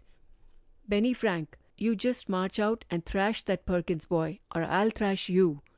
I don't care if you are almost as tall as I am. A great boy of 15 who can't take his own part? I should be ashamed. March straight out." She took him by the shoulder and turned him round, whisked him out in the area before he knew where he was. She would not have him so meek and chicken-hearted. Ben stood a moment in surprise. Jim had been scolded for his pugnacity. Perkins was always worse when Jim wasn't around. "Go on," exclaimed his mother. Ben walked out slowly. The boys were down the street. If they would only go away. He passed the Whitneys and halted. He could rescue hounded cats and tormented dogs, and once had saved a little child from being run over. But to fight in cold blood? "Oh, here comes my Lady Jane," sang out someone. "She's quite too young to be ruled by your false, flattering tongue. Sissy, wouldn't your mother mend your coat? Keep out of the way of the ragman." Perkins was balancing himself on one foot on the curbstone. "Come on, Macduff!" he cried tragically. Macduff came on with a quick step. Before the boys could think, he strode up to Perkins and with a well-directed blow landed him in the sloppy debris of snow and mud, where the children had been making a pond. And before he could recover, Ben was upon him, roused to his utmost. The boys were nearly of a size. They rolled over and over amid the plaudits of their companions, and Ben, who hated dirt and mud and all untidiness, didn't mind now. He kept his face pretty well out of the way, and presently sat on his adversary and held one hand, grasping at the other. The boys cheered. A fight was a fight if it was between the best friends you had. "Beg," said Ben. "I'll see you in Guinea first." Ben sat still. The kicks were futile. With such a heavyweight, breathing was a difficult matter. You, if you'd said fight, I'd a known." And Perkins gasped. "Oh, let up, Ben. You've licked him. We didn't think 'twas in you. Come, fair play." "There's a good deal in me," cried Ben sturdily, "and I'm going to sit here all night till Perkins begs. I have a good seat. You boys keep out. 'Tisn't your fight. And you all know I hate fighting. It may do for wild animals in a jungle." Ben's lip was swelling a little. A tooth had cut into it. But his eyes were clear and sparkling, and his whole face was resolute. Perkins' attempts at freeing his hands grew more feeble. "Boys, can't you help a fellow?" "'Twas a fair thing, Perk. You may as well own up, Beat. Come, no snivelling." Quite a crowd was gathering. There was no policeman to interfere. Perkins made a reluctant concession. Ben sprang up and was off like a shot. His mother met him at the door. "Go upstairs and put on your best clothes, Ben," she said, "and take those down to the barn." She knew he had come off victor. "I suppose I'd had to do it sometime." Ben thought to himself, "Mother's awful spunky when she's roused. I hope I won't have to go on and lick the whole crew. I just hate that kind of work." As he came down, his mother kissed him on the white forehead, but neither said a word. When he went in to see Mr. Theodore that evening, he told him the story. It was queer, but he would not have admitted to anyone else his mother's threat. Mr. Theodore laughed and said boys generally had to make their own mark in that fashion. Then he thought they would try a game of chess, as Ben knew all the moves. Jim was surprised and delighted to hear the story the next day. He nodded his head with an air of satisfaction. "Ben's awful strong," he said. "He could thrash any boy of his size, but he isn't spoiling for a fight." A few days later there came a real snowstorm of a day and a night. Jim sprung the old joke on Hanny that they were all snowed up and the snow was over the tops of the houses. She ran to the window in her night dress to see. Oh, how beautiful it was! The red chimneys grew up out of the white fleece, the windows were hooded, the trees and bushes were long wands of soft whiteness, the clothesline posts were pointed caps. "Don't stand there in the cold," said Margaret. They all turned out to shovel snow. The areas were full, the sidewalks all along were being cleared, and it made a curious white wall in the street. Mr. Underhill insisted that the boys should level theirs. Some wagons tried to get through and made an odd muffled sound. Then there was the joyful jingle of bells. The sun came out, setting the world in a vivid sparkle, while the sky grew as blue as June. Not to have snow for Christmas would have spoiled the fun and been a bad sign. People really did believe a green Christmas would make a fat graveyard. It was so much better in the country to have the grain and meadows covered with a nice warm mantle, for it was warm to them. Father Underhill took the little girl to school, for all the walks were not cleared. Men and boys were going around with shovels on their shoulders, offering their services. "I could earn a lot of money if I didn't have to go to school today," said Jim, with a longing look at the piles of snow. "If it only was Saturday." But there was no end of fun at school. The boys began 2 snow forts, and the snowballing was something tremendous. The air was crisp and cold, and it gave everybody red cheeks. Before night the stage sleighs were running, for the omnibuses really couldn't get along. Steve came home early to take the boys and Hanny out. Hanny still wore the red cloak and a pretty red hood and looked like a little fairy. They went over to the Bowery. You can hardly imagine the gay sight it was. Everything that could be put on runners was there, from the dainty cutter to the lumbering grocery box wagon. And oh, the bells on the frosty air! It was enough to inspire 100 poets. There were 4 horses to the long sleigh. Steve found a seat and took the little girl on his lap, covering her with an extra shawl. The boys dropped down on their knees in the straw. It was a great jam, but everybody was jolly and full of good-natured fun. Now and then a youngster threw a snowball that made a shower of snow in the sleigh, but the passengers shook it off laughingly. They went down to the Battery and just walked across. Castle Garden was a great white mound. Brooklyn looked vague and ghostly. The shipping was huddled in the piers with fleecy rigging, and only a few brave vessels were breasting the river, bluer still than the sky. And here there was such a splendid turnout it looked like a pageant. They came up East Broadway. The street lamps were just being lighted. They turned up Columbia Street and Avenue D and stopped when they came to Houston Street. A man on the corner was selling hot waffles as fast as half a dozen men could bake them, and a colored woman had a stand of hot coffee that scented up the air with its fragrance.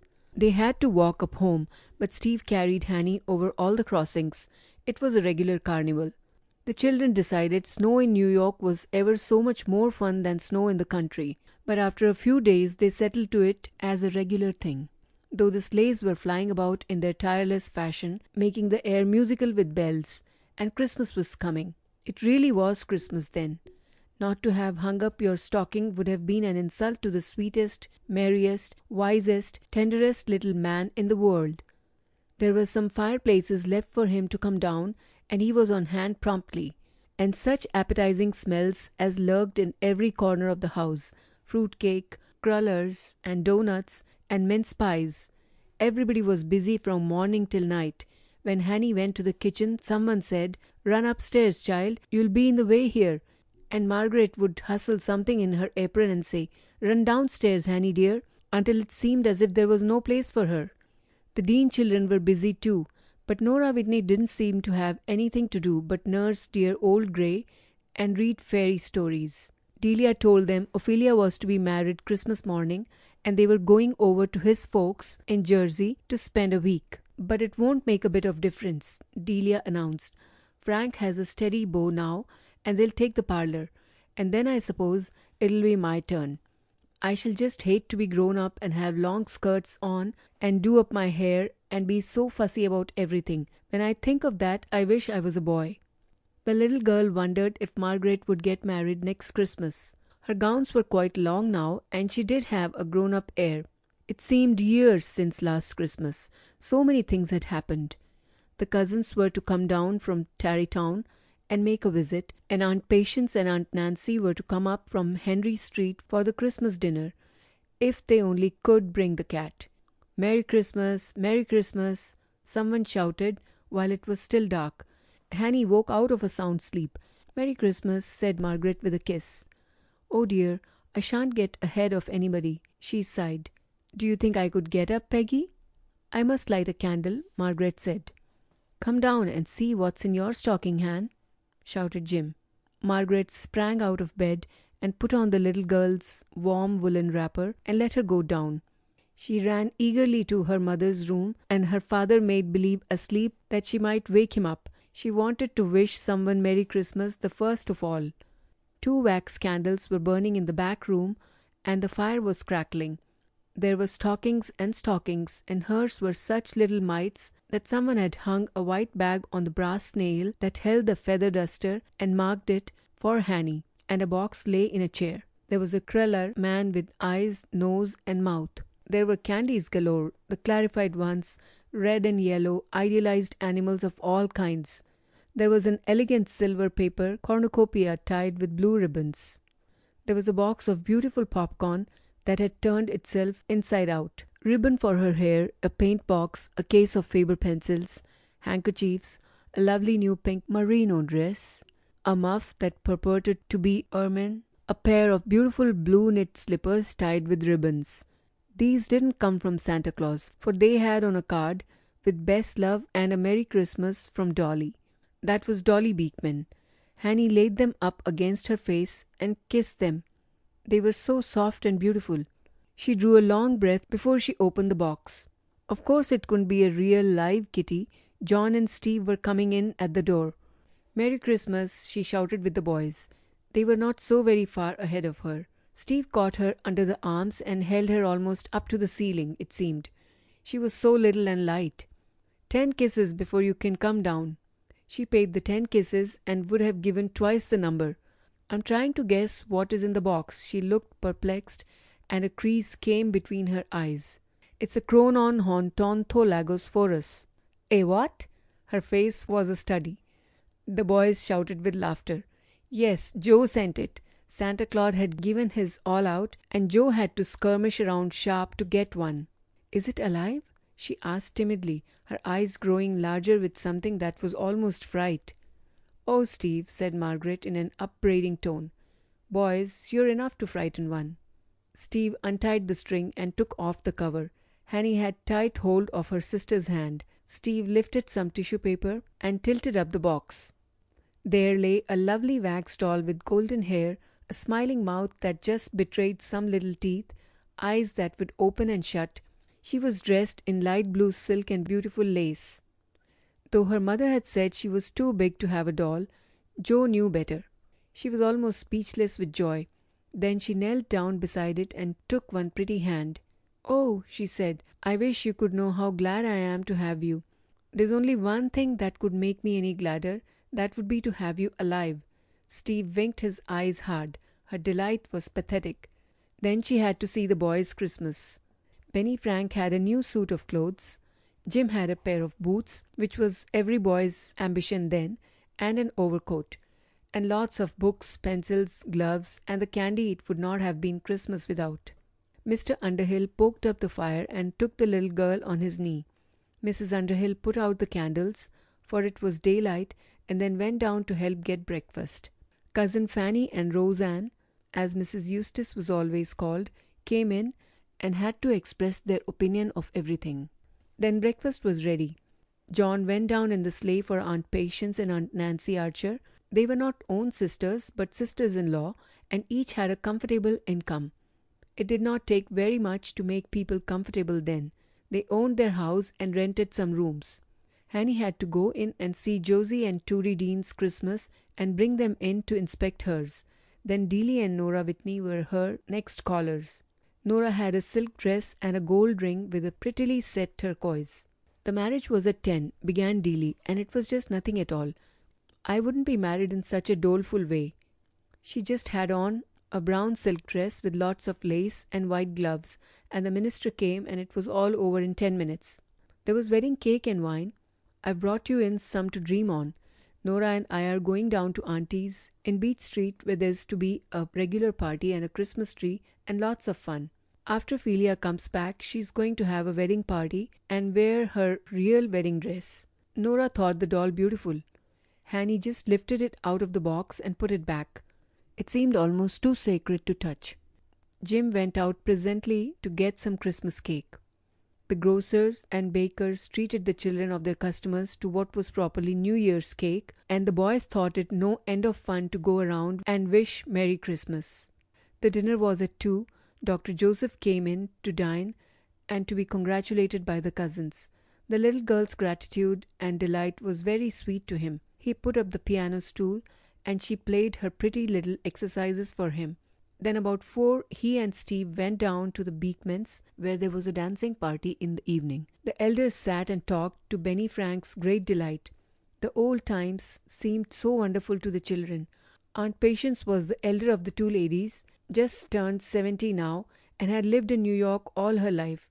She had seen Washington when he was the first president of the United States, and lived in Cherry Street with Mrs. Washington and the two Custis children. Afterward they had removed to the Macomb house. Everything had been so simple then, people going to bed by 9 o'clock, unless on very special occasions. To go to the old theatre on John Street was considered the height of fashionable amusement. You saw the secretaries and their families, and the best people in the city. But what amused the children most was the tea water pump. "You see," said Aunt Patience, "we had nice cisterns that caught rainwater for family use, and we think now our old cistern water is enough better than the Croton for washing. There were a good many wells, but some were brackish and poor, and people were saying then they were not fit to use. The tea water pump was on the corner of Chatham and Pearl, and particular people bought it at a penny a gallon. It was carried around in carts, and you subscribed regularly. My, how choice we were of it! There's a pump down here at the junction that's just splendid, said Jim. I used to go for water last summer. It was so good and cold. We miss a nice spring at home, said Mrs. Underhill with a sigh. And what else? Subjoined Ben. Oh, the milk did not go round in wagons. There were not half so many people to supply. We kept a cow and sold to our neighbors. The milkmen had what was called a yoke over their shoulders, with a tin can at each end. They used to cry, "Milk o ye o!" The garbage man rang his bell, and you brought out your pail. A few huckster men were beginning to go round, but Hudson Market was the place to buy fresh vegetables that came in every morning. And oh, there were the chimney sweeps. We had our chimney swept here, said Jim. The man had a long jointed handle and a wiry brush at the end. But then there were little negro boys who climbed up and down and sometimes scraped them as they went. But several were smothered or stuck fast in London, and it was considered cruel and dangerous. You'd hear the boys in the morning with their sweep hoe, and you wouldn't believe how many variations they could make to it. Poor little boys, said Hanny. Didn't they get awful black and sooty? The boys laughed. They were black to begin with, said Jim. All they had to do was to shake themselves. And how do you suppose Santa Claus keeps so clean? Asked the little girl, nothing daunted. That was a poser, no one could quite tell. We used to burn out our chimney, announced Aunt Patience. Burn it out? Yes, we'd take a rather lowering day, or start in just as it was beginning to rain. We'd put a heap of straw in the fireplace and kindle it, and the soot would soon catch. Then someone would go up on the roof to see if the sparks caught anywhere. We never let it get very dirty. But presently they passed a law that no one should do it on account of the danger. But sometimes chimneys caught fire by accident, and Aunt Patience laughed. Why, it was like the wolf in Little Red Riding Hood, declared Hanny. Then they all talked of the old roads and streets and the Collect, which was a great marshy pond, and the canal through Lispenard's meadows over to the North River, where present Canal Street runs. In the Collect proper there was a beautiful clear lake where people went fishing. A great hill stood on Broadway and had to be cut down more than 20 feet. Father Underhill recalled his first visit to the city when he was 19 and going skating with some cousins. And now it was all graded and finished streets, houses, and stores. But Aunt Patience said it was time to go home, and they planned for the Morgan cousins to come and spend the day. They were to bring the little girl with them. They had a light supper, and then John escorted the ladies home. Benny Frank wanted his father to tell some more incidents of the old times. The little girl was tired and sleepy and ready to go to bed, but she had one wish saved up for next Christmas already, a set of dishes. End of A Merry Christmas.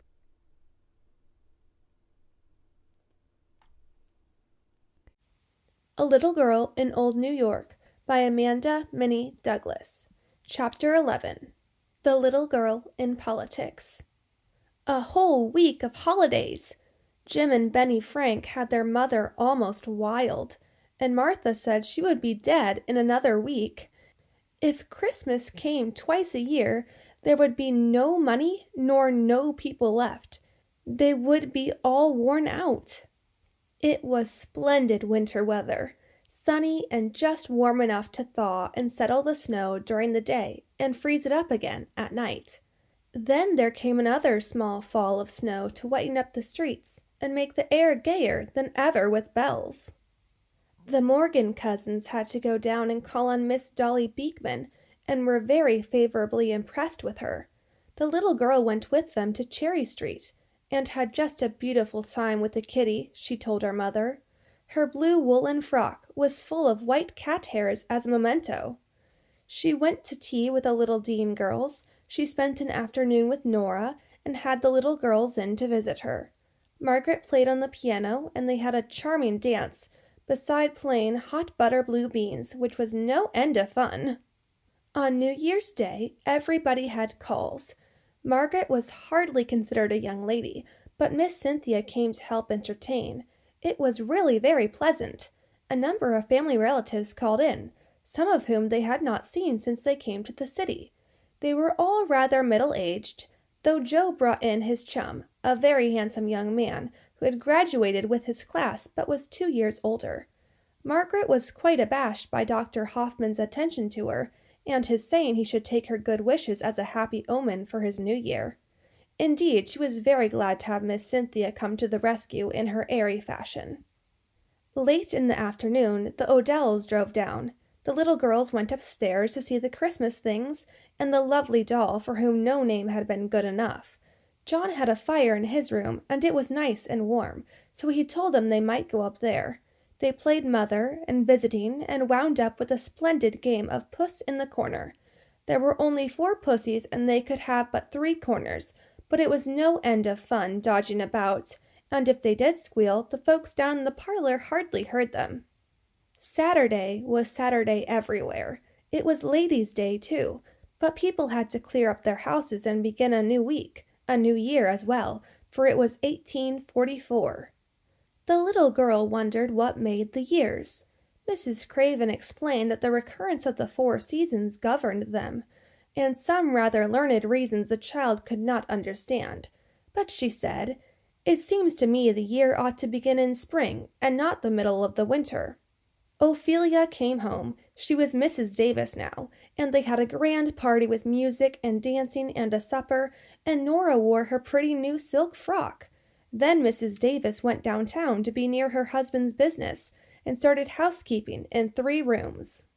The next great event on the block was a children's party. They were children then until they were at least 16. Miss Lily Ludlow and her sister had $10 sent to each of them as a Christmas gift. Chris went out straight away and bought a new coat. Lily's was new the winter before. There were a great many things she needed, but most of all she wanted a party. She had been to 2 already. "What a silly idea," said her father. But Lily kept tight hold of her idea and her money, and the last of January, with Chris's help, she brought it about. They took the bedstead out of the back parlor and changed the furniture around, and though her mother called it foolishness, she baked some tiny biscuits and made a batch of crullers and boiled a ham. Lily bought fancy cakes, motos, candies, and nuts, and a few oranges which were very expensive. The Underhill boys were invited, of course. Benny said he didn't believe he would go. He shouldn't know what to do at a party. "Why, follow your nose," laughed Jim. "Do just as the rest do. Don't be a gump." "And I hate to be fooling round girls." "You don't seem to mind Dell Whitney. You're just cracked about her." I don't know how the boys of that day managed without the useful and pithy word mashed. "It's no such thing, Jim Underhill. She's always downstairs with her mother. I go in to see Mr. Theodore." Yet Ben's face was scarlet. "You know you like her," teasingly. "I do like her, and it's awful mean not to ask her when she's in the same crowd and lives on the block. But she doesn't care. She wouldn't go." "Sour grapes." Jim made a derisive face. "You shut up about it." "Don't get wrathy, Benjamin Franklin." When his mother said Benny Frank, he thought it the best name in the whole world. Perhaps part was due to his mother's tone, and Ben was a splendid boy's name, but his schoolmates did torment him. They asked him if he had finished his roll, and if he had any to give away. They pestered him about flying his kite, and inquired what he said to the King of France when he went abroad, if it was "Parlez-vous de donkey?" If there is anything the average schoolboy can turn into ridicule, he does it. When Jim wanted to be exasperating, he gave him his whole name, and then Ben wished he had been called plain John, even if there had been 2 in the family. But the day of the party Jim coaxed him, and Jim could be irresistible. Then Margaret said, "Oh yes, I think I would go."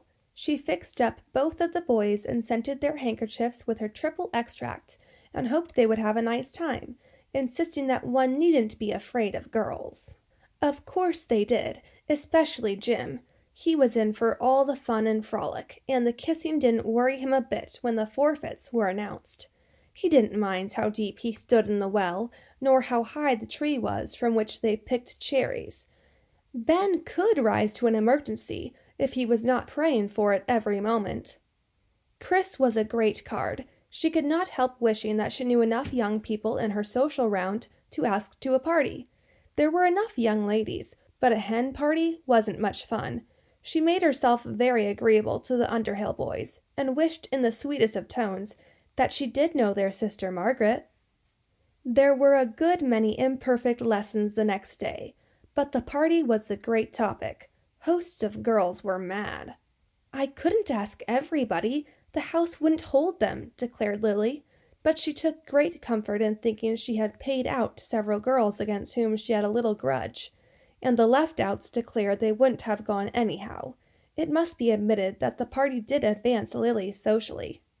The family had hardly recovered from this spasm of gaiety when Stephen insisted that Margaret should go to a Valentine's ball at the Astor House, to be given to the ladies by a club of bachelors.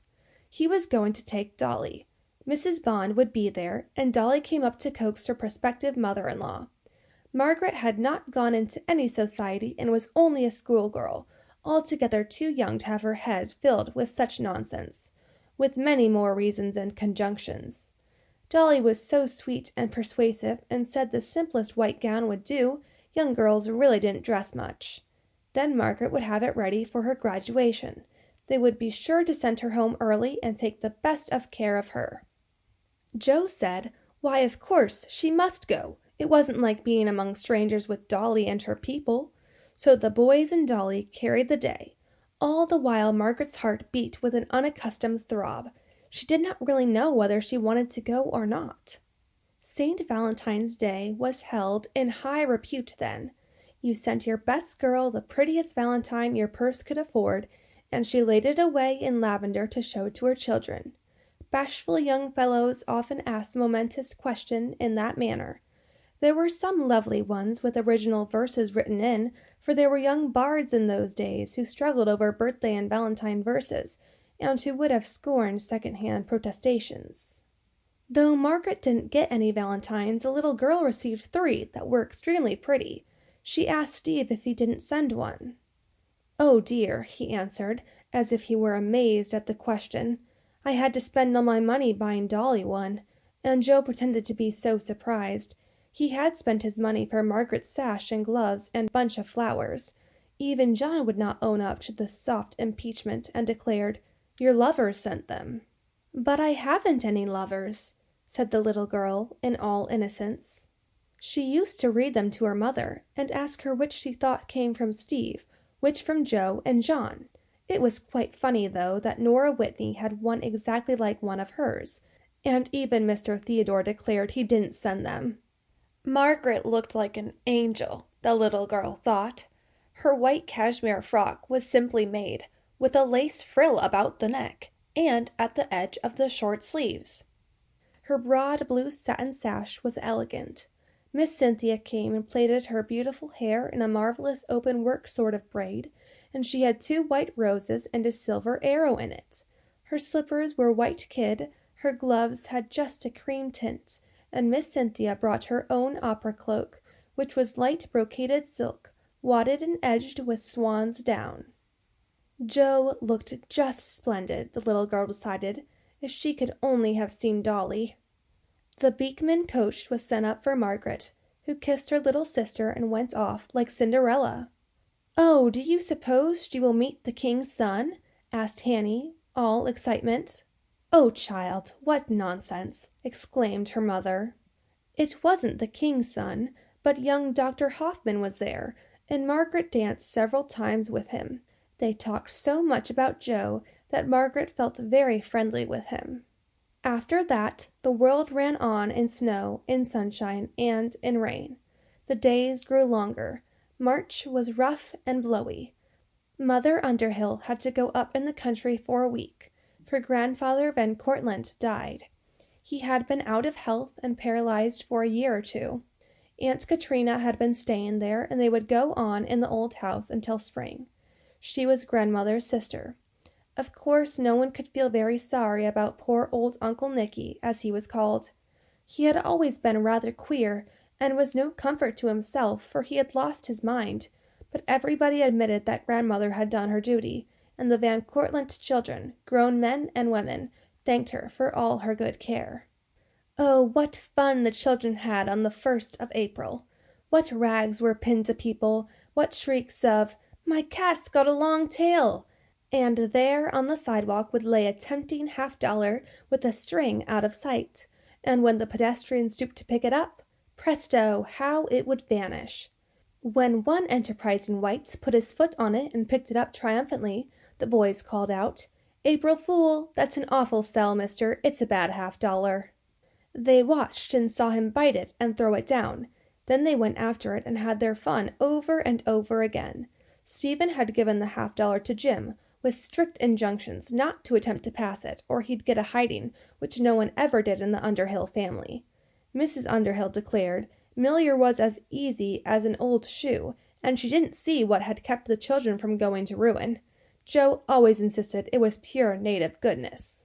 Then they called out to the carters and other wagoners, "Oh, mister, say, your wheel's going round!" And sometimes, without understanding, the driver would look and hear the shout. They had another trick they played out in the Bowery. Boys had a reprehensible trick of cutting behind, as the stages had 2 steps at the back, and the boys used to spring on them and steal rides.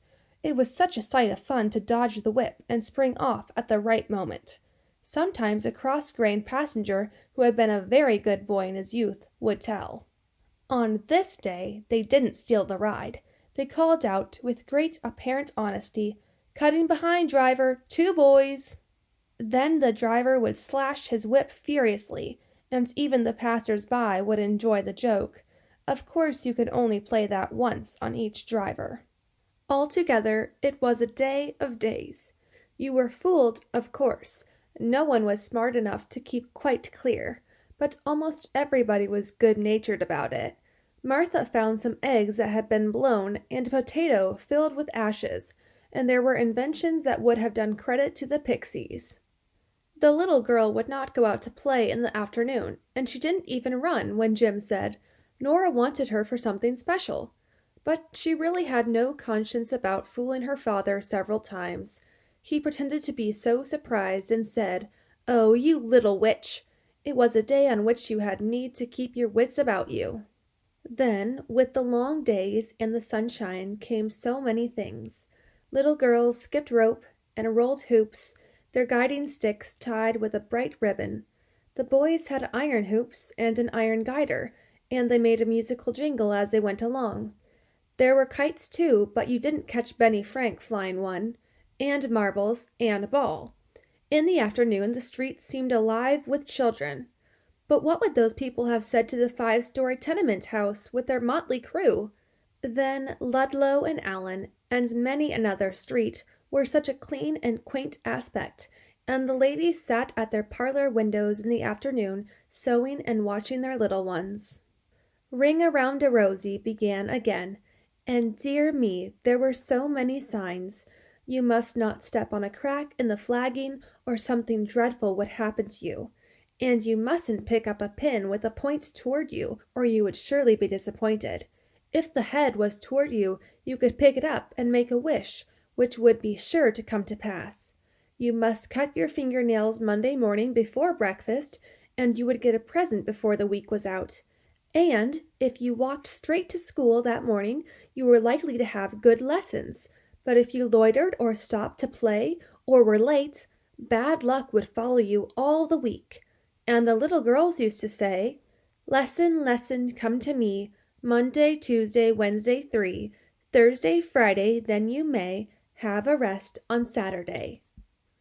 So, you see, a little girl's life was quite a weighty matter. That summer political excitement ran high. Indeed, it had begun in the winter. A new party had nominated Mr. James Harper for mayor, and in the spring he had been elected. Mr. Theodore used to pause and discuss men and measures now that it was getting warm enough to sit out on the stoop and read your paper. Country habits were not altogether tabooed. But what impressed His Honor the Mayor most strongly on the little girl's mind was something Aunt Nancy Archer, who was now an earnest Methodist, said when she was up to tea one evening. "I did look to see Brother Harper set up a little. It's only natural, you know, and I can't quite believe in perfection.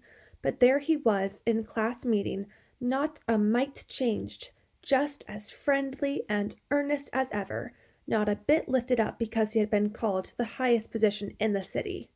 "There's no doubt but he will make a good mayor," rejoined Mr. Underhill. "He's a good, honest man, and all the brothers are capable men, men who are able to pull together. I'm not sure but we'll have to go outside of party lines a little. It ought to broaden a man to be in a big city." The little girl slipped her hand in Aunt Nancy's. "Is he your school teacher?" she ventured timidly. "School teacher? Why, no, child," in surprise. "You said class? You'll have to be careful, Aunt Nancy. That little girl has an inquiring mind," laughed her father. "Yes, it's a church class. I belong to the same church as Brother Harper. We're old-fashioned Methodists. We go to this class to tell our religious experiences.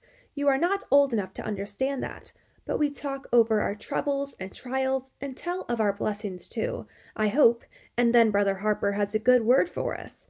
He comforts us when we are down at the foot of the hill, and he gives us a word of warning if he thinks we are climbing heights we're not quite fitted for. He makes a comforting prayer." "I should like to see him," said the little girl. "Well, get your father to bring you down to church some Sunday. Do, Vermilly." "Any time she likes," said her father. They talked on, but Hanny went off into a little dreamland of her own. She was not quite clear what a mayor's duty was, only he was a great man, and her idea of his not being set up, as Aunt Nancy had phrased it, was that there was a great handsome chair, something like a throne, that had been arranged for him, and he had come in and taken a common seat. She was to have a good deal of hero worship later on, and be roused and stirred by Carlyle, but there was never anything finer than the admiration kindled in her heart just then. After Aunt Nancy went away, she crept into her father's lap. "Aren't you glad Mr. Harper's our mayor?" she asked. "Did everybody vote for him? Do girls, big girls, and women vote?" "No, dear. Men over 21 are the only persons entitled to vote. Steve and Joe and I voted, and it's too bad, but John can't put in his vote for president this fall. The mayor governs the city, and the governor the state. What does the president do?" Her father explained the most important duties to her, and that a president was elected every 4 years. That was the highest office in the country. "And who is going to be our president?" She was getting to be a party woman already. "Well, it looks as if Henry Clay would. We shall all work for him." "If it only wouldn't come bedtime so soon!" The little girl studied and played with a will. She could skip rope like a little fairy, but it had been quite a task to drive her hoop straight. She was unconsciously inclined to make the line of beauty. I don't know that it was always graceful either. Some new people moved in the block. Just opposite there was a tall, thin woman who swept and dusted and scrubbed until Steve said he was afraid there wouldn't be enough dirt left to bury her with. She wore faded morning gowns and ragged checked aprons, and she had her head tied up with something like a turban, only it was grayish and not pretty. She did not always get dressed up by afternoon. Oh, how desperately clean she was! Even her sidewalk had a shiny look, and as for her door brasses, they outdid the sun. She had one boy, about 12 perhaps, and his name was John Robert Charles Reed. He was fair, well-dressed, and so immaculately clean that Jim said he'd give $1 if he could ever get so much money together, just to roll him in the dirt. His mother always gave him his full name. He went to a select school, but when he was starting away in the morning his mother would call 2 or 3 times to know if he had all of his books, if he had a clean handkerchief, and if he was sure his shoes were tied and his clothes brushed. And one day a curious sort of carriage went by, a chair on wheels, and a man was pushing it while a lady walked beside it. In the chair was a most beautiful girl or child, fair as a lily, with long light curls and the whitest of hands. Hanny watched in amazement, and then went in to tell her mother. "She looks awful pale and sick," said Hanny. Josie Dean found out presently who she was. She had come to one of the houses that had the pretty gardens in front. She had been very ill and she couldn't walk a step, and her name was Daisy Jasper. Such a beautiful name, and not to be able to run and play! Oh, how pitiful it was! The little girl had her new spring and summer clothes made. They were very nice, but somehow she did not feel as proud of them as she had last summer. Her father took her to Aunt Nancy's church one Sunday. It was very large and plain and full of people. Aunt Nancy sat pretty well up, but they found her. There seemed a good many old men and women, Hanny thought, but the young people were up in the galleries. She thought the singing was splendid. It really went up with a shout. People sang in earnest then. When they came out, everybody shook hands so cordially. Aunt Nancy waited a little while and then beckoned a tall, kindly-looking man who was about as old as her father, though there was something quite different about him. He shook hands with Sister Archer, and she introduced him. He said he was very glad to see Mr. Underhill among them, and smiled down at the little girl as he took her small hand. She came home quite delighted that she had shaken hands with the mayor. Then one day Steve took her and Ben down to Cliff Street, through the wonderful printing house, small in comparison to what it is today. They met the mayor again and had a nice chat. The next great thing to Hanny was Margaret's graduation. She had been studying very hard to pass this year, for she was past 18 and she was very successful. Even Joe found time to go down. She wore her pretty white dress, but she had a white sash, and her bodice had been turned in round the neck to make it low, as girls wore them then. Hanny thought her the prettiest girl there. She had an exquisite basket of flowers sent her, besides some lovely bouquets. Annette Beekman graduated too, and all the Beekman family were out in force. There were some very pretty closing exercises in the little girls' school, and at Houston Street Jim was one of the orators of the day, and distinguished himself in Marco Bozzaris, one of the great poems of that period. After that people went hither and thither, and when schools opened and business started up the presidential campaign was in full blast. There was Clay and Frelinghuysen, Polk and Alice, and at the last moment the Nationals, a new party, had put up candidates, which was considered bad for the Whigs. Still they shouted and sang with great gusto, "Hurrah, hurrah, the country's risin' for Harry Clay and Frelinghuysen."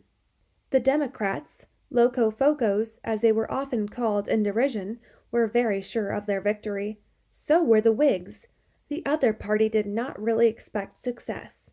There were parades of some kind nearly every night. Even the boys turned out and marched up and down with fife and drum. There was no end of spirited campaign songs, and rhymes of every degree. The Locofoco Club at school used to sing, "Oh, poor old Harry Clay, oh, poor old Harry Clay, you never can be president, for Polk stands in the way." Nora Whitney used to rock in the big chair with Kitty in her arms, and this was her version. "Oh, poor old Pussy Gray, oh, poor old Pussy Gray, you never can be president, for Polk stands in the way." This didn't tease the little girl nearly so much, for she knew no matter how sweet and lovely and good a cat might be, it could only aspire to that honor in Catland. She did so hate to hear Mr. Clay called old and poor when he was neither. To her he was brave Harry of the West, the hero of battlefields. Jim had a rather hard time as well. He thought, with a boy's loyalty, his people must be right, but there was Lily who, with all her people, was a rabid Democrat. He quite made up his mind he wouldn't keep in with her, but the two girls he liked next best had Democratic affiliations also. Then the Whigs had a grand procession. Perhaps it would have been the part of wisdom to wait until the victory was assured, but the leaders thought it best to arouse enthusiasm to the highest pitch. Stephen had joined with some friends and hired a window down Broadway. The little girl thought it a very magnificent display. Such bands of strikingly dressed men marching to inspiriting music, their torches flaring about in vivid rays, such carriage loads, such wagons representing different industries, and there was a grand ship of state, drawn by white horses, 4 abreast, and gaily attired, in which Henry Clay was to sail successfully into the White House. After that imposing display, the little girl had no fear at all. Jim was very top-loftical to Miss Lily for several days. Then came the fatal day. There were no telegraphs to flash the news all over the country before midnight. A small one connected Baltimore and Washington, but long distance was considered chimerical. So they had to wait and wait. Fortunes varied. At last reliable accounts came, and Polk had stood in the way, or perhaps Mr. Binney, the third candidate, had taken too many votes. Anyhow, the day was lost to brave Harry of the West. The little girl was bitterly disappointed. She would have liked all the family to tie a black crape around their arms, as Joe had once when he went to a great doctor's funeral. Della teased her a good deal, and Nora sang, "Hurrah, old Pussy Gray, hurrah, old Pussy Gray, we've got the president and all, and Polk has won the day." Then the Democrats had their grand procession. The houses were illuminated, the streets were full of shouting children. Even the boys had a small brigade that marched up and down the street. And oh, grief, Jim marched with them. "I wouldn't be such a turncoat," declared the little girl angrily. "I'm ashamed of you, James Underhill. I shall always feel as if you wasn't my brother any more." "Shoo!" returned Jim. "Half the boys turning out have Whig fathers. There wouldn't have been enough for any sort of procession without us. And they promised to cry quits if we would turn out. It don't mean anything but fun." She took her trouble to her father. "You are sorry we have been beaten?" she said excitedly. "Yes, Pussy, very sorry. I still think we shall be sorry that Clay isn't president." "I'm sorry all the time. And when he was so good and splendid, why didn't they put him in?" "Well, a great many people think Mr. Polk just as splendid." "Oh, the Democrats!" she commented disdainfully. More than half the votes of the country went against our Harry of the West. One side always has to be beaten. It's hard not to belong to the winning side. But we won 4 years ago, and we did a big lot of crowing, I remember. We shouted ourselves hoarse over the announcement that Tippecanoe and Tyler too were bound to rule the country through. We drove our enemies out of sight and erected log cabins on their ruins. We had a grand good time, and then our brave and loyal Tippecanoe died, and some of us have been rather disappointed in Mr. Tyler. We will all hope for the best. There are a good many excellent men on both sides. I guess the country will come out all right." "You see, my little girl, we must make up our minds to occasional defeat, especially when we go into politics." And there was the shrewd laughing twinkle in his eye. "It is supposed to be better for the country to have the parties about evenly divided. They stand more on their good behavior, and we will hope for better luck next time." "But you couldn't turn round and be a Democrat, could you?" she asked, with a sad entreaty. "No, dear," he replied gravely. "I'm glad we have Mayor Harper left. Can the new president put him out?" "No, my dear." They kissed each other in half sorrowful consolation. But alas, next year even Mayor Harper had to go out. End of chapter 11.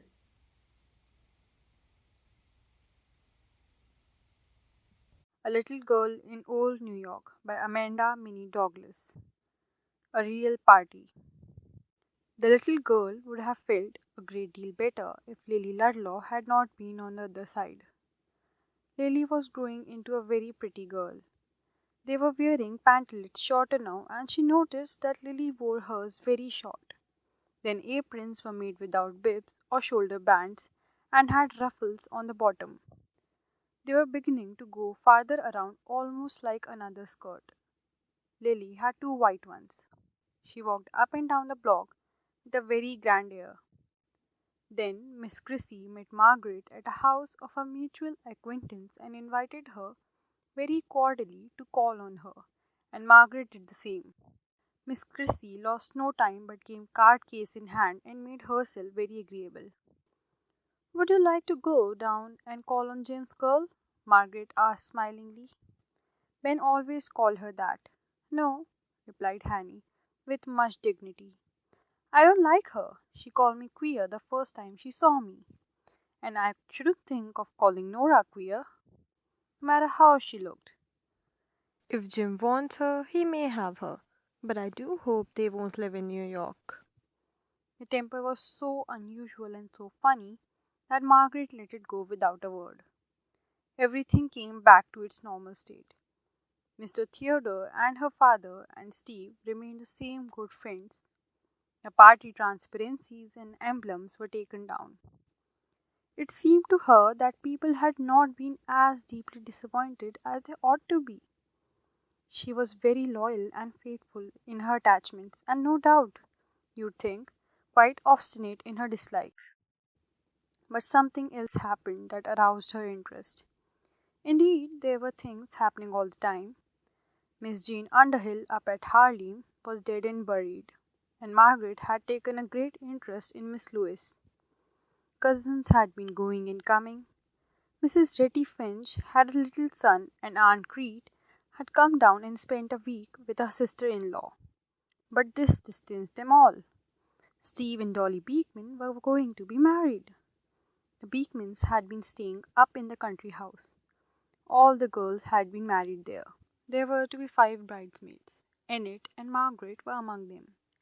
Joe was to be the best man and stand with Miss Enid. Dr. Hoffman was to stand with Margaret. There was a Gessner cousin, a Wyndham cousin, and Dolly's dear friend, Miss Stuyvesant. All the bridesmaids were to be gowned in white India mull, and Dolly was to have a white brocaded silk and a long veil that her grandmother had worn. Hosts and hosts of friends were invited. The house would be big enough to take them all in. Miss Cynthia made the little girl a lovely dress. First, she took a pink merino for a slip. Then there were lace puffs divided by insertion, a short baby waist, short sleeves, pink satin bows on her shoulders with the long ends floating almost like wings, and a narrow pink ribbon around her waist with a great cluster of bows and ends. She was to have her hair curled all around her, and to stand and hold Dolly's bouquet while she was being married. I suppose now we could call her a maid of honor. No one could say that Mr. Peter Beekman had ever given a mean wedding. He liked Stephen very much, and Dolly could almost have wheedled the moon out of him if she had tried. He teased Enid by telling her she would have to be an old maid and stay home and take care of her father and mother. Grandmother Van Cortlandt came down. She laid off her mourning and wore her black velvet gown with its English crown pointed lace. Grandmother Underhill came too, but she wore black silk with a pretty fine lace fichu that she had been married in herself. Uncle David and Aunt Eunice, who wore a grey satin that had been made for her eldest son's wedding. There were Underhill cousins by the score, some bonnets from New Rochelle, some vermilias, for no one really worthwhile was to be sighted. The day had been very fine and sunny.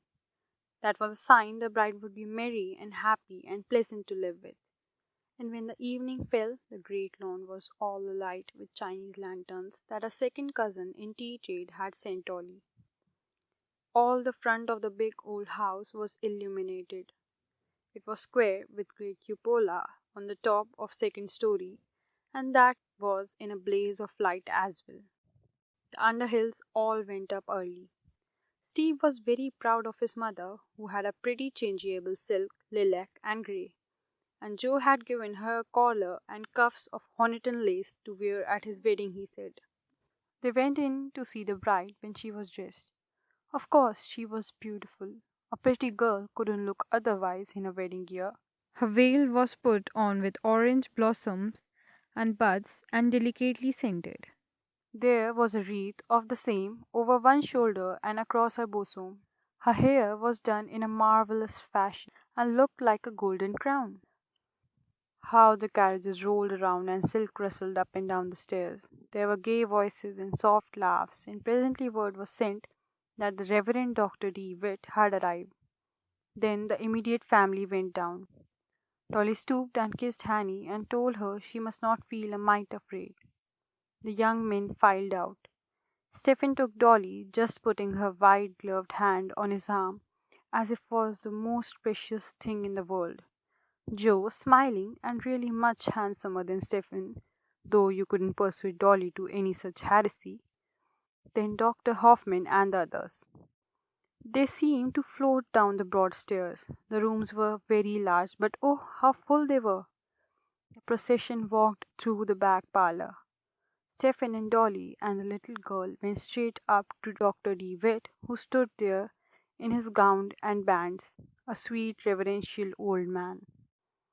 The bridesmaids and the groomsmen made a half circle around. There was some soft music, then a silence. Dr. DeWitt began.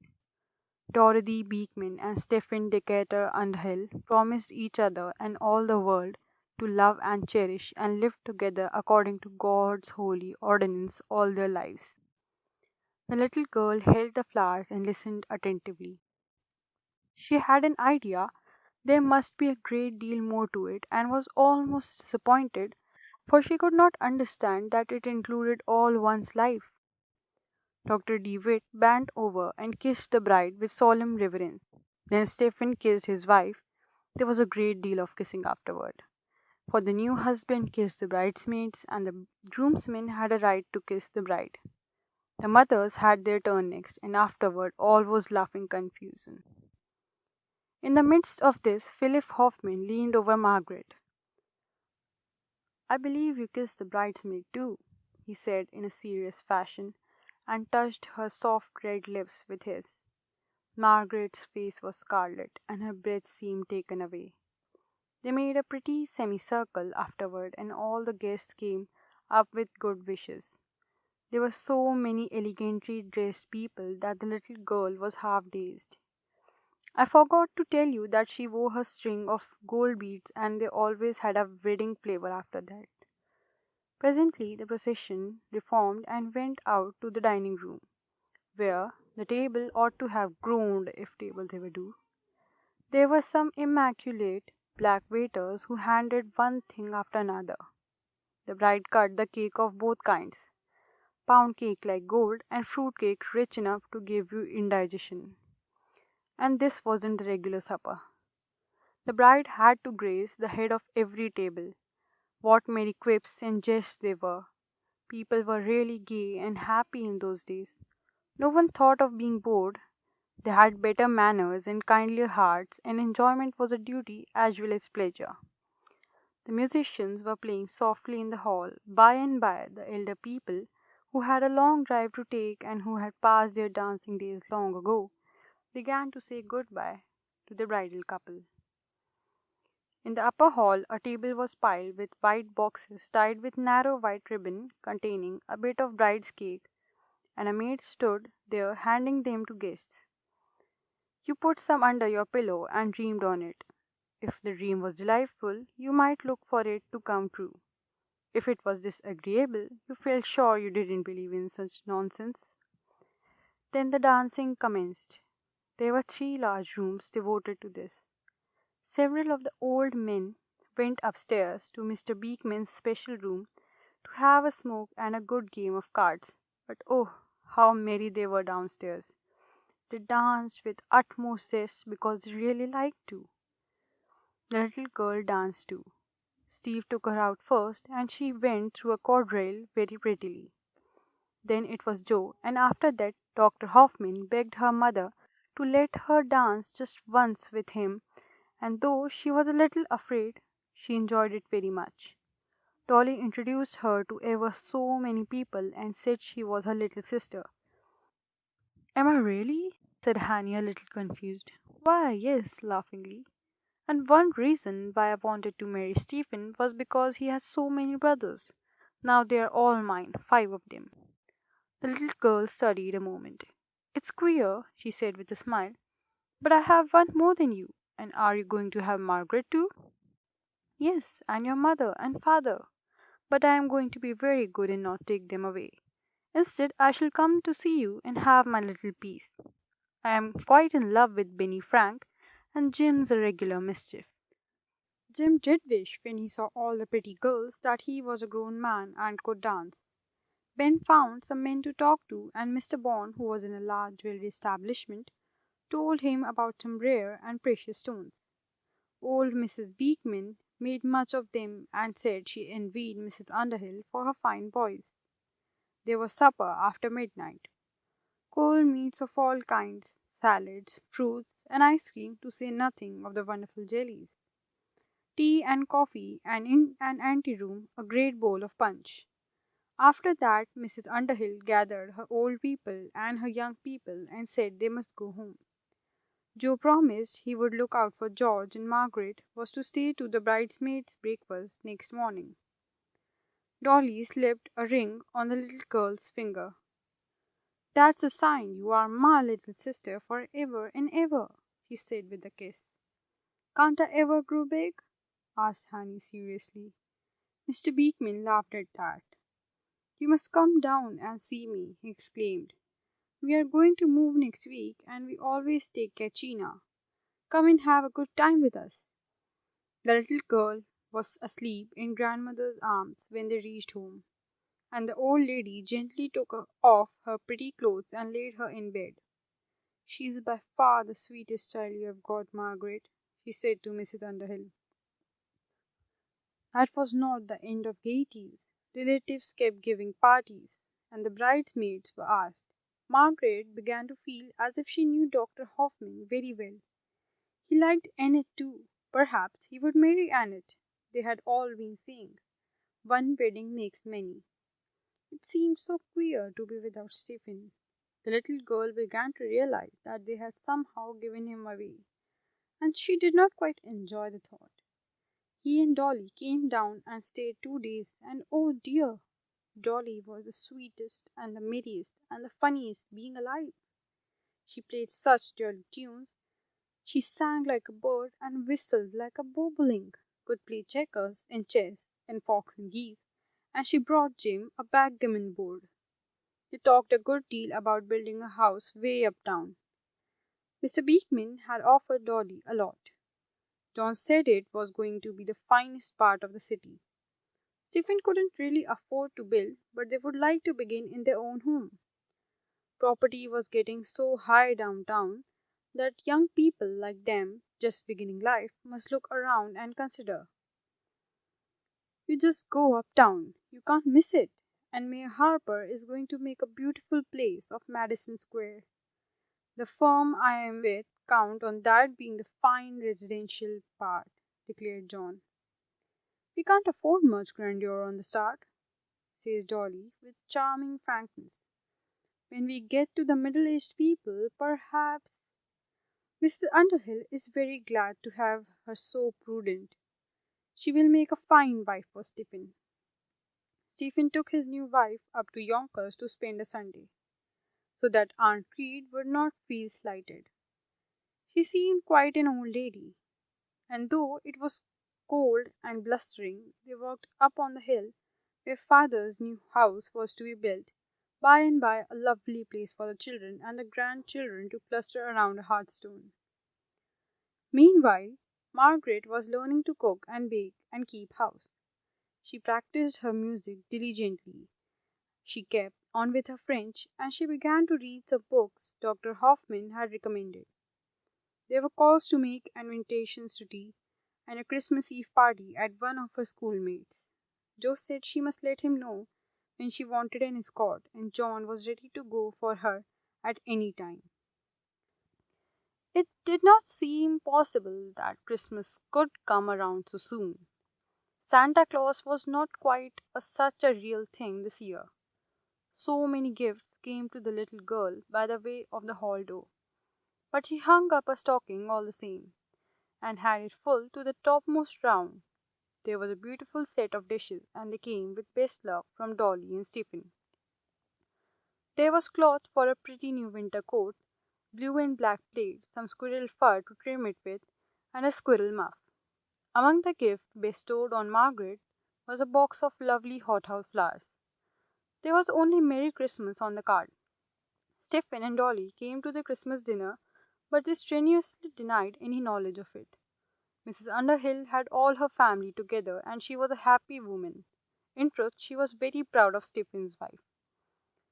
Grandmother Van Cortlandt had come to make a visit.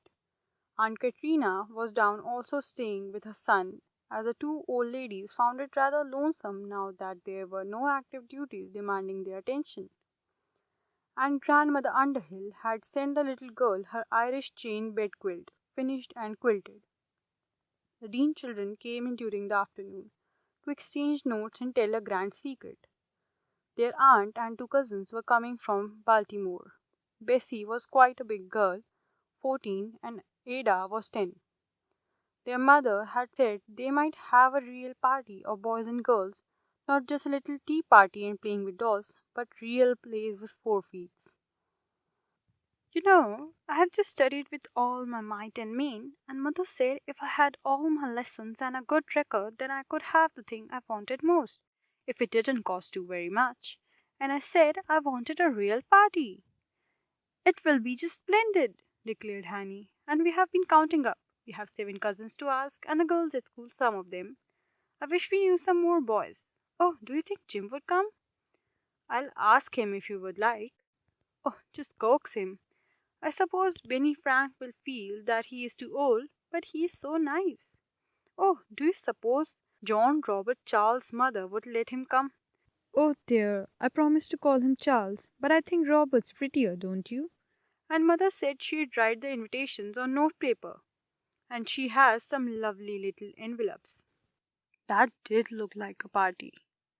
I think John Robert Charles is real nice, said Hanny timidly, but I am afraid of his mother. Oh, so is he, awful. Yet she isn't real ugly to him, only cross, and so dreadful particular. She makes him go out and wipe his feet twice, and wear that queer long cloak when it rains, and then red wooden tippet. She bought red because it was healthy. He said so. He wanted blue and grey. She lets him come over to her house sometimes, and he can sing just splendid. But the boys do make fun of him. Poor John Robert Charles often thought his life was a burden on account of his name and his mother's great virtue of cleanliness. He was not allowed to play with the boys. Ball and marbles and hopscotch were tabooed. He could walk up and down and do errands, and that, with going to school, was surely enough. Then she exaggerated him. His white collars were always broader. If trousers were a little wide, his were regular sailors. She bought his Sunday suit to grow into, so by the second winter it just fitted him. His everyday clothes she made, and oh, she cut his hair. It is very hard to be the daughter of such a mother, a rigid, uncompromising woman with no sense of the fitness of things, of harmony or beauty or indulgence in little fancies that are so much to a child. Quite as hard to be the son. Charles had everything needed to keep him warm, in good health, and books for study. When it rained hard, he had 6 cents to ride in the omnibus, and he did have the cleanest house and the cleanest clothes, and his mother thought a very nice time. Luckily, there were no boys this end of the block.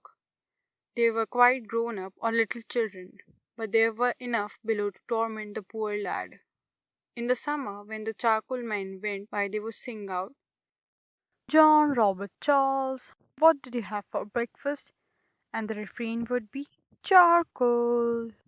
What did you have for dinner? Charcoal. How do you keep so clean? Charcoal. Early this autumn the boy had made a protest. Day after day he said it over to himself until he thought he had sufficient courage. Mother, why don't you call me just Charles, as my father does? His mother's surprise almost withered him. Because, when she had found her breath, John is after my father, who was an excellent man, and Robert was for the only brother I ever had, and Charles for your grandfather Reed. If you grow up as good as any of them, you'll have no occasion to find fault with your name. Yet boys at school called him Bob, and he really did enjoy it. He went to a very nice select school where there were only 20 boys. He had made quite an acquaintance with the Dean girls. He could play house, and they had such delightful books to read. And the party must be some time next week. Thursday, Mother thought, would be convenient. I should give the invitations out on Monday, Josie said, and oh, try to coax them.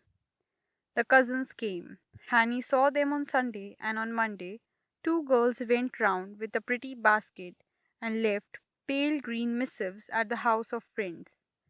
There was one for Ben also. Hmm, ejaculated Jim. A baby party. Will they play with dolls? Oh, Jim, it's going to be a real party with refreshments. Of course there won't be dolls. Washington pie and round hearts? The tears rushed to Hanny's eyes. Never mind about him, said Ben. I'll go. I'll be your beau. And see here, Hanny, it's polite to answer an invitation. Now you write yours and I'll write mine, and I'll leave them at the door. Hanny smiled and went upstairs for her box of paper.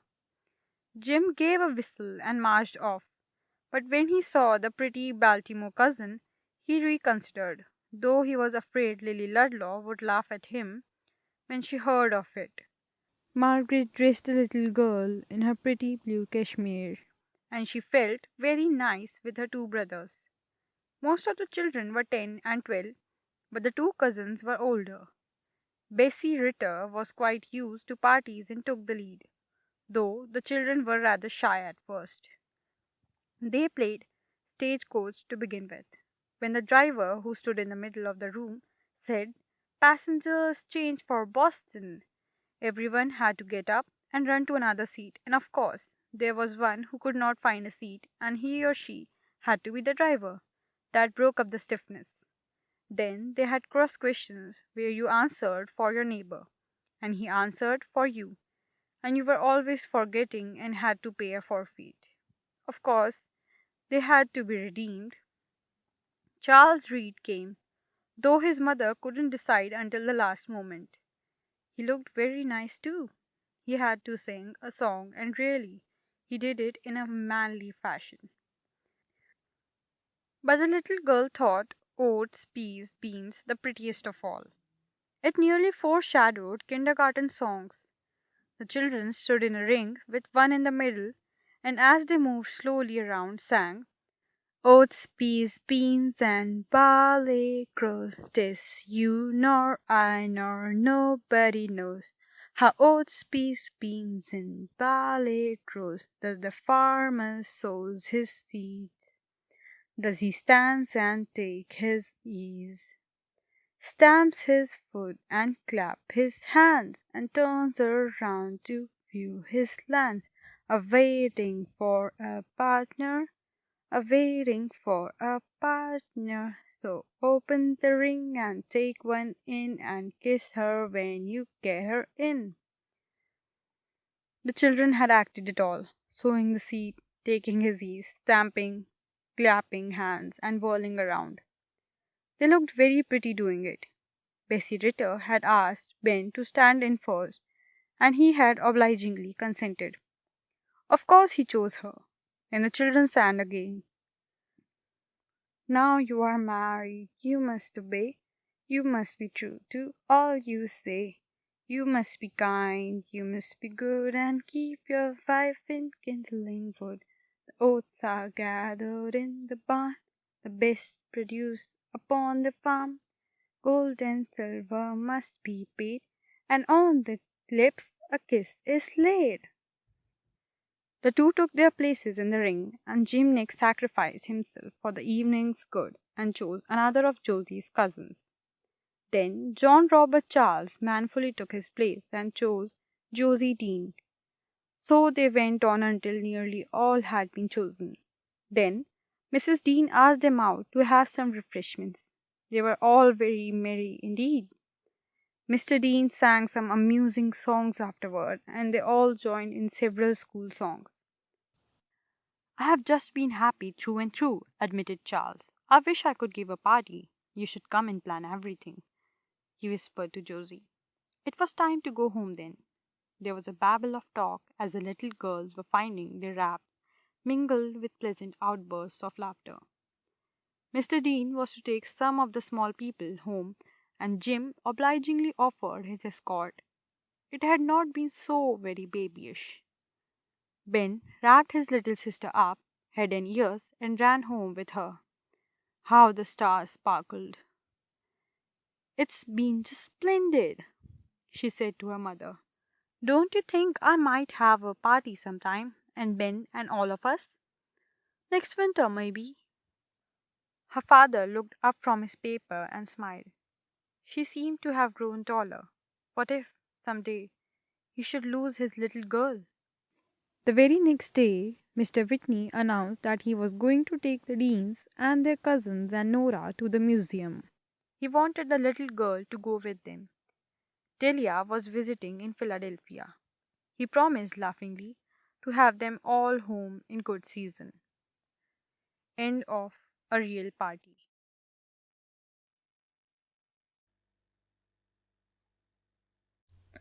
A Little Girl in Old New York by Amanda Minnie Douglas. Chapter 13. New Relations. New Year's Day was gayer than ever. The streets were full of throngs of men in twos up to any number, and carriages went whirling by. There were no ladies out, of course. Margaret had two of her school friends receiving with her, one a beautiful Southern girl whose father was in Congress, and who was staying on in New York, taking what we should call a postgraduate course now, perfecting herself in music and languages. Margaret was a real young lady now. Joe had taken her to several parties, and there had been quite a grand reception at the Beekmans. The little girl was dressed in her blue cashmere and a dainty white Swiss apron ornamented with little bows like butterflies. Miss Butler thought she was a charming child. She stood by the window a good deal, delighted with the stir and movement in the street, and she looked very picturesque. Her hair, which was still light, had been curled all round and tied with a blue ribbon instead of a comb. Her mother said it was foolishness, and they would make the child as vain as a peacock. But I think she was rather proud of the sweet, pretty-mannered little girl. There was one great diversion for her. About the middle of the afternoon 2 gentlemen called for her father. One was quite as old, with a handsome white beard and iron-grey hair, very stylishly dressed. He wore a high-standing collar with points, and what was called a neckcloth of black silk with dark blue brocade figures running over it, and a handsome brocade velvet vest, double-breasted, the fashion of the times, with gilt buttons that looked as if they were set with diamonds, they sparkled so. Over all he had worn a long Spanish circular, which he dropped in the hall. The younger man might have been 18 or 20. Ben was waiting on the door. He announced Mr. Bonnet and Mr. Eugene Bonnet. "We hardly expected to find any of the gentlemen at home," began the elder guest. "We are cousins, in a fashion, and my son has met the doctor. Father is at home," said Margaret in the pause. "Hanny, run downstairs and call him." "Miss Underhill, I presume," exclaimed the young man. "I have seen your brother quite often of late. And do you know his chum, Phil Hoffman? Doctor, I ought to say," laughingly. "Oh, yes," and Margaret coloured a little. Then her father came up. These were some of the Bonnets from New Rochelle, originally farther back from England and France in the time of the Huguenot persecution. Mr. Bonnet's father had come to New York a young man 70-odd years ago. Mr. Bonnet himself had married for his first wife a Miss Vermilia, whose mother had been an Underhill from White Plains, and she was Father Underhill's own cousin. She had been dead more than 20 years, and her children, 5 living ones, were all married and settled about, and he had 5 by his second marriage. This was his eldest son. They talked family quite a while, and Mrs. Underhill was summoned. The young man went out in the back parlour where the table stood in its pretty holiday array, and was introduced to Margaret's friends. They hunted mottos, which was often quite amusing, ate candies and almonds and bits of cake, while the elder people were talking themselves into relationship. Eugene explained that his next younger brother was Louis. Then a slip of a girl of 15, and 2 young cubs completed the second family. But the older brothers and sisters were just like own folks. Indeed, he thought one sister, Mrs. French, was one of the most charming women he knew, only she did live in the wilds of Williamsburg. Francesca was married in the Livingston family, and lived up in Manhattanville. How anyone could bear to be out of the city, that meant below 10th Street, he couldn't see. "Is that little fairy your sister?" he asked. "Isn't she lovely?" Margaret smiled. She thought Mr. Eugene very flattering. Then the others came out, and Mr. Bonnet took a cup of black coffee and a very dainty sandwich. He left sweets to the young people. And now that they had broken the ice, he hoped the Underhills would be social. They, the Bonnets, lived over in Hammersley Street, which was really a continuation of Houston. And they might like to see grandfather, who was in his 90th year and still kept to his old French ways and fashions. Miss Butler was very enthusiastic about the callers. "Why, you are quite French," she said, "only they show it in their looks. We have had so much English admixture," and Father Underhill laughed with a mellow sound.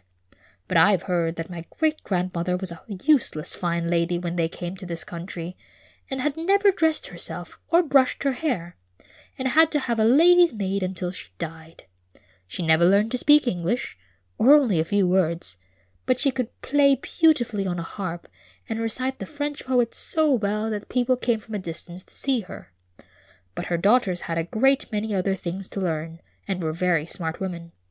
My own grandmother could spin on the big wheel and the little wheel equal to any girl when she was 70 years old." "How delightfully romantic!" cried Miss Butler. "There's a big wheel in the garret at Yonkers, and a little wheel, and a funny reel," said Hanny, who was sitting on Miss Butler's lap. "And we used to play the reel was a mill, and we make believe we ground corn." "I've done many a day's spinning," exclaimed Mrs. Underhill. "The hunters raised no end of flax, and we spun the thread for our bed and table linen. One of our neighbors had a loom and did weaving. Cotton goods were so high we were glad to keep to linen. Ah, well, the world's changed a deal since my young days." They were disturbed by an influx of guests. The fashionable young men came late in the afternoon and evening. The gilt candelabrum on the mantel was lighted up, and it had so many branches and prisms it was quite brilliant. Then there were sconces at the side of the wall to light up corners, and these have come around again, since people realize what a soft, suggestive light candles give. The Underhills had no gas in their house. It was esteemed one of the luxuries. Even the outskirts of the city streets were still lighted with oil. Steve came in and teased the girls and begged them to eat Filipinos with him. He seemed to find so many, and he said the best wish he could give them for 1845 was that they might all find a good husband, as good as he was making, and if they didn't like to take his word, they were at liberty to go and ask his wife. Quite in the evening, the 2 doctors called, and Joe announced that he was going to have a Christian supper and a cup of tea, so that he would be able to attend to business tomorrow, as half the city would be ill from eating all manner of sweet stuff. After he had chaffed the girls a while, he took Dr. Hoffman downstairs, out of the crowd, he said, and Mrs. Underhill gave them a cup of delicious tea. She and Martha were kept quite busy with washing dishes and making tea and coffee. Joe had requested last year that they should not offer wine to the callers. He went out in the kitchen to have a talk with his mother about the Bonnets. Dr. Hoffman played with his spoon and would not have another cup of tea. Mr. Underhill wondered why he did not go upstairs and have a good time with the girls. They could hear the merry laughter. "Mr. Underhill," he began presently.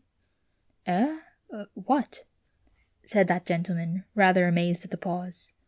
Dr. Hoffman cleared his throat. There was nothing at all in it. The trouble was a sort of bounding pulsation that interfered with his breath, and flushed his face. "Mr. Underhill, I have a great favor to ask." He rose and came near so that he could lower his voice. I admire your daughter extremely. I should choose her out of all the world if I could." Father Underhill glanced up in consternation.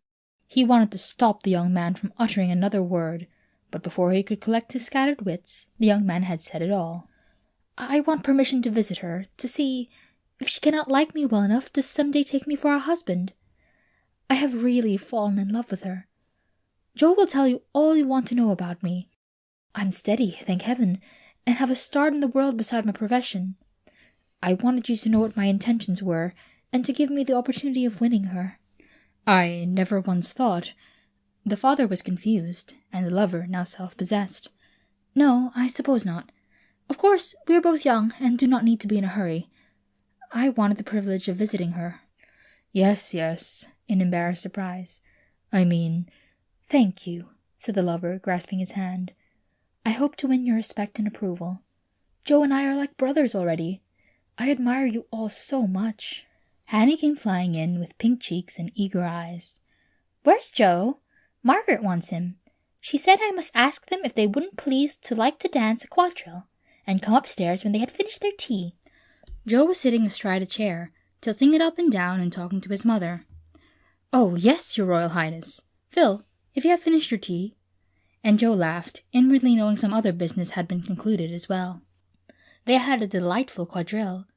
Then Miss Butler sang a fascinating song, The Mockingbird. Two of the gentlemen sang several of the popular airs of the day, and the party broke up. The little girl had gone to bed some time before, though she declared she wasn't a bit tired, and her eyes shone like stars. The very next day it snowed, so the ladies could have no day at all. There was sleigh riding and merrymaking of all sorts. One day Dr. Hoffman came and took Margaret and her little sister out in a dainty cutter. Then he used to drop in St. Thomas's Church and walk home with her evenings. Father Underhill felt quite guilty in not forewarning his wife of the conspiracy, but one evening she mistrusted. "Margaret is altogether too young to keep company," she declared in an authoritative way. "Margaret is 19, said her father, "and you were only 20 when I married you. That's too young." "Seems to me we were far from miserable. As I remember it, it was a very happy year." "Don't be silly, Millier. And you're so soft about the children. You haven't a bit of sense about them." In her heart, she knew she would not give up 1 year of her married life for anything the world could offer. "Margaret knows no more about housekeeping than a cat," she continued. "Well, there's time for her to learn. And perhaps she will not really like the young man." "She likes him already. Millier, you're as blind as a bat." "Well, if they like each other, it's the way of the world. It's been going on since Adam." "It's simply ridiculous to have Margaret perking herself up for a beau." "I guess you'll have to let the matter go. Hoffman is well connected and a nice young fellow." Yes, she had to let the matter go on. She was unnecessarily sharp with Margaret and pretended not to see. She was extremely ceremonious with the young man at first. She didn't mean to have him coming to tea on Sunday evenings, a fashion that still lingered. But Dolly was very good to the young lovers, and they had so many mutual friends. Then Margaret was quite shy. She hardly knew what to make of the attentions that were so reverent and sweet. She couldn't have discussed them with a single human being. Mr. and Mrs. Underhill had called on their new cousins in Hammersley Street, and on Washington's birthday he took the little girl and Ben over. The street was still considered in the quality part of town.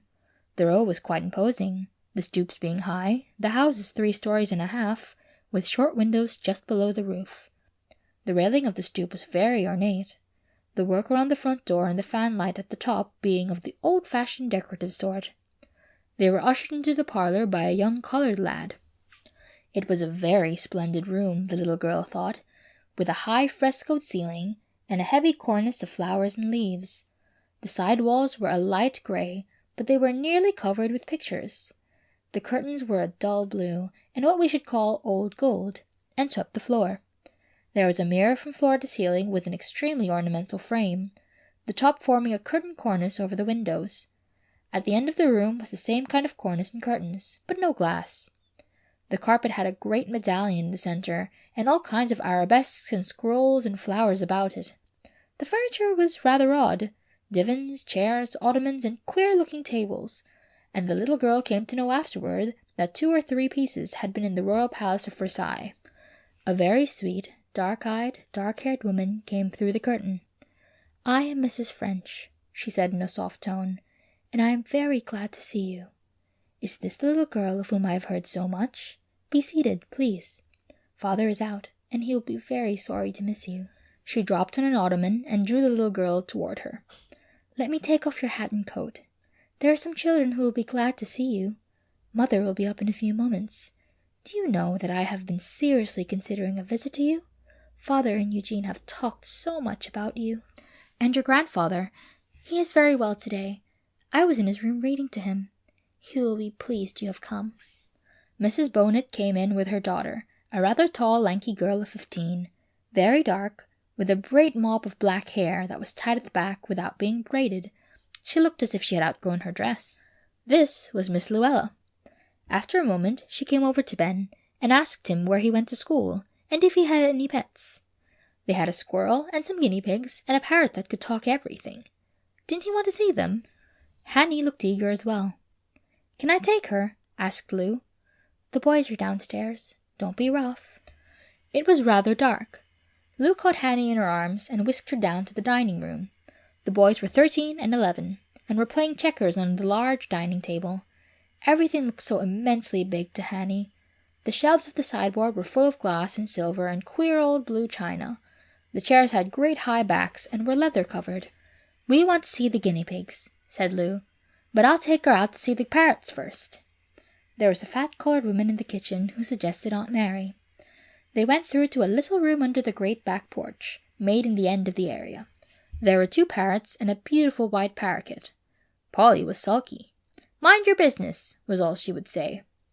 Dan soon began to be quite sociable, declaring he was glad to see them, and would like to have some grapes. "You shut up!" screamed Polly. "I'll talk as much as I like."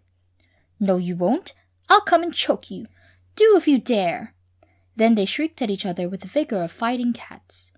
Polly rustled around her cage as if she would be out the next moment. Hanny clung to Lou and was pale with fright. "They can't get out. They tear each other to pieces when they're mad, and sometimes they're as sweet as honey. Pa's going to sell one of them, but we can't decide which must go. Polly talks a lot when she's in the mood. I don't know what's ruffled her so. Polly, my pretty Polly, sing for me. And the first time I go out, I'll buy you some candy with lots of peanuts in it. Lots of peanuts," lingeringly. "Polly, sing? Oh, ho! Ho! Polly can't sing no more than a crow," squeaked out Dan. Can do! Can do! Pretty Polly! Polly want a cracker. Polly sing for her dear Dan. Oh, boo-hoo!" Polly screamed in a tearing rage. The young colored lad entered. "Miss Lou, the birds disturb your grandpa. Let me take Polly. You bad bird, you're going in a dungeon." With that he whisked Polly off. Dan laughed gleefully. The boys came, and Dan went through his stock accomplishments, much to their delight. "But Polly's a sight the funniest," declared Lou. "Only she has such a horrid temper, and it just grows worse. We had a monkey, and that got to be so awful bad. Now, let's go and see the guinea pigs." They were up on the top floor. "We had them down the cellar," explained one of the boys, "but some of them died. Jean said it was too dark and damp." The children trudged upstairs. There was a pen in a small room, which seemed a receptacle for all sorts of broken toys. Ah, how pretty the little things were, black and yellow spotted, bright-eyed, and soft-coated, with a tiny sort of squeak, and tame enough to be caught. Lou offered one to Hanny, but she drew back in half fear.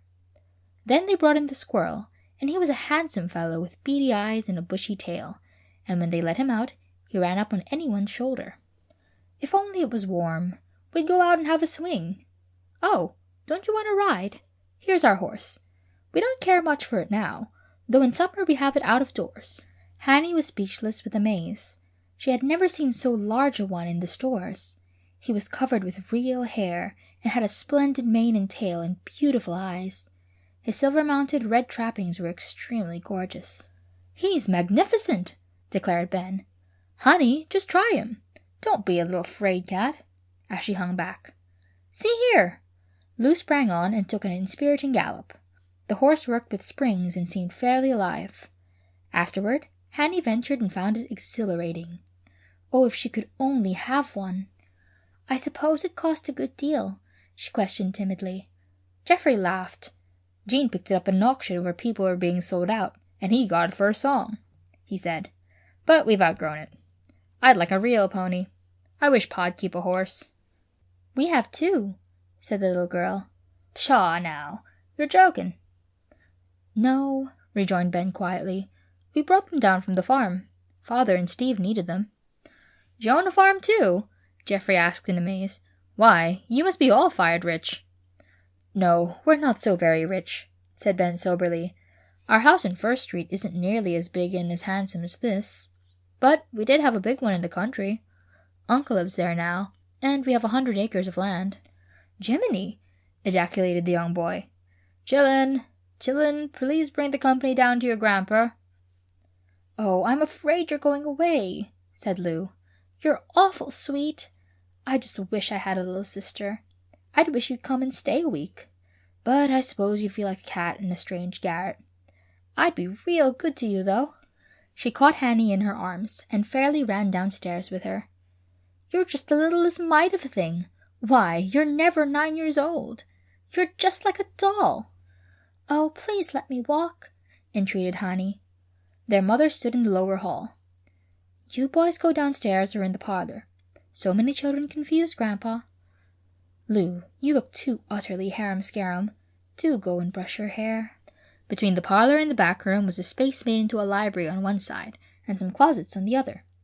Sliding doors shut this from the back room.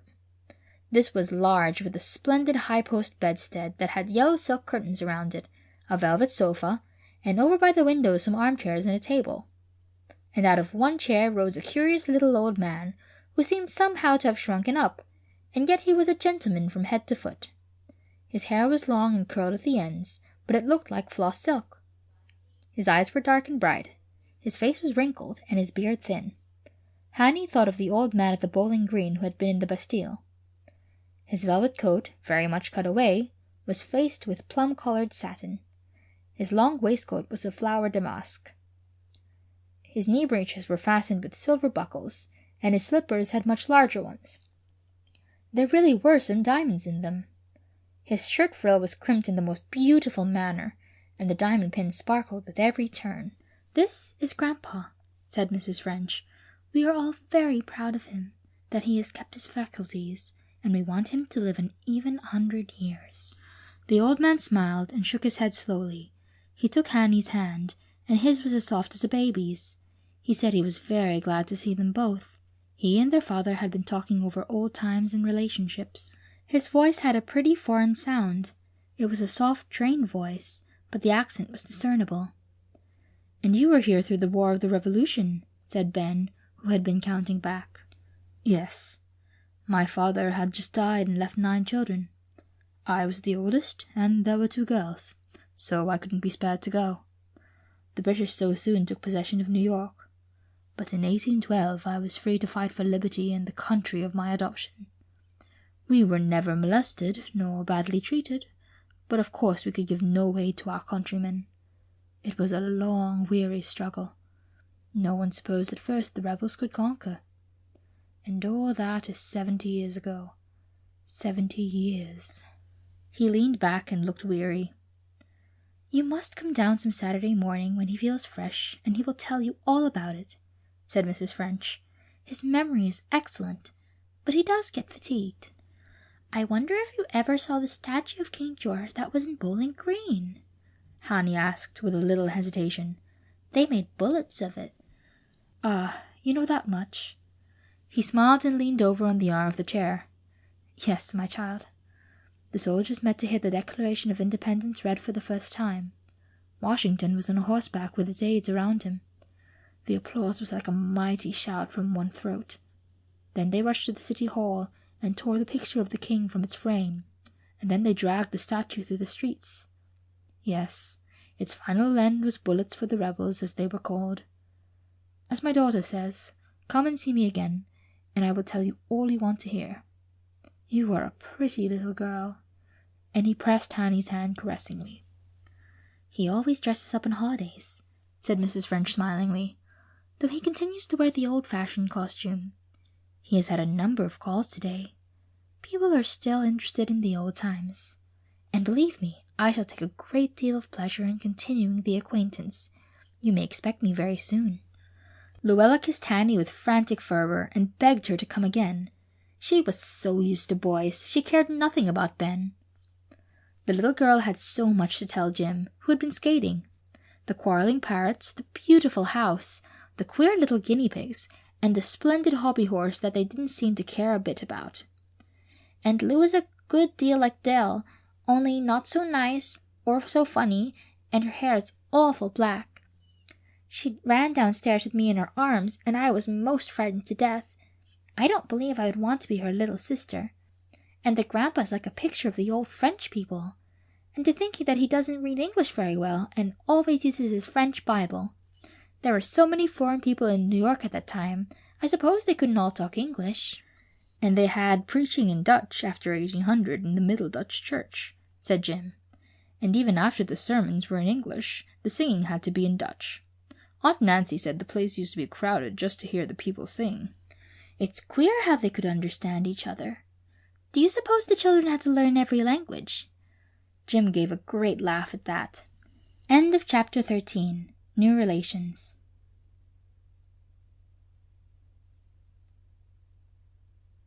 A Little Girl in Old New York by Amanda Minnie Douglas.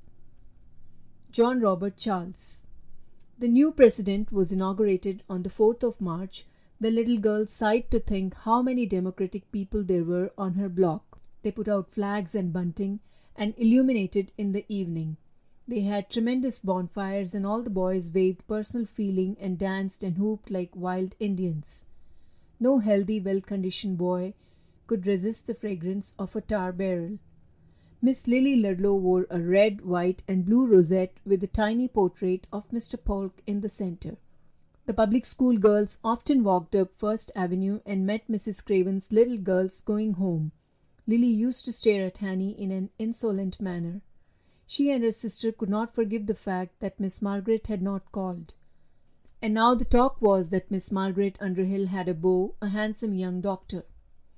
"They do think they're awful grand," said Lily to some of her mates, "but they take up with that Dealey Whitney, who sometimes does the washing on Saturdays. It's a fact, girls, and the sister works in an artificial flower place down in Division Street. And the Underhills think they're good enough to company with." But the fact remained that the Underhills kept a carriage, and that Mr. Stephen had married in the Beekman family, and Chris had heard that Dr. Hoffman was considered a great catch. She was almost 20 and had never kept company yet. Young men called at the house, to be sure, and attended her home from parties, but the most desirable ones seemed unattainable. Her mother fretted a little that she didn't get to doing something. Here were girls earning $5 or $6 a week, and her father's wages were so small it was a pinch all the time. "I'm sure I make all our dresses and sew for father and do lots of housework," replied Chris, half crying. There were people even then who considered it more genteel not to work out of the house, and since servants were not generally kept, a daughter's assistance was needed in the household. And to crown the little girl's troubles, her dear mayor was retired to private life, and a Democrat ruled in his stead. But there were the new discoveries to talk about, and the reduction of postage due to the old administration. Now you could send a letter 300 miles for 5 cents. Annie wrote several times a year to her grandmother Underhill, so this interested her. At the end of the century we are clamoring for penny postage, and our delivery is free. Then they had to pay the carrier. The electromagnetic telegraph was coming in for its share of attention. Scientific people were dropping into the old University of New York, where Mr. Morse was working it. The city had been connected with Washington. There were people who believed there was a humbugging fellow at both ends, and that the scheme couldn't be made to work. It was cumbersome compared to modern methods, and Professor John W. Draper took the first daguerreotype from the roof of that famous building. That was the greatest wonder of the day.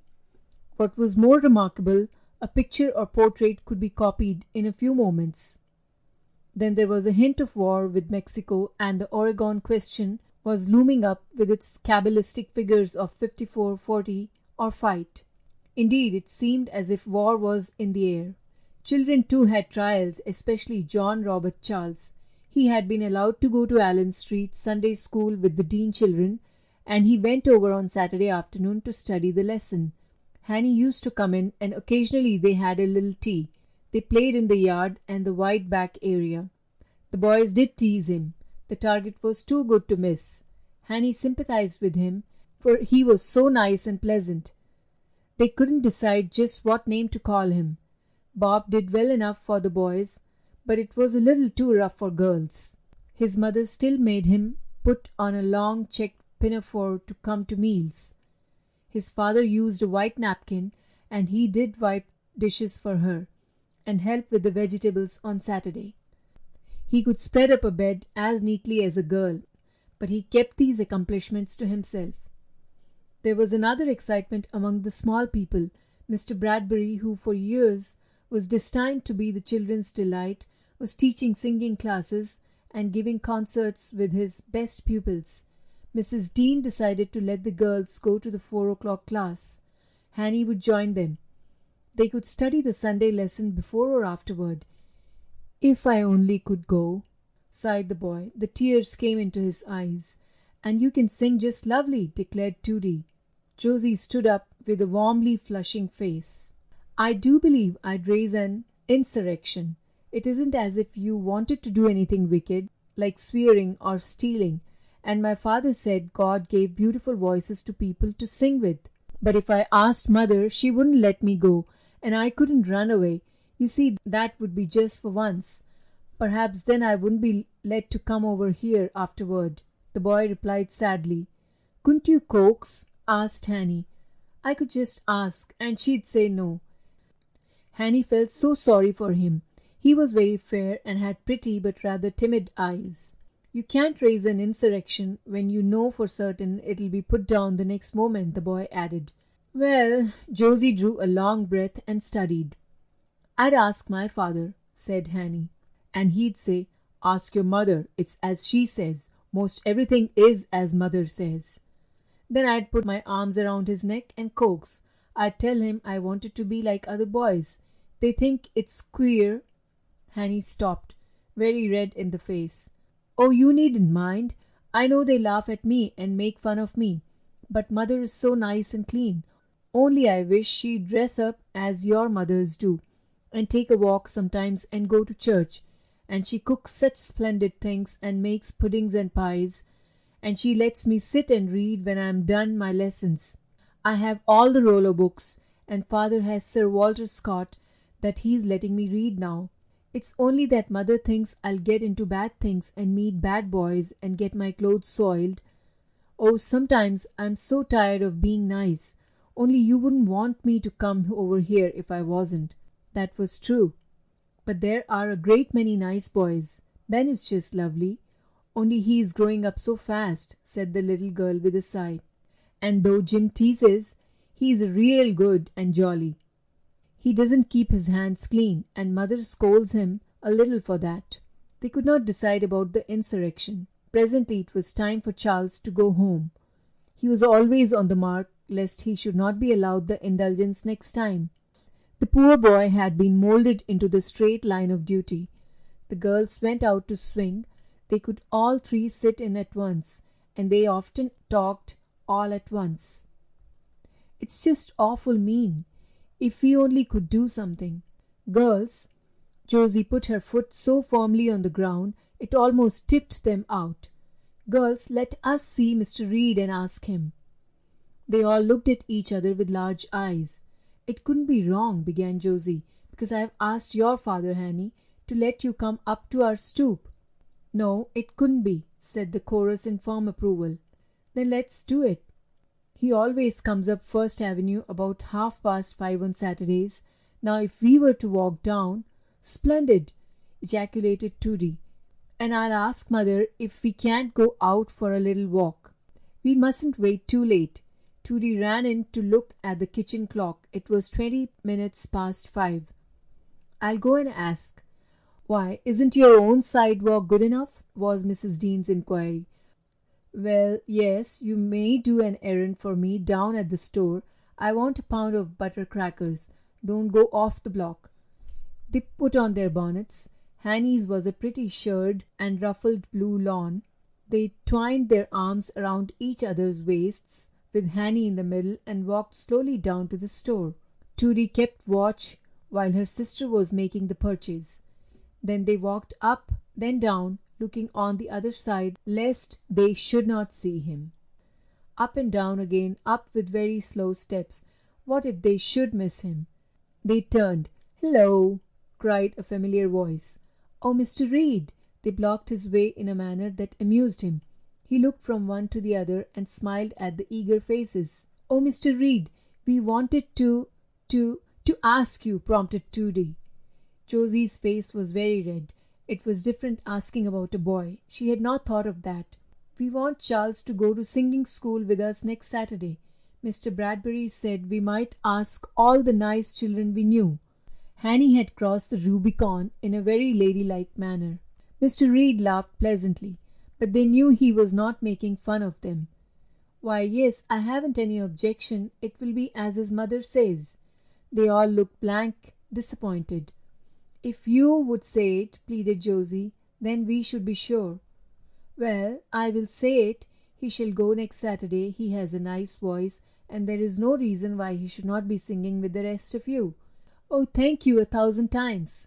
It's hardly worth that." Mr. Reed was a little nettled. Had Charles put them up to this? They were at the corner and turned down their side of the street, nodding gaily. "You see, it was just as easy as nothing," remarked Josie complacently. Mr. Reed entered his own area, wiped his feet, and hung up his hat. He went out in the back area and washed his hands. Every other day a clean towel was put on the roller. The house was immaculate. The supper table was set. Mrs. Reed was finishing a block of patchwork, catch-up work, when she had to wait 2 minutes. She went out in the hall, taking the last stitch, and called up the stairway, "John Robert Charles." Meals were generally very quiet. Charles had been trained not to speak unless he was spoken to. Once or twice his father looked at him.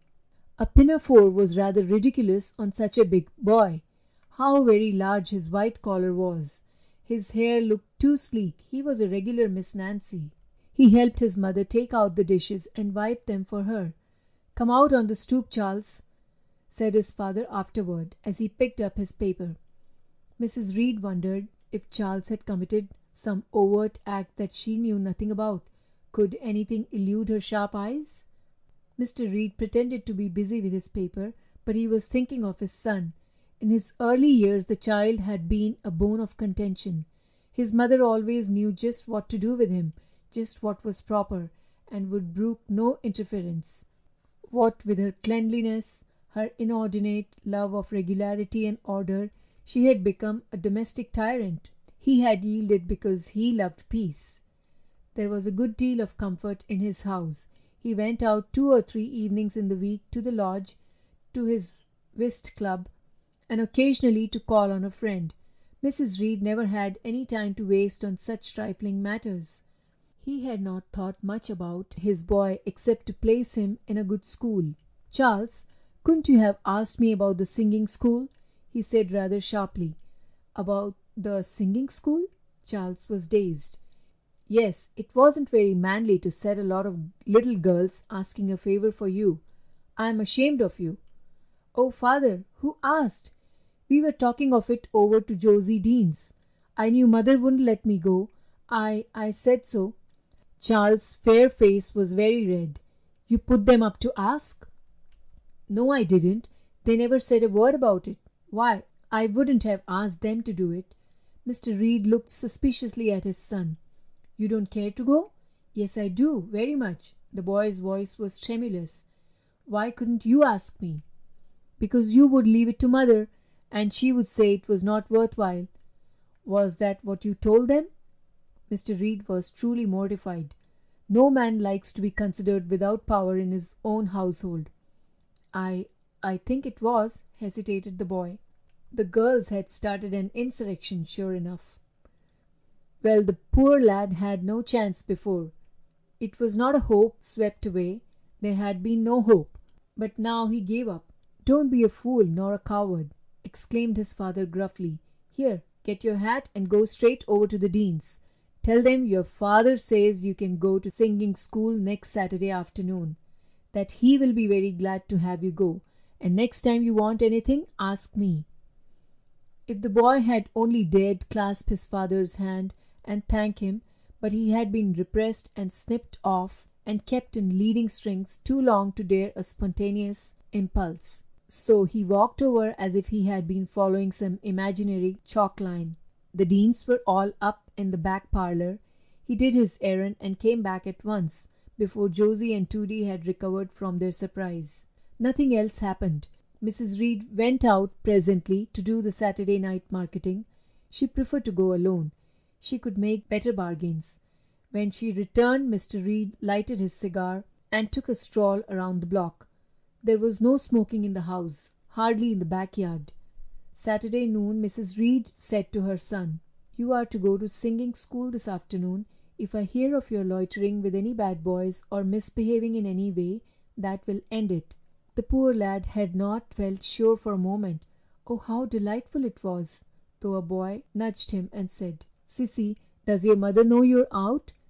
And 2 or 3 others called him Anna Maria Jemima Reed. However, as Mr. Bradbury was trying voices by each row, the sweetness of Charles struck him, and he asked him to remain when the others were dismissed. One other boy and several girls were in this favored class, and next week they had the seats of honor. The next great thing for all the children was the May Walk. All the Sunday schools joined in a grand procession and marched down Broadway to Castle Garden. There was a standard bearer with a large banner, and several smaller ones in every school. The teachers were with the classes, the parents and friends were to be at the garden. Most of the little girls had their new white dresses, the boys their summer suits and caps. For May was May then, all but Quaker Week, when it was sure to rain. A pretty sight it was indeed. The bright happy faces, the white robed throng, and almost every girl had her hair curled for the occasion. There was a feeling among some of the older people that curls were vain and sinful, but they forgave them this day. The audience was ranged around the outside. The little people marched in and up the broad aisle, singing, we come with loud acclaim, to sing the praise of Jesus' name, and make the vaulted temple ring with loud hosannas to our King." The platform, they called it that on such occasions, was full of clergymen and speakers for the festival. Some of the older eminent divines, some who were to be eminent later on, some of the high dignitaries of the city, and they could hardly fail to be inspired at the sight of the sweet, happy, youthful faces. And how they sang! The most popular thing of that day was, "There is a happy land far, far away." It was fresh then, and had not been parodied to everything. No doubt it would have shocked some of the sticklers if they had known that the words and tune were, in a measure, adapted from a pretty opera song. "I have come from a happy land where care is unknown, and first in a joyous band I'll make thee mine own." There were many other hymns that appealed to the hearts of the children of those days. I think when I read that sweet story of old, "And Jesus loves me, this I know," there were speeches short and to the point, some with a glint of humor in them, and then hymns again. Perhaps we have done better since, but the grand enthusiasm of that time has not been reached in later reunions. It seemed to the little girl that this really was the crowning glory of her life. She could not have guessed under what circumstances she was to recall it. Indeed, this day had no future to her. At first her mother had insisted the walk was too long, but Steve said he and Dolly would bring her home in the carriage. Margaret promised to get her new white dress done, and it was to be tucked almost up to the waist. Her mother gave in at last, and went down to see the children, being delighted herself. Aunt Eunice was there too. She had come to the city for the long talked of visit, and next week was to be Quaker meeting. She had not been to one in years. Indeed, she could hardly call herself a friend. She had married out of the faith, and said you oftener than thee, but she kept to the pretty, soft grey attire and plain bonnet. Hanny and the Deans and Nora thought her just lovely. Hanny went to the Friends' meeting house with her on Sunday afternoon, down in Hester Street. It was severely plain, and the men sat on one side, the women on the other, while a few seats were reserved for any of the world's people that might stray in. The men looked odd, Hanny thought, with their long hair just banged across the forehead and falling over their collars. The coats were queer too, and they kept on their hats, which shocked her a little at first. Oh, how still it was! Hanny waited and waited for the minister, but she could not see any pulpit. There was no singing, only that solemn silence. If she had been a little Quaker girl, she would have been thinking of her sins, and making new resolves. Instead, she watched the faces. Some were very sweet, many old and wrinkled. Suddenly an old gentleman arose and talked a few moments. When he sat down, a tall woman laid off her hat and standing up began to speak in a more vigorous manner than the brother. She seemed almost scolding, Annie thought. After her another silence, then a lovely old lady with a soft voice told of the blessings she had found and the peace they ought all to seek. Everybody rose and went out quietly. "It doesn't seem a real church, Aunt Eunice," said Annie, "and there was no minister." "Oh, child, it isn't. It's just a meeting. It did not seem very spiritual today. If they only had some singing." Aunt Eunice smiled but made no reply. Annie decided she did not want to be a friend. They went down to visit Aunt Nancy and Aunt Patience, and Margaret took Aunt Eunice up to see Miss Lois Underhill, who had gone on living alone. She said she could never take root in any other place, and perhaps it was true. Her kindly German neighbor looked after her, but she was very grateful for a visit. Steve was building his new house, and they thought to get in it by the fall. It was on the plot Dolly's father had given her at 20th Street near Fifth Avenue. The Coventry Waddells, who were really the leaders of fashionable society, were erecting a very handsome and picturesque mansion on Murray Hill between Fifth and Sixth Avenues on 38th Street. The grounds took the whole block. There were towers and gables and oriels, and a large conservatory that was to contain all manner of rare plants, native as well as foreign. But everybody thought it quite out in the country. Steve laughingly said they would have fine neighbors. The Waddells were noted for their delightful entertaining. They took Aunt Eunice a walk down Broadway to show her the sights. The dollar side had become the accepted promenade. Already there were some quite notable people who were pointed out to visitors. You could see Mr. N.P. Willis, who was then at the zenith of his fame. When a Sunday school entertainment wanted to give something particularly fine, the best speaker recited his poem, "The Leper," which was considered very striking. There was Lewis Gaylord Clark of the Knickerbocker, who wrote charming letters, and these two were admitted to be very handsome men. There was George P. Morris, whose songs were sung everywhere, and not a few literary ladies. There was the Broadway swell in patent leather boots and trousers, strapped tightly down in the style the boys irreverently called peg-tops. He had a high-standing collar, a fancy tie, a light silk waistcoat with a heavy watch chain and seal, a coat with large loose sleeves, a high hat, and carried his cane under his arm, while, as one of the writers of the day said, he ambled along daintily. Then you might meet the Hammersley carriage with its footmen and livery that had made quite a talk. Young and handsome Mrs. Little, whose marriage to an old man had been the gossip of the season, sat in elegant state with her coachman in dark blue.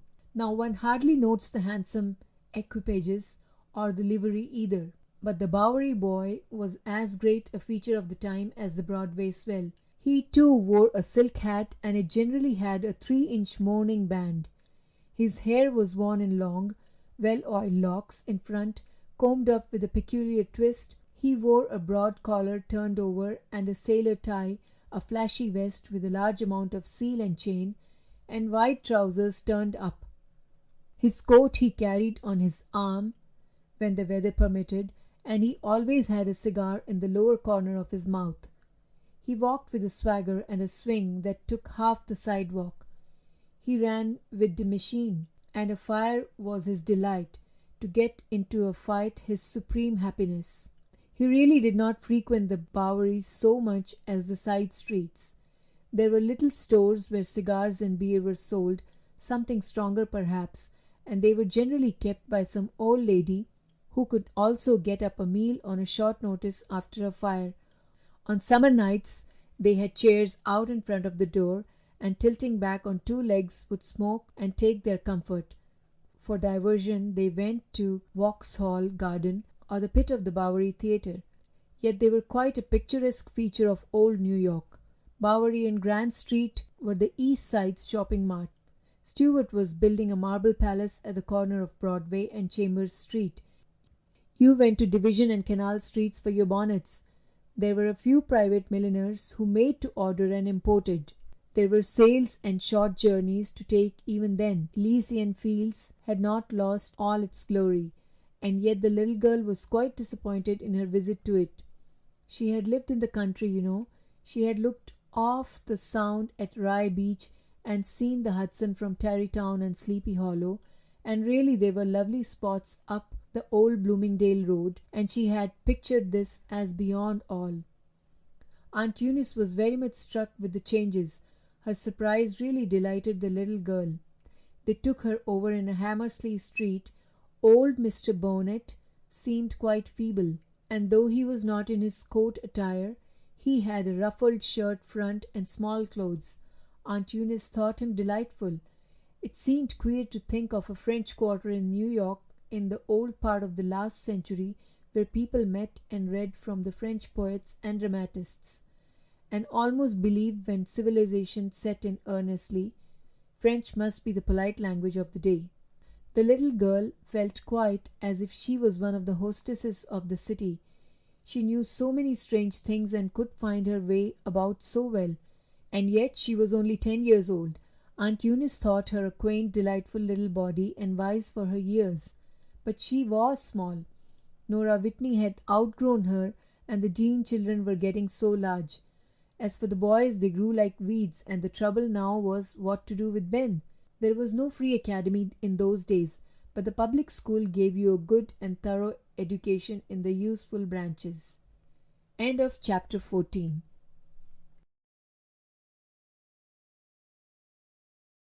A Little Girl in Old New York by Amanda Minnie Douglas. Chapter 15. The pretty block in First Street that had been so clean and genteel, a word used very much at that time, was fast changing.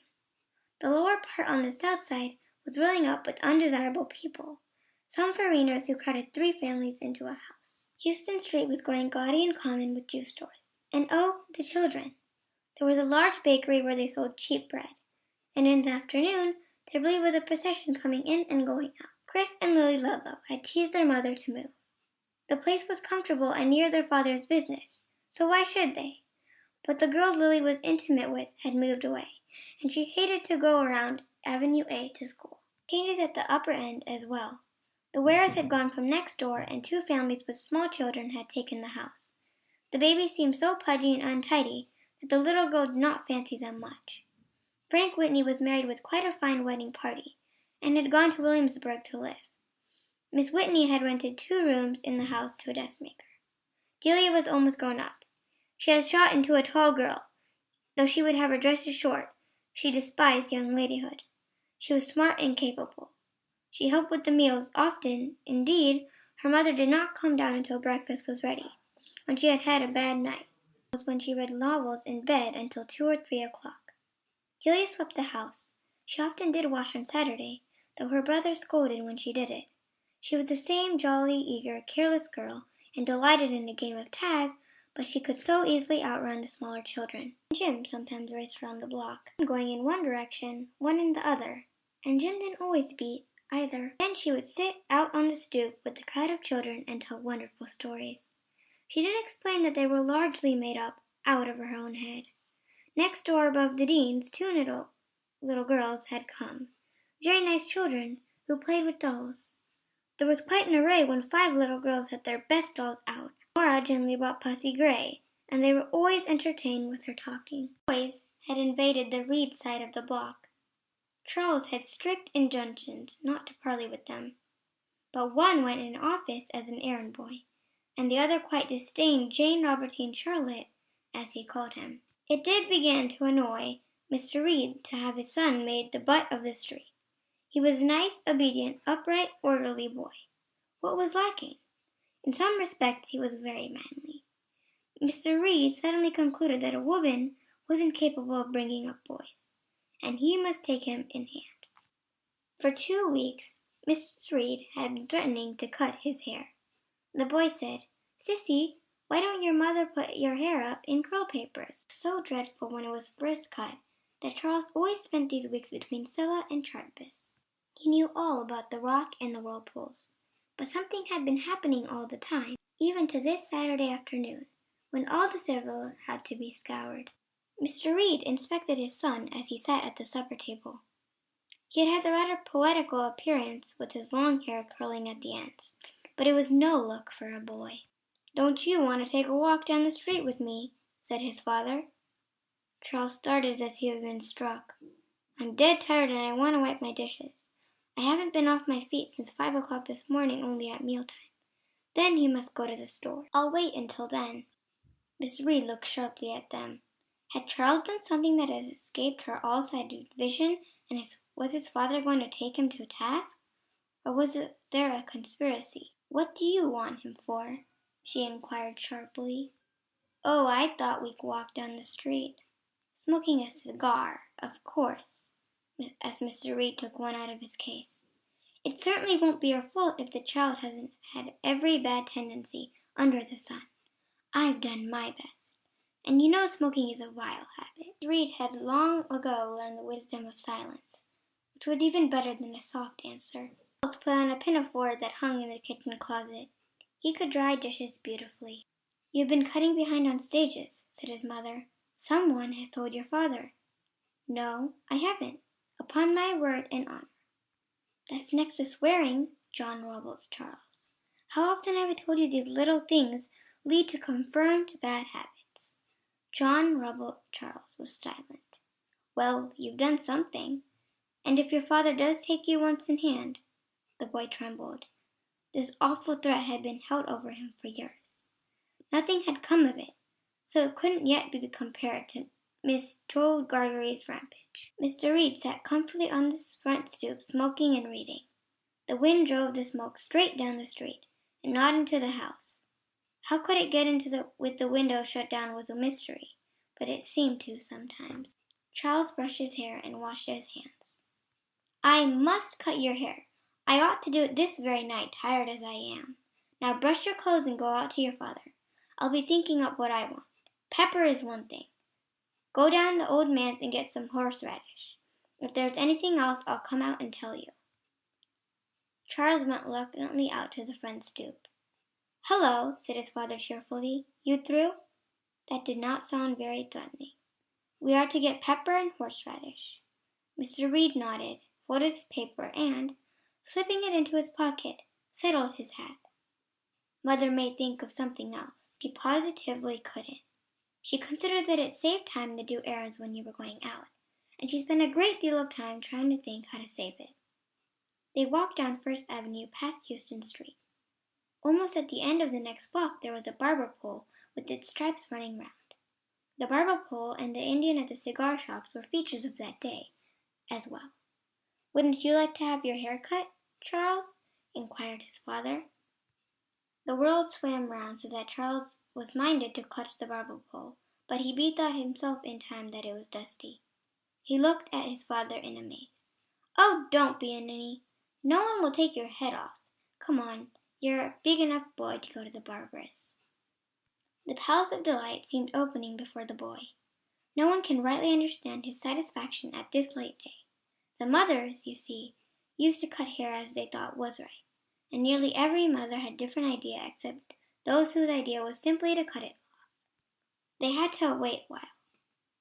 Charles sat down in a padded chair, had a large white towel pinned close up under his chin, his hair combed out with the softest touch imaginable. The barber's hands were silken soft, his mother's were hard and rough. Snip, snip, snip, comb, brush, sprinkle some fragments out of a bottle with a pepper sauce cork. Bulbs and sprays had not been invented. Oh, how delightful it was! He really did not want to get down and go home. Mr. Reed had been talking to an acquaintance. The other chair being vacant, he had his beard trimmed. He was not sure whether he would have taken it off this summer, though generally he did. He turned his head a little and looked at his son. He wasn't as poetical looking, but really he was a nice, clean, wholesome, and yes, manly boy. But he blushed scarlet. "That looks something like," was his father's comment. What a nice broad forehead Charles had. "He's a nice boy," said the barber in a low tone. "Boy to be proud of. I wish there was more like him." Mr. Reed paid his bill and they went to the store. Charles was in distress lest the pungent berry and odoriferous root should take the barber's sweetness out of him. He was puzzled, too. It seemed to him he ought to say something grateful to his father. He was so very, very glad at heart. But it was so hard to talk to his father. Envied Jim and Ben Underhill, their father. He had found it easy to talk to him on several occasions. "I must say you are improved," his father began presently. "Your mother has too much to do bothering about household affairs, and you're getting to be a big boy. Why don't go find some boys to play with? There are those Underhills. You're too big to play with the girls." "But mother doesn't like boys," said Charles hesitatingly. "You should have been a girl," declared his father testily. "But since you're not, do try and be a little more manly." The father hardly knew what to say to himself, and yet he felt that he did love his son. They were just at the area gate. Charles caught his father's hand. "I'm so glad," breathlessly. "The boys have laughed at me, and you've been so good." Mr. Reed was really touched. They entered the basement. Miss Reed, like Miss Greggory, still had her apron on. Charles put the pepper in the canister, and his mother took care of the horseradish. Then he sat down with his history. "For pity's sake, Abner Reed, what have you done to that child? He looks like a scarecrow. He's shaved thin in one place and gray tufts left in another. I was going to cut his hair this very evening, and I'll trim it to some decency now." She sprang up for the shears. "You will let him alone," said Mr. Reed, in a firm, dignified tone. "He is quite old enough to look like other boys. When I want him to go to the barber's, I'll take him. You will find enough to do. Charles, get a lamp and go up to your own room." "I don't allow him to have a lamp in his room. He'll set something afire. Then go up in the parlor." "The parlor!" his mother shrieked. "I'll go to bed," said Charles. "I know my lesson." There was a light in the upper hall. On the second floor were the sleeping chambers. Charles was the back hall room. He could see very well from the light up stairway. What happened in the basement dining room he could not even imagine. His father so seldom interfered in any matter, and his mother had a way of taking him down. But Charles was asleep when they came to bed. Still, he had a rather hard day on Sunday. His mother was coldly severe and captious. Once she said, "I can't bear to look at you. You are so disfigured. If that is what your father calls style," and she shook her head disapprovingly. He went to church and Sunday school, and then his father took him up to Tompkins Square for a walk. It seemed as if they had never been acquainted before. Why, his father was real jolly, and it was a nice week at school after the boys got done asking him who his barber was. He could see the big B they put to it. On Saturday afternoon Miss Reed had to go out shopping with a cousin. She was an excellent shopper. She could find flaws and beat down and get a spool of cotton or a piece of tape thrown in. When Charles came home from singing school, he was to go over to the Deans and play in the backyard. He was not out to be on the sidewalk at all. They were going to have a splendid time. Elsie and Florence Hay would both bring their dolls. Even Josie envied the pretty names, though she confessed to Hanny that she didn't think hay was nice, because it made you think of hay, straw, oats on the signs at the feed stores. But the girls were very sweet and pleasant. Nora had come in with the cat dressed in one of her own long baby frocks. Hanny ran in to get her doll. It was still her choice possession, and had been named and unnamed. Her mother began to think she was too big to play with dolls, but Margaret had made it such a pretty wardrobe. Ben sat at the front basement window reading. Mr. and Miss Underhill had gone up to see Miss Lois, who was far from well. Margaret was out on professional rounds, which Ben thought quite a suggestive little phrase. Martha was scrubbing, and of course he couldn't talk to her. He had cut the side of his foot with a splinter of glass, and his mother would not allow him to put on his shoe. Hanny brought her own doll. Ben looked rather wistfully at her. "I wish you'd come in too. We're going to have such a nice time," she said in a soft tone. I'd look fine playing with dolls. But you needn't really play with dolls. Miss Dean doesn't. She's the grandmother. We go visit her, and she tells us about the old times, just as Aunt Nancy and Aunt Patient do. Of course, she wasn't there really. She makes believe, you know. And you might be the grandfather who has lost his leg in the war. Ben laughed. He had half a mind to go. Oh, that would be splendid. You could be a prisoner when the British held New York. There'd be such lots to talk about. You could wear Don's slipper, you see. She smiled so persuasively. She would never be handsome as Margaret, but she had such tender, coaxing eyes, and such a sweet mouth. Well, I'll bring my book along.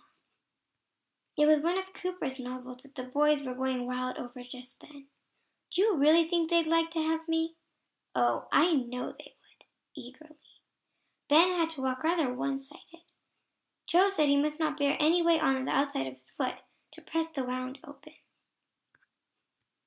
I've brought Ben, announced the little girl, and he's going to be a Revolutionary soldier. We are very glad to see him. And Miss Dean rose. She had a white kerchief crossed on her breast, and a pretty cap pinned up for the occasion. The yard was shady in the afternoon. There was a piece of carpet spread on the grass, and some chairs arranged on it, and 2 or 3 rugs laid around. On the space paved with brick stood the table, and the 2 boxes were dish closets. There were some cradles, and a bed arranged on another box. It really was a pretty picture. Josie and Charles were generally the mother and the father of one household. Charles blushed up to the roots of his hair. He liked playing with the girls, when he was the only boy, with no one to laugh at him. Now you mustn't mind me, or I shall go back home and stay all alone, said Ben. That appealed to everybody's sympathy. I'm coming over here to talk to grandmother about what we did when we were young. Grandmother had some knitting. People even then knit their husbands' winter stockings, because they were so much better. And Miss Pennypacker, you might come and call on us. Nora laughed. That was Ben's favorite name for her when she had the cat. The soft gray head and the gray paws looked rather queer out of the long white dress. Pussy Gray had a white nose, and his eyes were fastened in with a black streak that looked like a ribbon. How's your son today? Ben inquired. He's pretty well, except he's getting some teeth.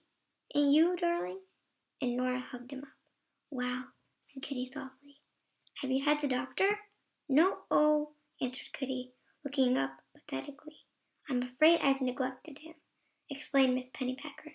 You poor darling, but your mother has been so busy. Meow, said Kitty resignedly. Are you hungry, dear? Would you like a bit of cold chicken? Yes, I'd have something to keep up his strength. Teething is so hard on children. Meow, returned Kitty, with plaintive affirmation. Miss Pennypacker went over to the table and gave him a mouthful of something. If it wasn't chicken, it answered the purpose. Then she sat down to rock him to sleep, and asked Ben in what battle he had lost his leg. Ben thought of it as the Battle of White Plains. He was very young at the time. How hard it must be to have a wooden leg, sighed Nora. And of course you can't dance a bit. Oh, no, indeed. Did they treat you very badly when you were a prisoner? Dreadful, answered Ben. They didn't give us half enough to eat. That was terrible. I hope you'll be contented here, where everything is so nice and cheerful. I am going to see Mr. and Miss Brown now. Please give them my compliments and tell them I should be very happy to have them call.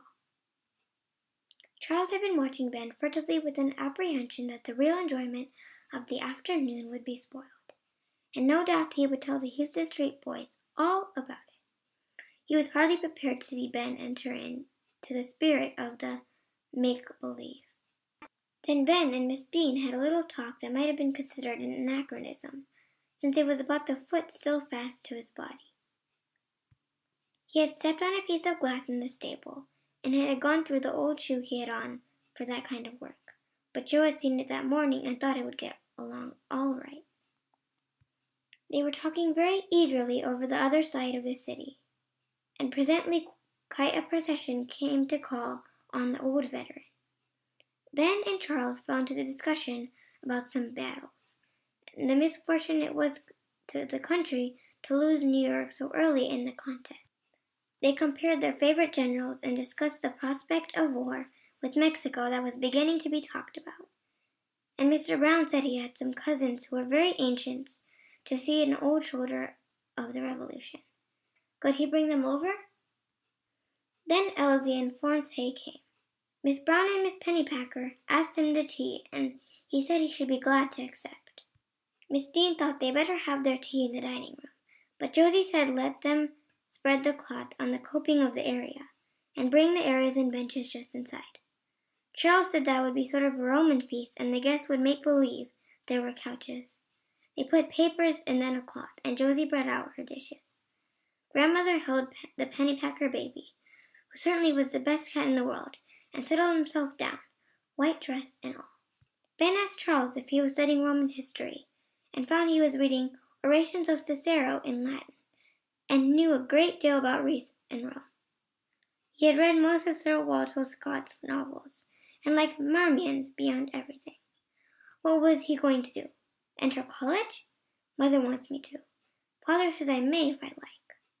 He colored a little, but did not say his mother had set her heart on being a minister because his uncle Robert, who died, had intended to enter that profession. Ben said the boys, John and the doctor, wanted him to go, but he wished he could be a newspaper man like Nora's father. His mother thought it a kind of shiftless business. They talked over their likes and dislikes in boy fashion, and Charles enjoyed it immensely. He thought it would just be royal to have a big brother who was a doctor, and a little sister like Hanny. Meanwhile, the little woman had been very much engrossed with their children and their tea party, and the prospect of a grandmother and old soldier coming to visit them. And Mr. Brown is so heedless, said Miss Brown. He ought to be here to go to the store, but he's off talking, and men are so absent-minded. Elsie said she'd go to the store, which was the closet in the basement. Then the company came, and the old soldier limped dreadfully. Miss Brown scolded her husband a little, and then excused him, and everybody was seated in a row. There was a plate of thin bread and butter, some smoked beef cut in small pieces, some sugar crackers, quite a fat of that day, and a real cake. Miss Dean had given them half to a newly baked one. It was quite a tea. Mr. Dean came home in the midst of it and sympathized warmly with the hero of 1776, and was extremely courteous to the grandmother. The little girls cleared away the dishes, put their children to bed, had a fine swing and played, Puss in the Corner with 2 sets. Mr. Reed came in for Charles. I wish you'd come over and see my boy, he said to Ben. He's a rather lonely chap, having no brothers or sisters. Let him come over to our house, returned Ben cordially. We have a good supply. Then everybody dispersed. They'd had such a good time, and were eager in their acknowledgments. Why, I quite like John Robert Charles, said Ben. He's a real smart fellow. If you would please not call him all those names, entreated Hanny. He doesn't like them. Well, I should say not. I'd like just plain Bob. He wants the girliness shaken out of him. But he's so nice. And if he should come over, please don't let Jim plague him. Oh, I'll look out. It was a week before Ben could put on his shoe, and of course it was not wisdom for him to go to school. He went downtown in the wagon, and did some writing and accounts for Steve, and read a great deal. Mr. Reed and Charles sauntered over one evening. Hanny was sitting out on the stoop with his father and the boys, and Charles gave a soft, welcoming smile. Margaret was playing twilight tunes in a gentle manner, and the dulcet measures fascinated the boy, who could hardly pay attention to what Ben was saying. Do you want to go in and hear her? Hanny asked, with quick insight as she caught his divided attention. Oh, if I could, eagerly. Yes. Hanny rose and held out her hand, saying, We are going in to Margaret. The elder sister greeted them cordially. After playing a little, she asked them if they would not like to sing. They chose Mary to the Saviour's Home first. It was a great favorite in those days. The little girl liked it because she could play and sing it for her father. She was taking music lessons of Margaret's teacher now, and practiced her scales and exercises with such assiduity that she had been allowed to play this piece. She did sometimes pick out tunes. but it was after the real work was done. "Your boy has a fine voice," said John to Mr. Reed. The father was not quite sure singing was manly. He had roused to the fact that Charles was rather girly, and wanted him like other boys. "He's a good scholar," his father returned in half protest. "Stands highest in his class." "Going to send him to college?" "I don't just know," hesitatingly. "Has he any fancy for a profession? He'd make an attractive minister." "I don't know as I much have a fancy for that." Mr. Reed knew it was his wife's hope and ambition, but it had never appealed to him. "The boys want Ben to go to college," said John. The boys standing for the two older brothers. "I don't want to be a lawyer nor a doctor," subjoined Ben decisively, "and I shouldn't be good enough for a mister. There ought to be some other professions." "Why, there are. Professorships, civil engineering, and so on." While the men discussed future chances, the children were singing, and their sweet young voices moved both fathers curiously. Mr. Reed decided that he would cultivate his neighbor, even if Charles had not made much headway with Ben and Jim. End of chapter 15. A Little Girl in Old New York by Amanda Minnie Douglas. Daisy Jasper. What to do with Ben was the next question of importance. He was fond of books, an omnivorous reader, in fact a very fair scholar, and with a certain amount of push could have graduated the year before. He really was not longing for college. There was only one line of horse cars, and that conveyed the passengers of the Harlem Railroad from the station on Broome Street to the steam cars uptown. Only a few trains, beside the baggage and freight cars, were allowed through the city. Consequently, a boy's ambition had not been roused to the height of being a car conductor at that period. A good number counted on running with the machine when they reached the proper age, but boys were not allowed to hang around the engine houses. Running with the machine was something in those days. There were no steam engines. Everything was drawn by a long rope the men ranged on either side.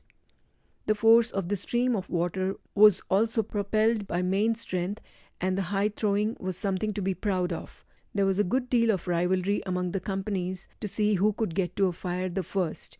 Sometimes, indeed, it led to quite serious affrays if two parties met at a crossing.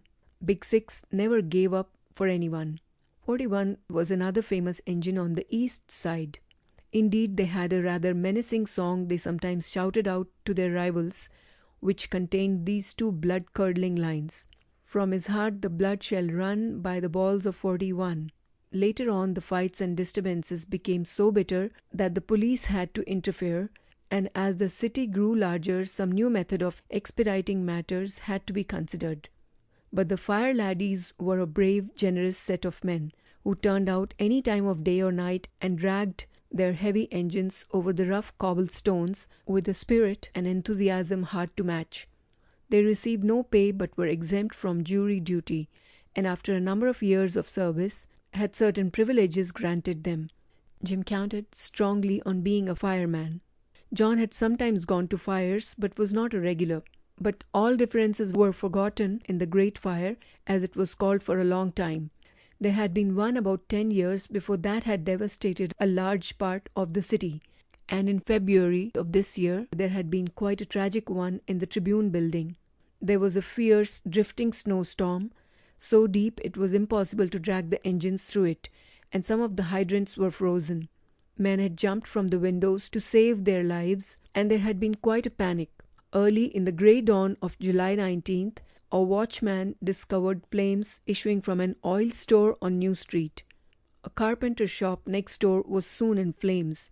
A large building in which quantities of saltpeter was stored caught next. A dense smoke filled the air, and a sudden explosive sound shot out a long tongue of flame that crossed the street. At intervals of a few moments others followed, causing everybody to fly for their lives. And at last one grand deafening burst like a tremendous clap of thunder, and the whole vicinity was in a blaze. Bricks and pieces of timber flew through the air, injuring many people. Then the fire spread far and wide, one vast, roaring, crackling sheet of flame.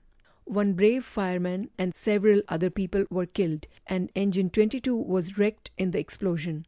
It was said at first that powder had been stored in the building, but it was proved on investigation that the saltpeter alone was the dangerous agent.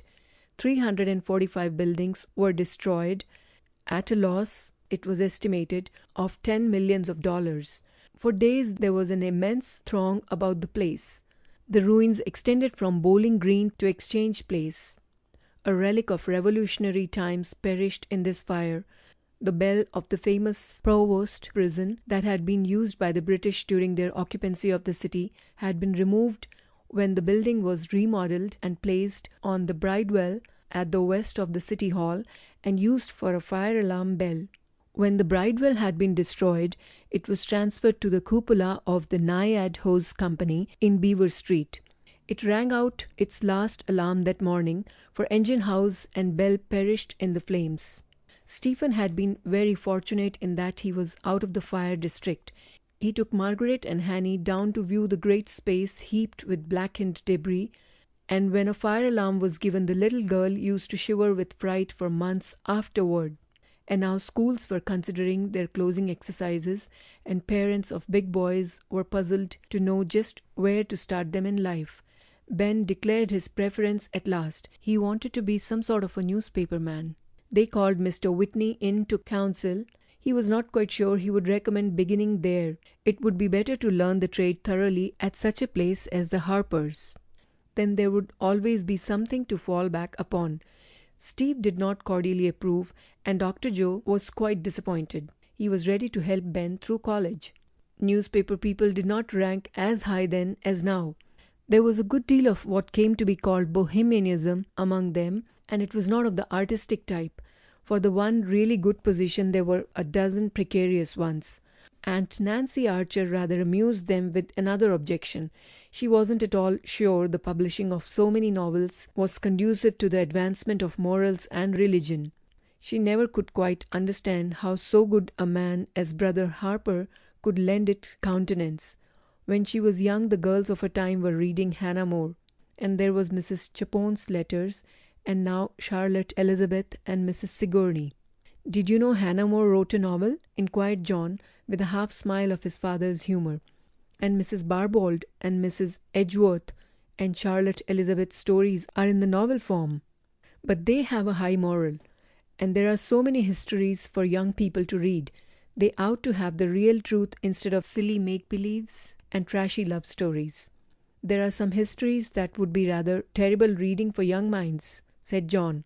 "I think I'll bring you 2 or 3, Aunt Nancy." "But histories are true. There are a great many sad and bitter truths in the world, and the stories must have a certain amount of truth in them, or they would never gain a hearing. Do we not find some of the most beautiful stories in the Bible itself? Well, I can't help thinking all this novel reading is going to do harm to our young people. Their minds will get flighty, and they will lose all taste and desire for solid things. They're beginning to despise work already." "Aunt Nancy," said Ben, with a deprecating smile, "the smartest girl I know lives just below here. She does most all the housekeeping. She can wash and iron and sweep and sew, and she reads novels by the score. She just races through them. I do believe she knows as much about Europe as any of our teachers, and I never dreamed there had been such tremendous conquests in Asia and such wonderful things in Egypt until I heard her talk about them. And she knows about the great men and generals and rulers who lived before the Christian era and at the time Christ was born." Aunt Nancy gasped. "Of course there were Old Testament times," she returned hesitatingly, "and I'm not sure but Mayor Harper is doing a good work in disseminating knowledge of all kinds. I believe we are to try all things and hold fast to that which is good," said John. He brought Aunt Nancy the history of Peter the Great and the famous Catherine of Russia, but she admitted that they were too cruel and too terrible for anyone to take pleasure in. Mrs. Underhill and Margaret went to the closing exercises of Houston Street School. Jim, as usual, had a splendid oration, one of Patrick Henry's. Ben acquitted himself finely.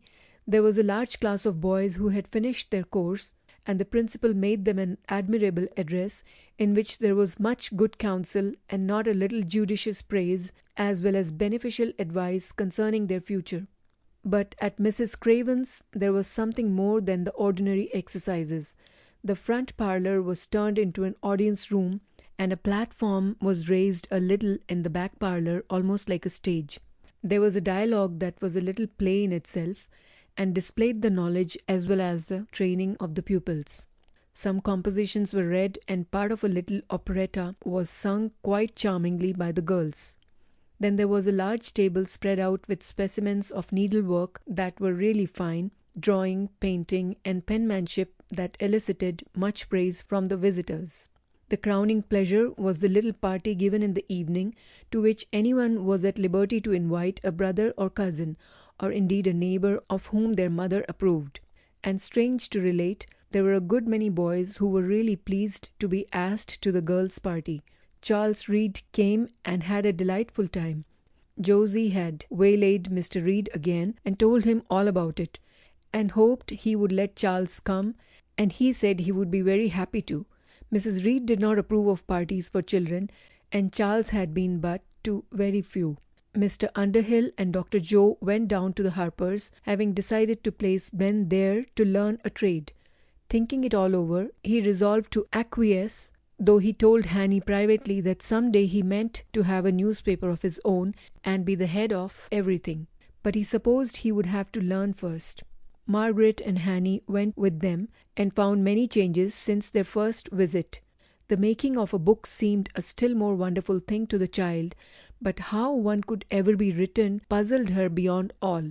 A composition on something she had seen or read was within the scope of her thought, but to tell about people and make them talk and have pleasant and curious and sad and joyous happenings did puzzle her greatly. Ben was not to go until the 1st of September, so he would help Steve go to the country for a visit and have a good time generally before he began his life work. Stephen's house was approaching completion, and it was wonderful to see how the rows of buildings were stretching out, as if presently the city would be depleted of its residents. One wondered where all the people came from. John Robert Charles had grown quite confidential with his father, and began to think him as nice as Mr. Underhill, not as funny, for Mr. Underhill had a way of joking and telling amusing stories and teasing a little that was very entertaining, and never sharp or ill-natured. He had carried off the honours of his class, and was proud of it. Mr. Reed showed his satisfaction as well. Mrs. Reed was rather doubtful and severe, and thought it her duty to keep Charles from undue vanity. She was in a fret because she had to go away and leave the house and waste a whole month. "I don't want to go," said Charles to his father. "It's awful lonesome up there in the mountains, and there's no one to talk to. Aunt Rhoda is deaf, and Aunt Persis hushes you up if you say a word.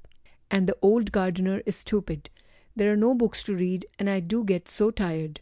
"Well, we'll see," replied his father. To his wife, Mr. Reed said, "Why do you go off if you don't want to?" "I won't have Charles running the streets and getting into bad company and wearing out his clothes faster than I can mend them," she replied shortly. It would not be entertaining for Charles in his office, and he didn't just see what the boy could do.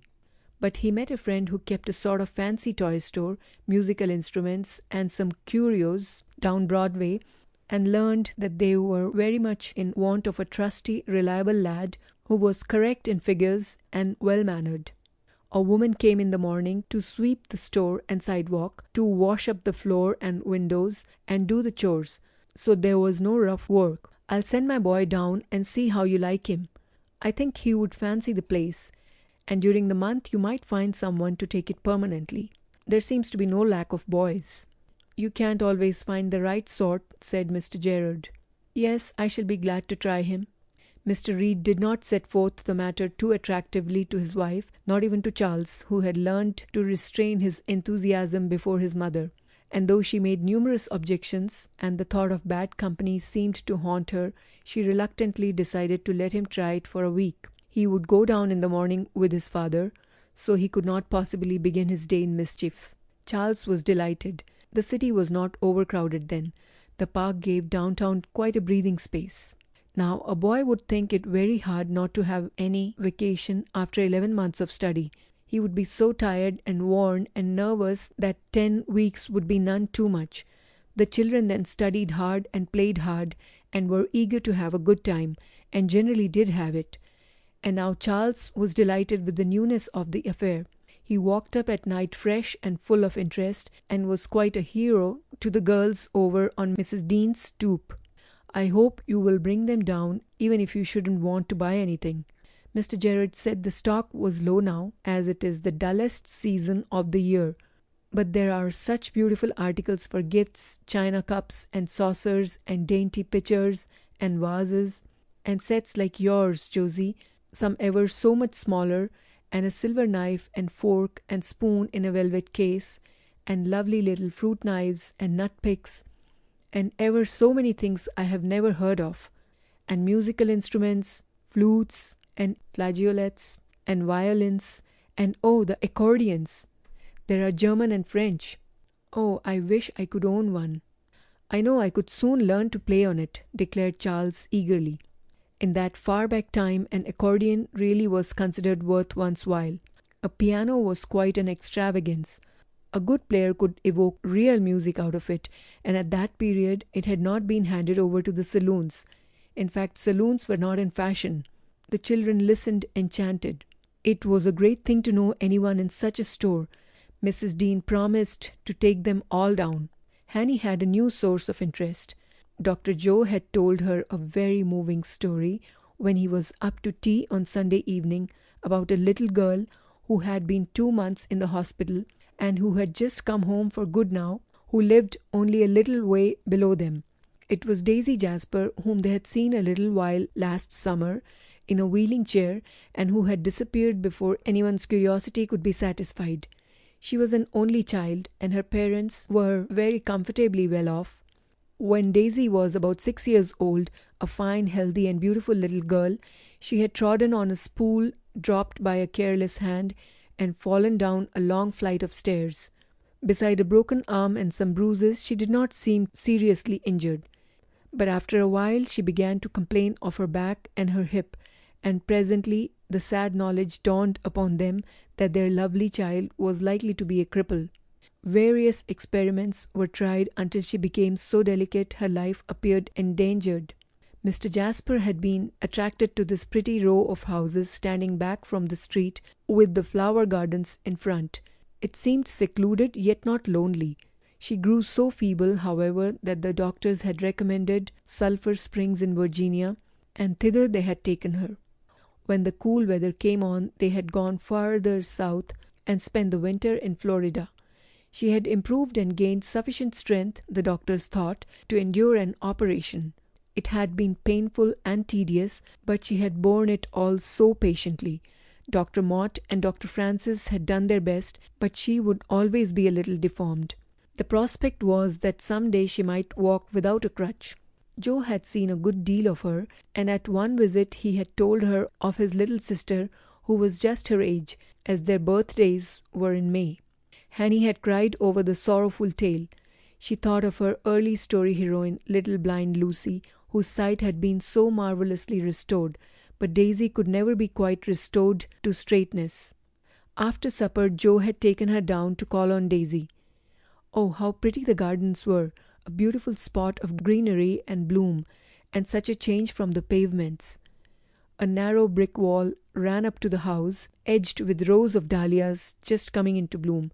On the other side there were circles and triangles and diamond-shaped beds with borders of small flowers, or an entire bed of heliotrope or verbena. The very air was fragrant. Up near the house was a kind of pavilion with a tent covering to shield one from the sun. Daisy, with her mother and aunt, were sitting out here when Dr. Joe brought his little sister. Daisy's chair was so arranged that the back could be adjusted to any angle.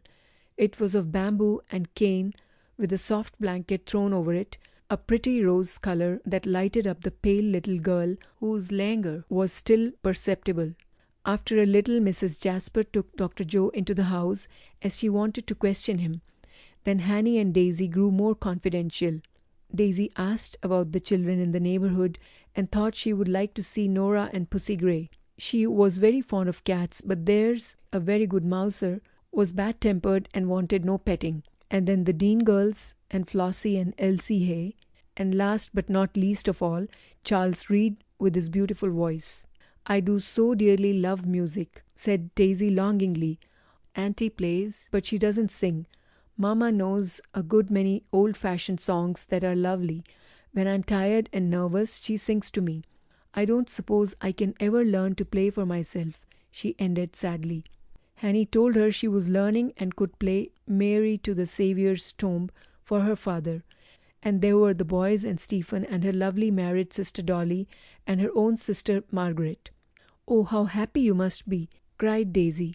"I should like such a lot of people. I never had any brothers or sisters, and I do get so lonesome. And the doctor is so pleasant and sweet. You must love him a great deal." "I can't tell which one is best. Steve teases and says funny things and is, oh, just as nice as anyone can be. And John is splendid too. And Ben is going to learn to make books, and I can have all the books I want." Daisy sighed. She was very fond of reading, but it soon tired her. "I should so like to see you all. You know I've never been much with children, and I like live people. I want to hear them talk and sing and see them play.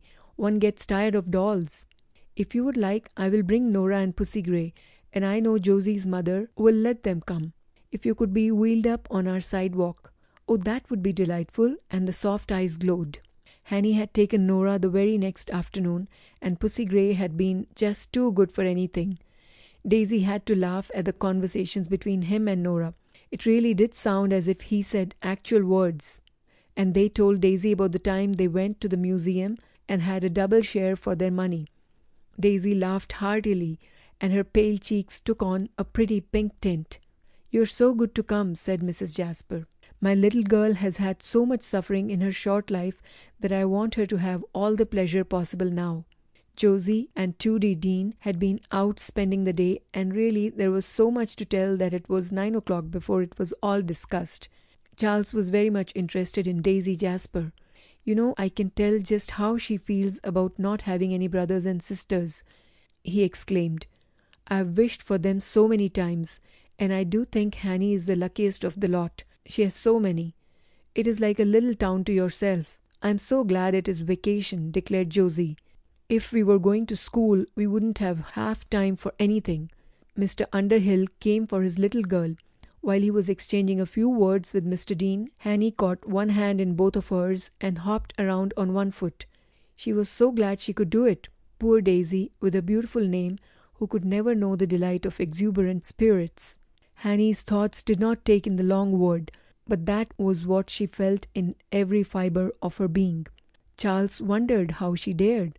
He was frightened when he caught his father's hand with an impulse of gratitude, but in pure fun. There was quite a stir with the little clique in the upper end of the block. Mrs. Underhill, Mrs. Dean, and Margaret called on their neighbour, and the wheeled chair came up the street a day or two after. It had to go to the corner and cross on the flagging, as the jar would have been too great on cobblestones. They had a young coloured lad now who kept the garden in order, did chores, and waited upon Missy, as he called her. The sidewalk was generally sunny in the afternoon, but this day it was soft and grey without being very cloudy. The chariot halted at the Underhills. The little girls brought their dolls to show Daisy, their very best ones, and Nora dressed up Pussy Gray in the long white baby dress, and Pussy was very obliging and lay in Daisy's arms just like a real baby. The child felt as if she wanted to kiss him. What a pretty group of gossips they were!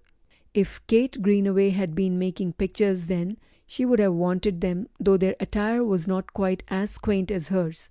They went up and down the steps. They told Daisy so many bright, entertaining things, and the fun they had with their plays. Josie's party was described, the closing exercises at school, and the many incidents so important in child life. Sometimes 2 or 3 talked together, or someone said, "It's my turn, now let me." They referred to Charles so much it really piqued Daisy's curiosity. "Jim calls him a girl boy because he plays with us," said Annie, "and in some ways I like girl boys best. Ben is a sort of girl boy. I'm going to bring him over to see you. Jim's real splendid, and none of the boys dare fight him any more," she added loyally. "And first, you know, began Toody in a mysteriously confidential manner. "We thought it so queer and funny. His mother called him John Robert Charles, and she used to look out of the window and ask him if he had his books and his handkerchief, and tell him to come straight home from school, and lots of things. Oh, we thought we wouldn't have her for our mother, not for a world." "How did he come by so many names?" Daisy smiled. "Well, grandfather and all," replied Toody rather ambiguously. "His father calls him Charles. It sounds quite grand, doesn't it? We all wanted to call him Robert, and Hanny's big sister sings such a lovely song, Robin Adair. I'd like to call him that." "I should so like to hear him sing. I'm so fond of singing," said Daisy plaintively. "Now, if we were in the backyard we could all sing," rejoined Josie. "But of course we couldn't in the street with everybody going by." "Oh, no." Yet there was a wistful longing in Daisy's face that was beginning to look very tired. There were not many people going through the street. Houston Street was quite a thoroughfare. But the few who did pass looked at the merry group of girls and at the pale invalid whose chair told the story, and gave them all a tender, sympathetic thought. All except Lily Ludlow. She was rather curious about the girl in the chair, and made an errand out to the Bowery. When Hanny saw who was coming, she turned around and talked very eagerly to Elsie Hay, and pretended not to know it. Lily had her president, and Jim admired her. That was enough. "You're very tired, Missy," Sam said presently. "Yes," replied Daisy. "I think I'll go home now. And will you all come to see me tomorrow? Oh, it is so nice to know you all. And Pussy Gray is just angelic. Please bring him too." They said goodbye. For some moments the little girls looked at each other with wordless sorrow in their eyes. I think there were tears as well. End of Chapter 16.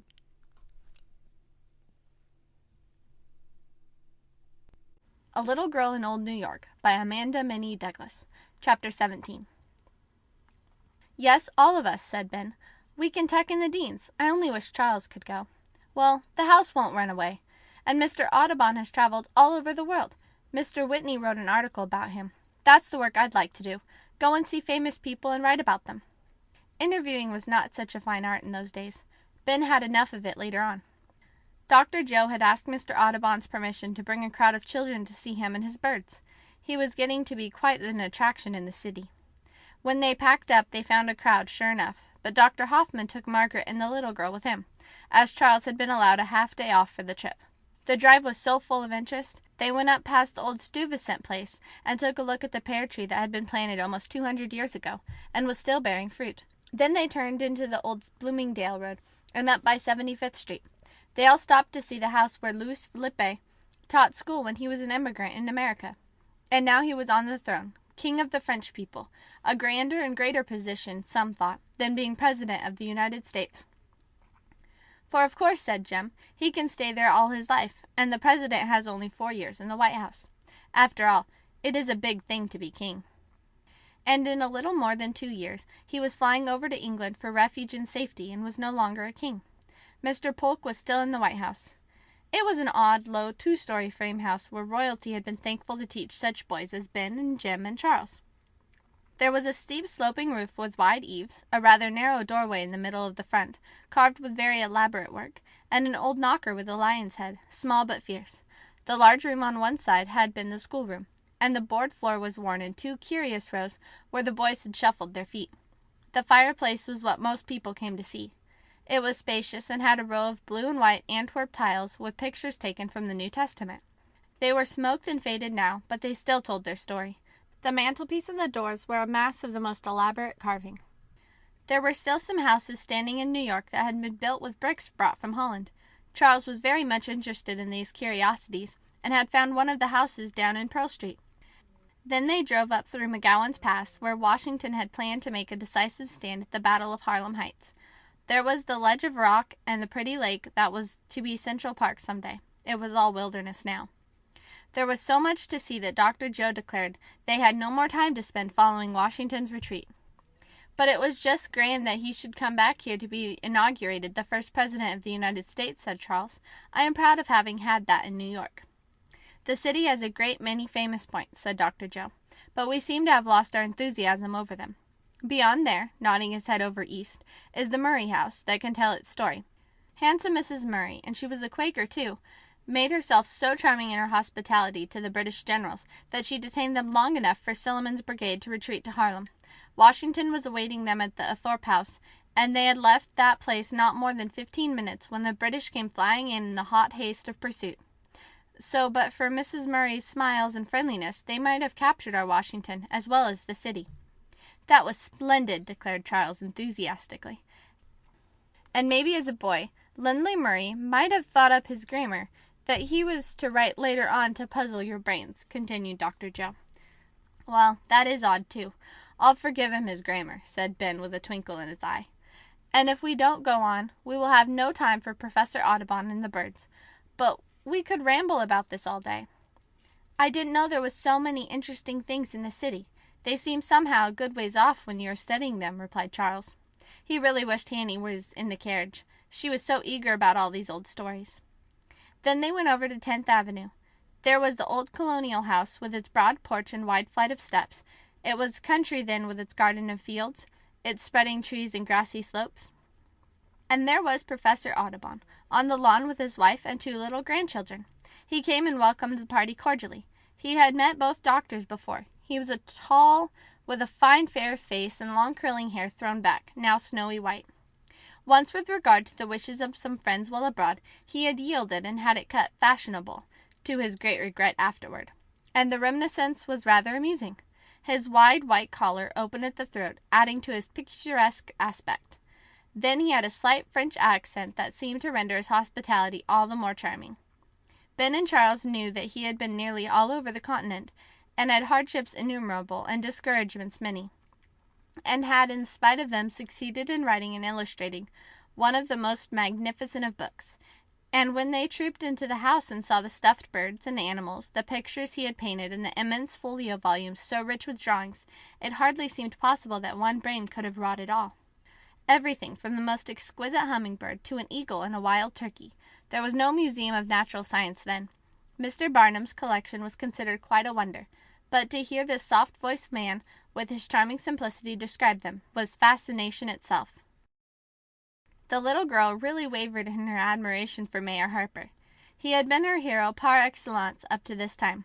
A man who could govern a city and make boots had seemed wonderful, but here was a man who could keep the birds quite as if they were alive. You almost expected them to sing. He was very fond of children, and Mrs. Audubon was hardly less delightful. They could not see half the treasures in such a brief while, and they were glad to be invited to come again. Ben did find his way up there frequently, and Charles gleaned many an entertaining bit of knowledge. When the little girl went again, the tender, eager eyes had lost their sight, and the enthusiasm turned to a pathos that was sorrow itself. But there was no hint of it this happy day, which remained one of their most delightful memories. Now that they were so near, Margaret said they must go and see Miss Lois.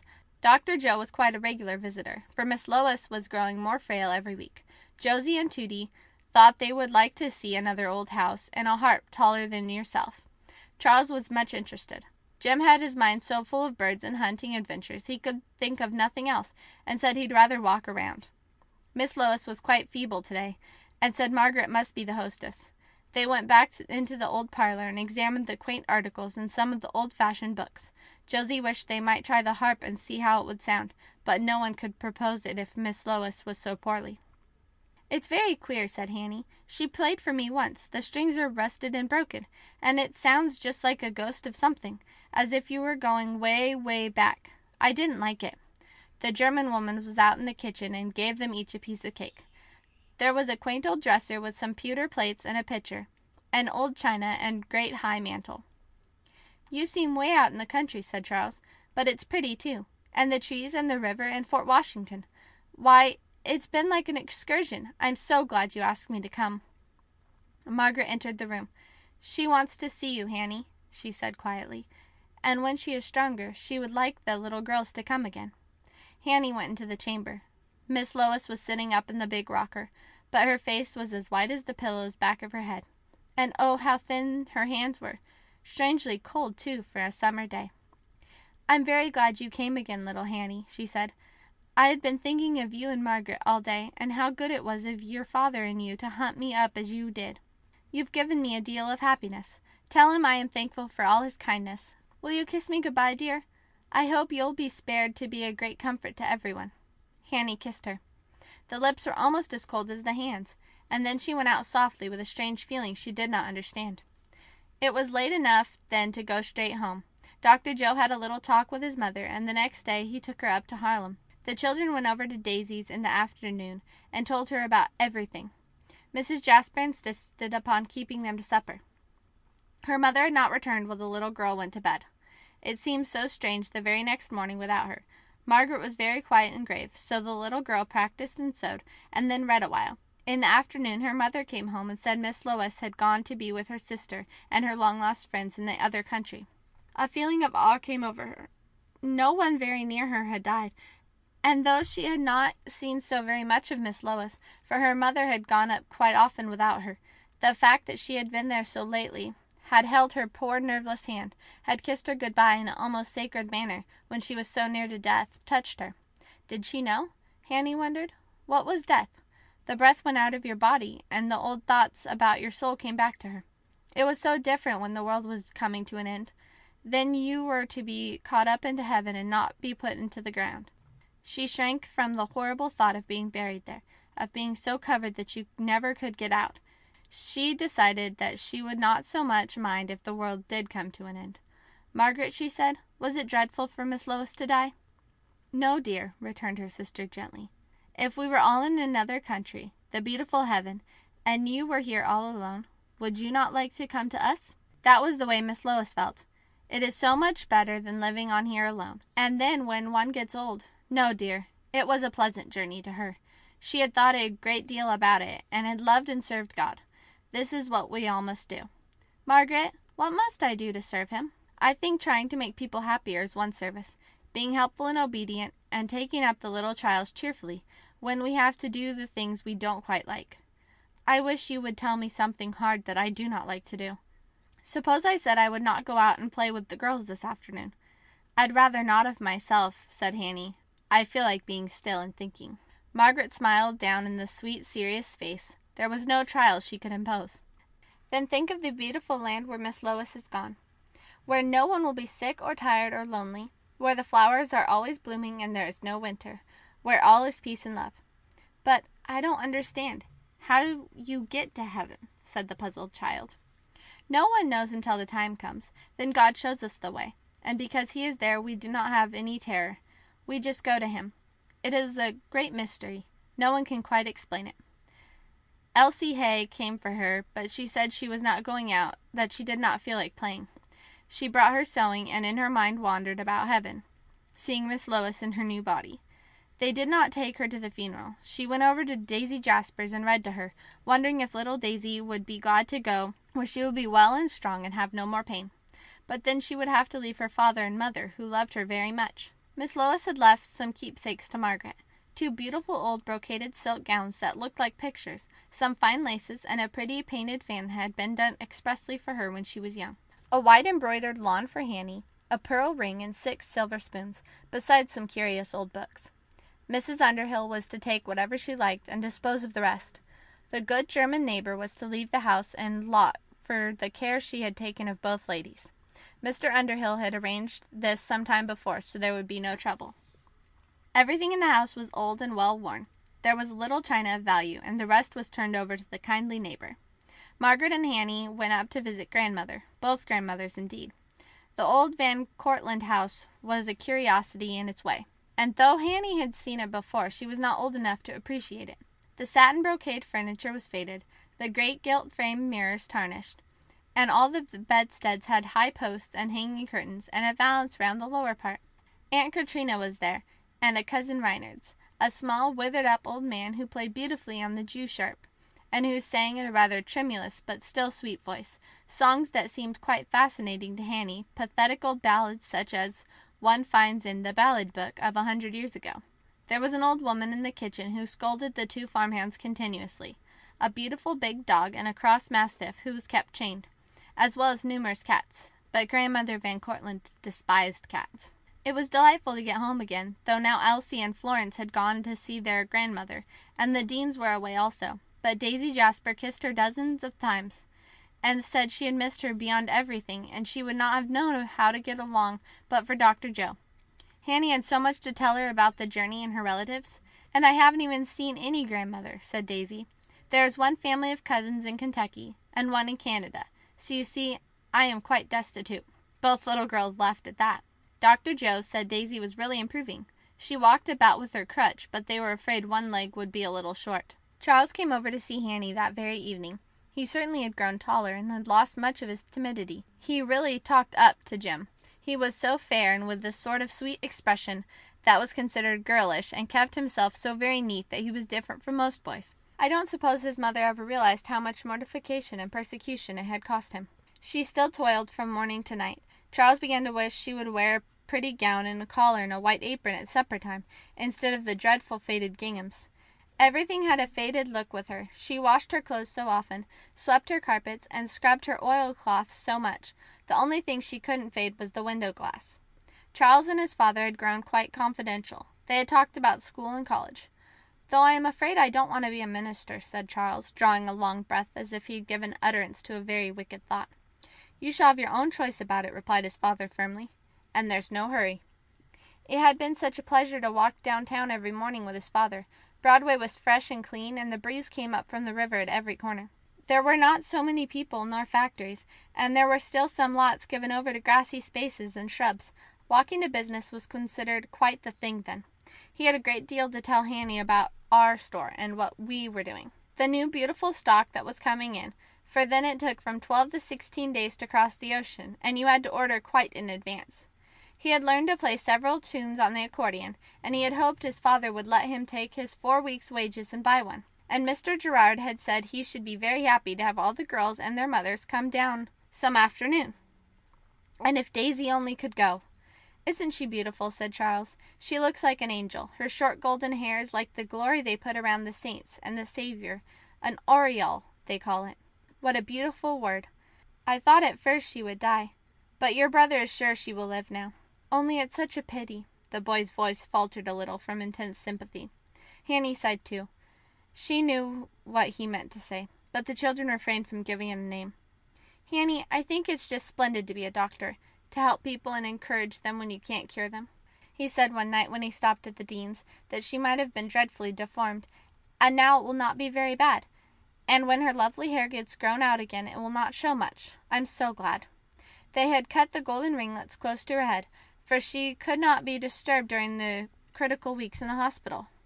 When the Deans came home there was great rejoicing, and since there was little time left for Charles to stay in the store, they could not wait for Elsie and Flossie.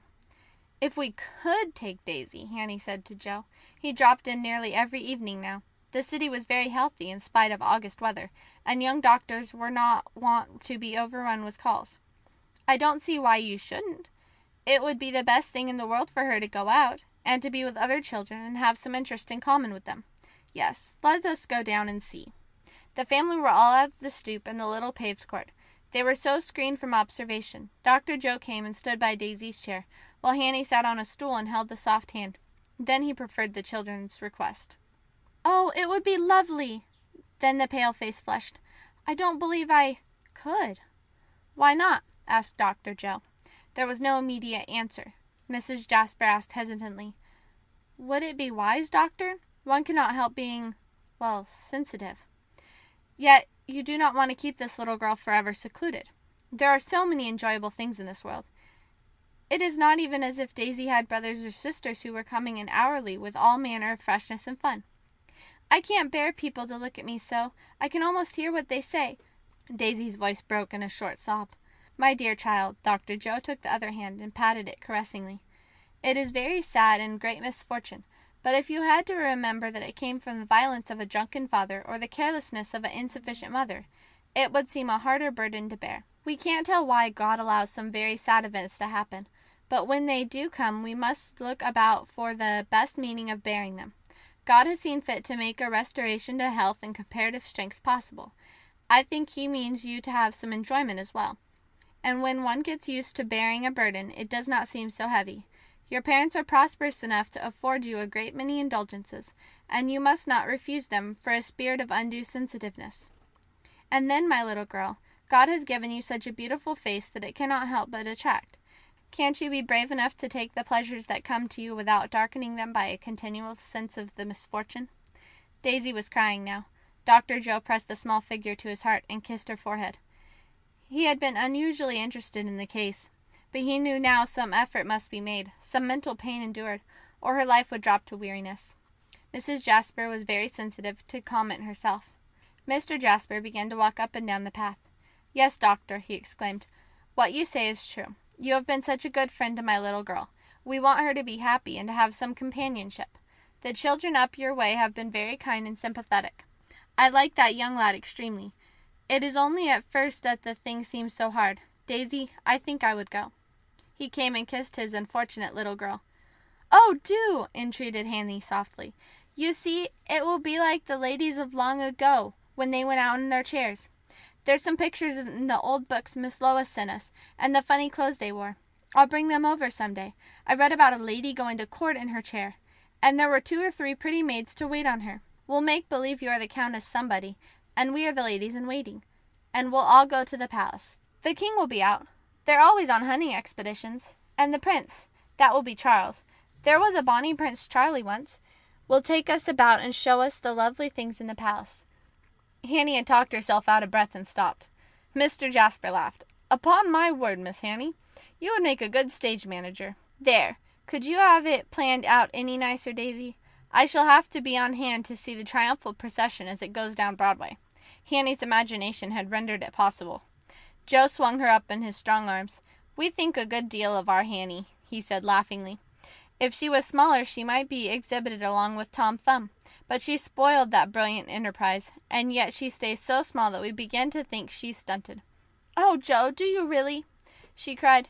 "We shall have to call her the little girl all her life, and you know she's bothered a good deal about her name, which isn't at all pretty, but she takes it in good part and puts up with it."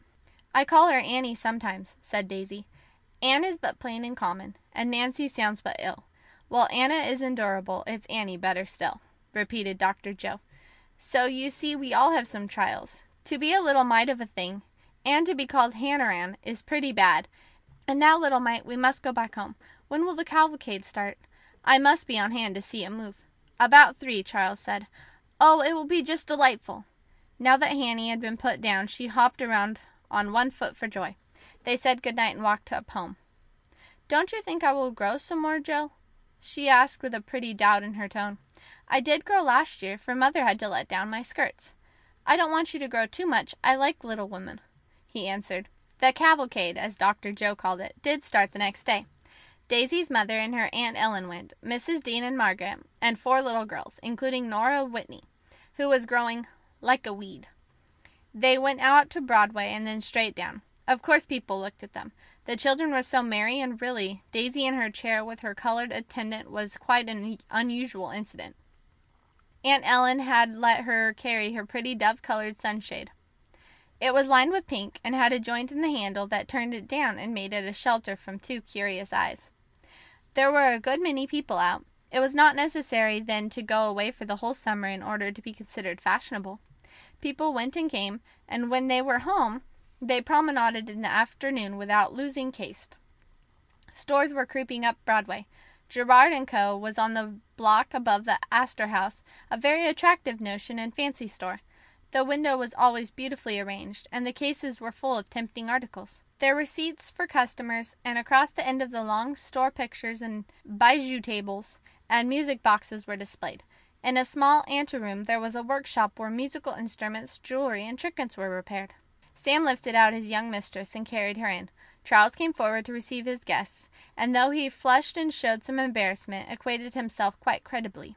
Mr. Gerard, with his French politeness, made them very welcome, and took a warm interest at once in Daisy. She sat by the counter with Sam at her back, and looked quite the Countess of Hanny's description. Mr. Gerard brought her some rare and pretty articles to examine. The others strolled around, the children uttering ejaculations of delight. Such elegant fans and card cases and mother-of-pearl portemons, bound with silver and steel. Such vases and card receivers. Indeed, all the pretty bric-a-brac, as we should term it nowadays. But the greatest interest was aroused by the music boxes. The children listened and chatted to the limpid tinkle of the tunes. It was like fairyland. "Oh!" cried Daisy, with a long sigh of rapture.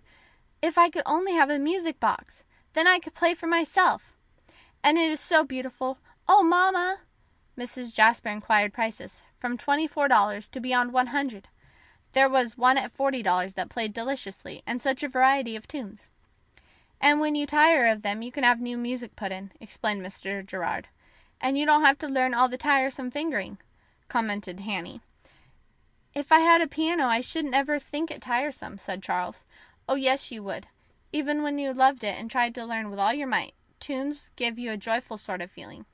And Hanny's eyes sparkled. "And you could dance to this," Tooty whispered softly, while her eyes danced unmistakably. Mrs. Jasper examined several of them and listened to the tunes. They came back to that for $40. "We will have to talk to Papa. He thought he might drop in." The children did not tire of waiting. Hanny thought she might spend a whole day looking over everything and listening to the dainty, enchanting music. But Mrs. Dean said she must go. Just at that instant Mr. Jasper arrived, having been detained. His wife spoke in a little aside, and he showed his interest at once. Why, yes, a music box could not fail to be a great delight to Daisy. Mr. Gerard rounded up 2 or 3 of them again. Then the ladies decided they would ride up in the stage with the children. Mr. Jasper and Sam would see to Daisy's safety. And the result was that Mr. Jasper brought the music box, ordering it sent home the next day. Daisy was speechless with joy. Sam carried her out and put her into her chair. "I don't believe I shall ever be afraid to go out again," she said eagerly. Indeed, she did not mind the eyes that peered at her now. Some were very pitying and sympathetic. As Charles was putting away many of the choice articles for the night, Mr. Gerard slipped $1 into his hand. "That's your commission," he said smilingly, "on unexpected good fortune. And I shall be so sorry to lose you. I wish it was the 1st of August instead of the last, or that you didn't want to go back to school." End of chapter 17. Recording by Christina Maria Went.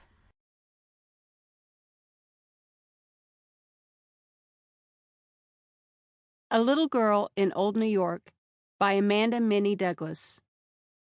Chapter 18. Sundry Dissipations. The schools were all opened again. Hanny wasn't too big to go to Mrs. Craven's. Indeed, her school commenced with some girls 2 or 3 years older. Ben went to work, starting off in the morning with John. Jim felt rather lonely. His best girl had been undeniably snifty to him. Something had happened to her at last. Through a friend, her father had secured a position in the custom house. It was not very high, but it had an exalted sound. And instead of the paltry $500 he earned at the shoe store, the salary was $1,000. They were going to move around in First Avenue. Hanny was sorry that it was a few doors above Mrs. Craven's. If Lily had only gone out of the neighborhood. Of course, she disdained the public school. She was going to Rutgers. She held her head very high as they went back and forth during the removal, and stared at Hanny as if she had never known her. But there were so many things to interest Hanny. Sometimes she read the paper to her father, and it was filled with threats and excitements. In the year before, the independence of Texas had been consented to by Mexico on condition that her separate existence should be maintained. But on the 4th of July, at a convention, the people had accepted some terms offered by the United States and declared for annexation. For fear of a sudden alarm, General Zachary Taylor had been sent with an army of occupation and Commodore Connor with a squadron of naval vessels to the Gulf of Mexico. The talk of war ran high. Then we were in a difficulty with England about some Oregon boundaries. The whole of Oregon or none was the cry. England was given a year's notice that steps would be taken to bring the question to a settlement. Timid people declared that wild land was not worth quarreling about. If you could see an atlas of those days, I think you would be rather surprised. And we are all convinced now that geography is by no means an exact science. The little girl and her father studied it all out. There was big, unwieldy Oregon. There was British America and Russian America. There was Nova Zembla and Spitzbergen. and though there were dreams of an open polar sea, no one was disturbing it. We had a great American desert and some wild lands the other side of the Rocky Mountains. An intrepid young explorer, John Charles Fremont, had discovered an inland sea which he had named Salt Lake, and then gone up to Fort Vancouver on the Columbia River. He had started again now to survey California and Oregon. We thought Kansas and Nebraska very far west in those days, and the Pacific coast was an almost unknown land. We had just ratified a treaty with China, after long obstinacy on their part, and Japan was still the hermit kingdom, and the Mikado an unknown quantity. And so everybody was talking war. But then it was so far away, one didn't really need to be frightened unless we had war with England. There were various other matters that quite disturbed the little girl. It had not seemed strange in the summer to have Dr. Hoffman come and take Margaret out driving, or for an evening walk. But now he began to come on Sunday afternoon and stay to tea. Mrs. Underhill was very chatty and pleasant with him. She had accepted the fact of Margaret's engagement, and to tell the truth, was really proud of it. Already she was beginning to lay by, as people phrased it, regardless of Lindley Murray for her wedding outfit. There were a few choice things of Cousin Lois's that she meant for her. Pieces of muslin came in the house and were cut up into sheets and pillowcases. They were all to be sewed over seam and hemmed by hand. A year would be none too long in which to get ready. Josie one day said something about Margaret being engaged. Hanny made no reply. She went home in a strange mood. To be sure, Steve had married Dolly, but that was different. How could Margaret leave them all and go away with someone who did not belong to them? She could not understand the mystery. It was as puzzling as Cousin Lois's death. She did not know then it was a mystery even to those who loved, and the poets who wrote about it. Her mother sat by the front basement window sewing. Martha was finishing the ironing and singing, "Oh, how happy are they who their Savior obey, and have laid up their treasure above." Martha had been converted the winter before and joined the Methodist Church in Norfolk Street. The little girl went with her sometimes to the early prayer meeting Sunday evening, for she was enraptured with the singing. But she went to her mother now, standing straight before her with large, earnest eyes. "Mother," with a strange solemnity in her tone, "are you going to let Margaret marry Dr. Hoffman?" "Law, child, how you startled me." Her mother sewed faster than ever. "Why, I don't know as I had much to do with it anyway, and I suppose they'd marry anyhow. When young people fall in love. She had read that in some of the books. It must be different from just loving. "Don't be silly," said her mother, between sharpness and merriment. "Everybody falls in love sooner or later and marries. Almost everybody. And if I had not fallen in love with your father and married him, you mightn't have had so good a one." "Oh, Mother, I'm so glad you did." She flung her arms about her mother's neck and kissed her so rapturously that the tears came to her mother's eyes. Why, she wouldn't have missed the exquisite joy of having this little girl for all the world. "There, child, don't strangle me," was what she said, in an unsteady voice. "But Dr. Hoffman isn't like Father." "No, dear. And Margaret isn't like me now. They are young, and maybe when they have been married a good many years, they will be just as happy, growing old together. And since Margaret loves him, and he loves her, why, we are all delighted with Dolly. She's just another daughter. But we have a good many sons," said the little girl, without seeing the humor of it. "Yes, we didn't really need him, just yet. But he's Joe's dear friend, and a nice young man, and your father is satisfied. It's the way of the world.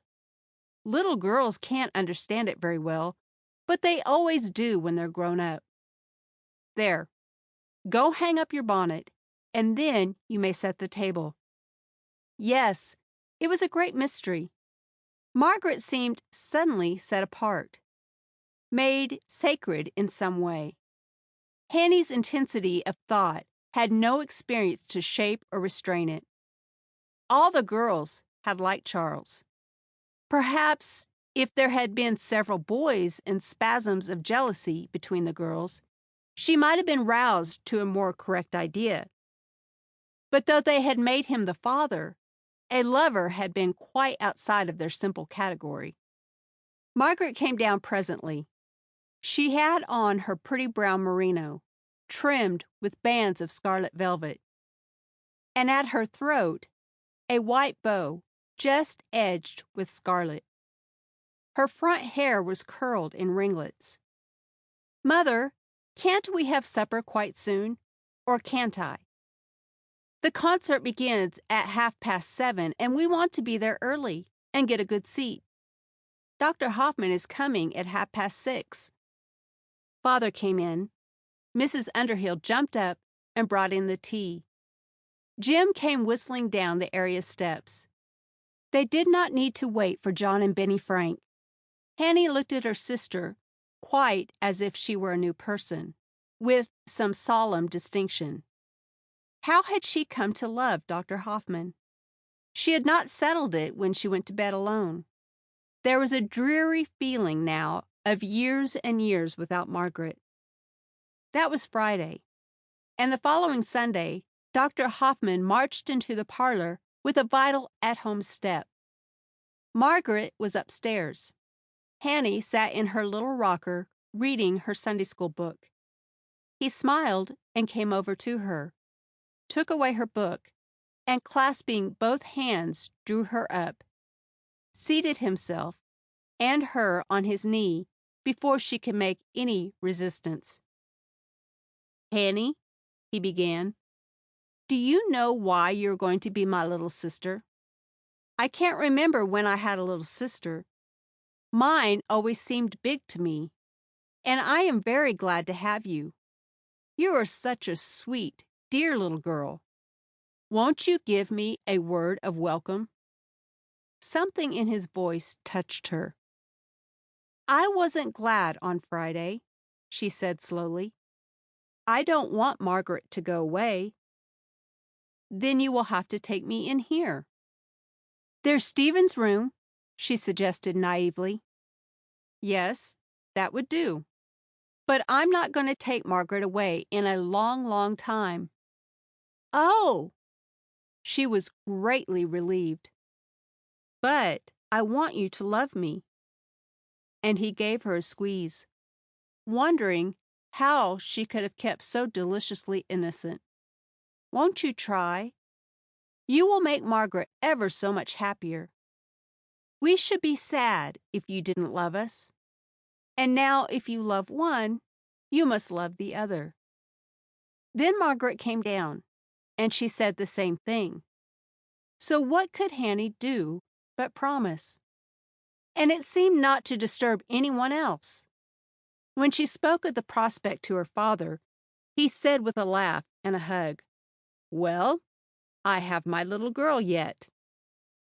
Dolly and Stephen took possession of their new abode and had a housewarming. A great, big, splendid party, almost as grand as the wedding. And what a beautiful house it was! There was a bathroom, and marble basins, and gas in every room, and pretty light carpets with flowers and green leaves all over them. There was music and dancing, and a supper.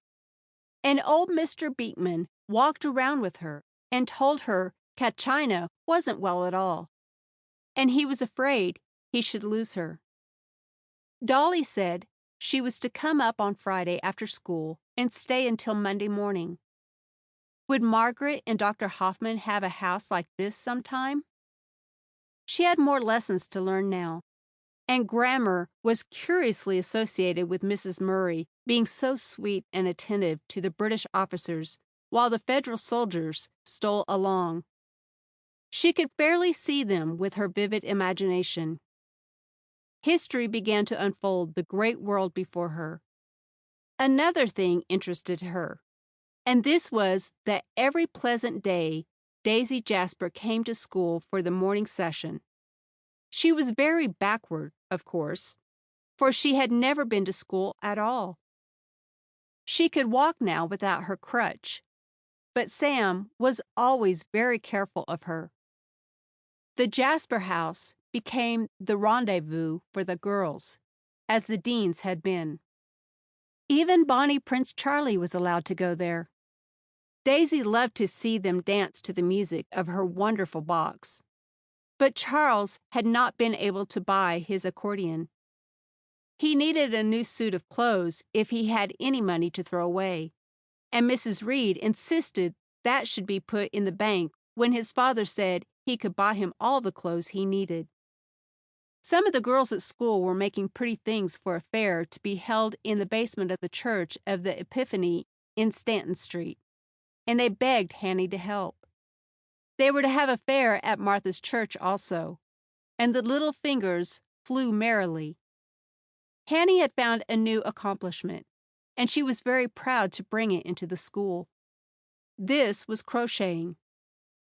Next door to the stable in Houston Street lived a very tidy German family with a host of little children. The man did cobbling, mending boots and shoes. His wife did shoe binding and stitching leather boxings on cloth tops for gaiters. Button shoes had not come in. They either laced in front or at the side. And very few ladies wore anything higher than the spring heel, as it was called. To be sure, some of them did wear foolishly thin shoes, but there were rubbers unless you disdained them. And they were real India rubber, and no mistake, rather clumsy oftentimes, but they lasted 2 or 3 years. The little German girls, Lena and Gretchen, took care of the babies and did the work. It seemed to Hanny they were always busy. Lena knit stockings and mittens and caps, and her small fingers flew like birds. One day, she was doing something very beautiful with pink zephyr and an ivory needle with a tiny hook at the end.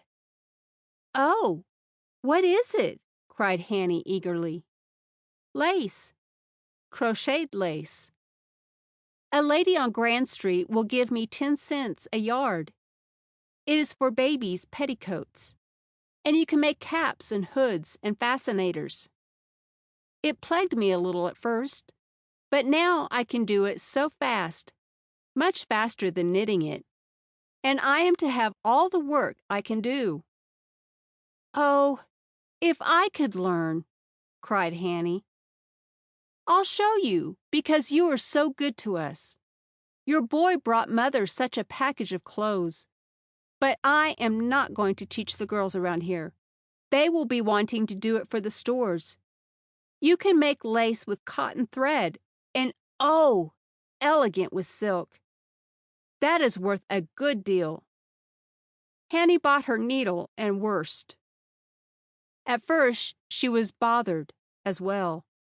But she was an ingenious little girl, and when you once had the knack, there were such infinite varieties to it. And oh, it was so fascinating. She hardly had time to study her lessons, and one day she did actually miss in her definitions. But she begged Mrs. Craven to let her study them over and recite after school, for she knew her father would feel badly about the imperfect mark. When she had made 2 yards of beautiful pink lace, she showed it to Margaret. She meant to make 2 yards of blue and give them both to Katie Rhodes for her table at the fair. Margaret was very much pleased and said she must learn herself. Daisy Jasper did a little too. She was learning very rapidly and had a wonderful genius for drawing. Oh dear, how busy they were! They were happy and interested, and almost forgot to take out their dolls or read their storybooks. Martha said, "You might do something for my fair, too." And Margaret promised. Jim did feel a little sore that Lily Ludlow did not ask him to her party, which was quite a grand affair. She announced that she had broken with the public school crowd and was going to have all new friends. But the very next week, she met Jim at another party, and he was so handsome and manly that she really regretted her haste. Jim was very proud and dignified, and never once danced with her, nor chose her in any of the games. Dolly and Stephen came home to the Thanksgiving dinner. If Hanny had not been so much engrossed, she might have considered herself left out of some things. Only her father never left her out. And Ben brought home such tempting books that she did wish she could sit up like the others and not have to go to bed at 9. The Epiphany Fair came first, the week before Christmas. The Sunday school room was all dressed with greens, and tables arranged over the tops of the seats with long boards, covered with white cloths. And oh, the lovely articles! Everything it seemed that fingers could make, useful or ornamental, from handsomely dressed dolls to pincushions. From white aprons with lace and ribbon bows on the dainty pockets down to unromantic holders. Everybody laughed and chatted and were as gay could be. In the back room that was rented out for a day school, indeed, the little girl had come quite near being sent here. There were tables for refreshments. The coffee and tea had a delightful fragrance, and the different dishes looked wonderfully tempting.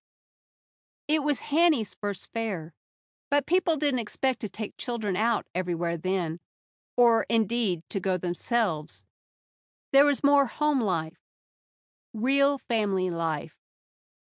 Her father was her escort, and her mother had said, "Now don't make the child sick by feeding her all kinds of trash, or she can't go out again this winter." So, you see, they had to be careful. But they had some delightful cake and cream, and he bought her a pound of candy tied up in a pretty box, and the loveliest little work basket with a row of blue silk pockets around the inside. Katie Rhodes was waiting at a table with her mother, but she found an opportunity to whisper to Hanny that her lace had sold the very first thing, and there had been such a call for it, she just wished they had had 100 yards. That pleased the child very much. It was like a store, said Hanny to her mother, only everybody seemed to know everybody, and there were all kinds of things. So many people came for their suppers. They must have made lots of money. And I'm as tired as I can be. Only it was beautiful. Martha's church was to have their Christmas Sunday school anniversary, and Charles Reed was to sing a solo with a chorus of 4 voices. The deans and half the people in the street went. Margaret and Dr. Hoffman, and this time John and Ben, took the little girl. Mother had been up at Steve's all day. There was a large platform at the end of the church, and crowds of pretty children dressed in white ranged in tiers, one above another. After a prayer and singing by the congregation, the real exercises began. The body of children sang some beautiful hymns. Then there were several spirited dialogues and separate pieces, very well rendered indeed. When it came Bonnie Prince Charlie's turn, he seemed to hesitate a moment. Hanny thought she would be frightened to death before all the people. I think Charles would have been a year ago. The piano began the soft accompaniment. After the first few notes, the sweet young voice swelled out like the warble of a bird. People were silent with surprise and admiration. The fair, boyish face and slim figure looked smaller there on the platform. The face had a youthful sweetness that nowadays would be pronounced artistic. The chorus came in beautifully. There were 3 verses in the solo, and really, I do not know as the audience were to blame for applauding. The boy had to come out and sing again. This time, a pretty Christmas carol that they had practiced at singing school.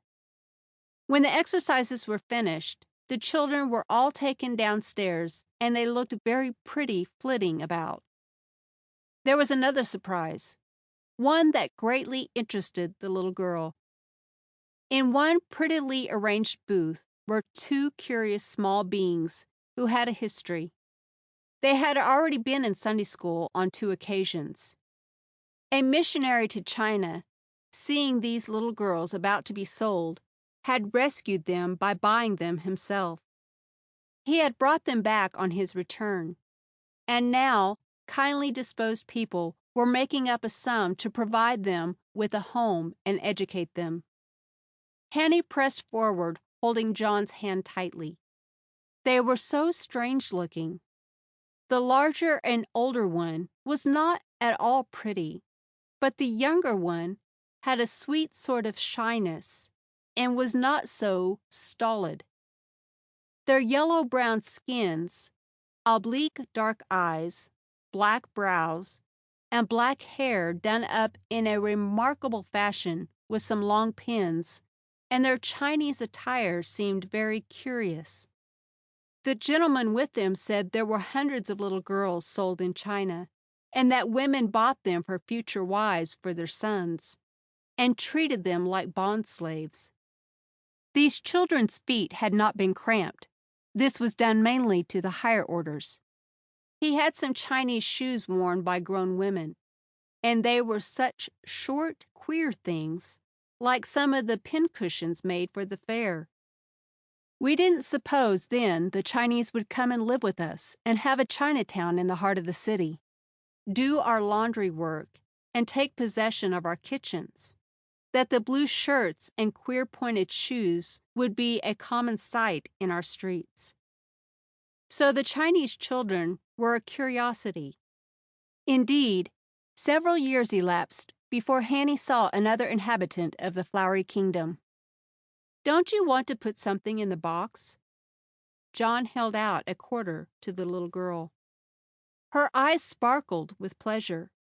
Then she shook hands with the small Chinese maidens, and she felt almost as if she had been to a foreign country. If Mrs. Reed had been present, she would have marched Charles home in short order. She did not believe in praising children, or anybody else for that matter. Everybody, in her opinion, needed a strict hand. She hardly approved of the singing school, and if she had really understood that Charles would stand out alone facing the audience, and then be applauded for what he had done, and go into the fair and be praised and treated, she would have been horrified and put him on the strictest sort of discipline for the next month. Charles had endeavored to persuade his mother to go, but she wanted to get the turkey ready for the Christmas dinner, and had no time for such trifling things. No woman had who did her duty by her house and her family. The harder and stonier and more rigid the discipline was, the more virtue it contained, she thought. There was no especial end in view with her. It was the way all along that one had to be careful about and make as rough as possible. Mr. Reed was secretly proud of his boy. He had a misgiving that all this praise and attention was not a good thing, but the boy looked so happy, and it was Christmas Eve, with the general feeling of joy in the air. He was curiously moved himself. Perhaps happiness wasn't such a weak and sinful thing after all. It did not seem to ruin the Underhill family. But he said to Charles as they were nearing home, "I wouldn't make much fuss about the evening. Your mother thinks such things rather foolish." They all returned in a crowd, laughing and talking, and saying merry good nights. Martha had the key of the basement, and they trooped in. Indeed, Martha was so much one of the family that Dr. Hoffman paid her a deal of respect. Father was upstairs in the sitting room reading his paper. He glanced up and nodded. "Oh!" cried Hanny. "Where's Mother?" The house looked so dark and dull, and not a bit Christmassy. It was all so splendid. And oh, Father! Charles sung like an angel, didn't he, Margaret? They made him sing over again, and he looked really beautiful. And there were 2 Chinese girls at the fair. Such queer little things. She flushed, for the word recalled Lily Ludlow. Their hands were as soft as silk, and when they talked, well, you can't imagine it. It sounded like knocking little blocks all around and making the corners click. But where is Mother? Mother is going to stay up to Steve's all night. They wanted her to help them. Oh, dear, it won't be any Christmas without her, cried the little girl ruefully. Oh, she'll be home in the morning, likely. Hanny, it is after 11, and you must go to bed, said Margaret. I'd just like to stay up all night once. And can't I hang up my stocking? I'll see to that. Come, dear. And boys, go to bed. End of chapter 18. Recording by Melissa MacArthur of J&M Hannon Media.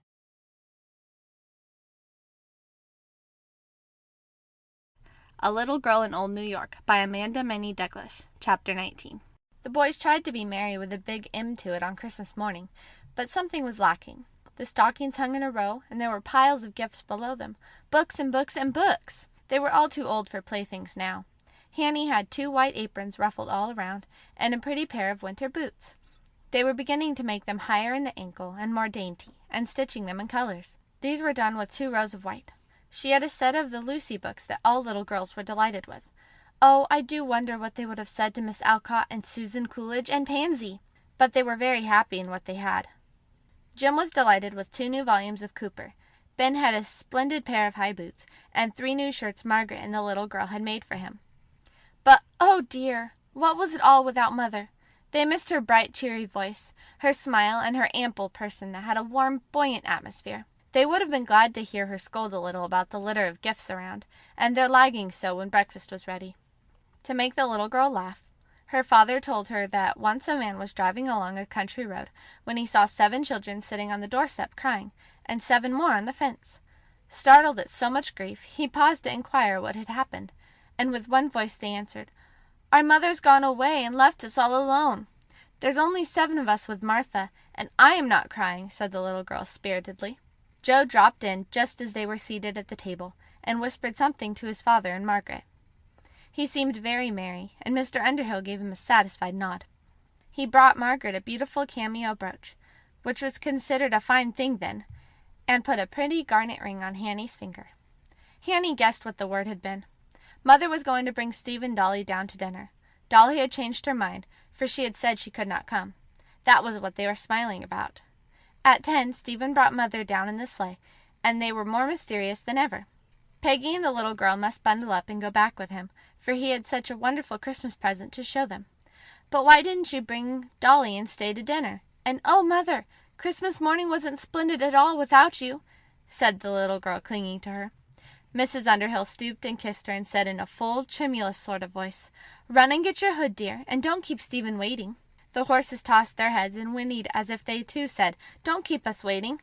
The sun was shining, and all the air seemed infused with joy, though it was a sharp winter day. The weather knew its business 50 years ago, and didn't sandwich whiffs of spring between snowbanks. And the children were blowing on tin and wooden horns, and wishing everybody Merry Christmas as they ran around with the reddest of cheeks. Steve took Hanny on his lap. What did make him so laughing and mysterious? He insisted that Hanny should guess, and then kept saying, "Oh, you're cold, cold, cold as an ice house.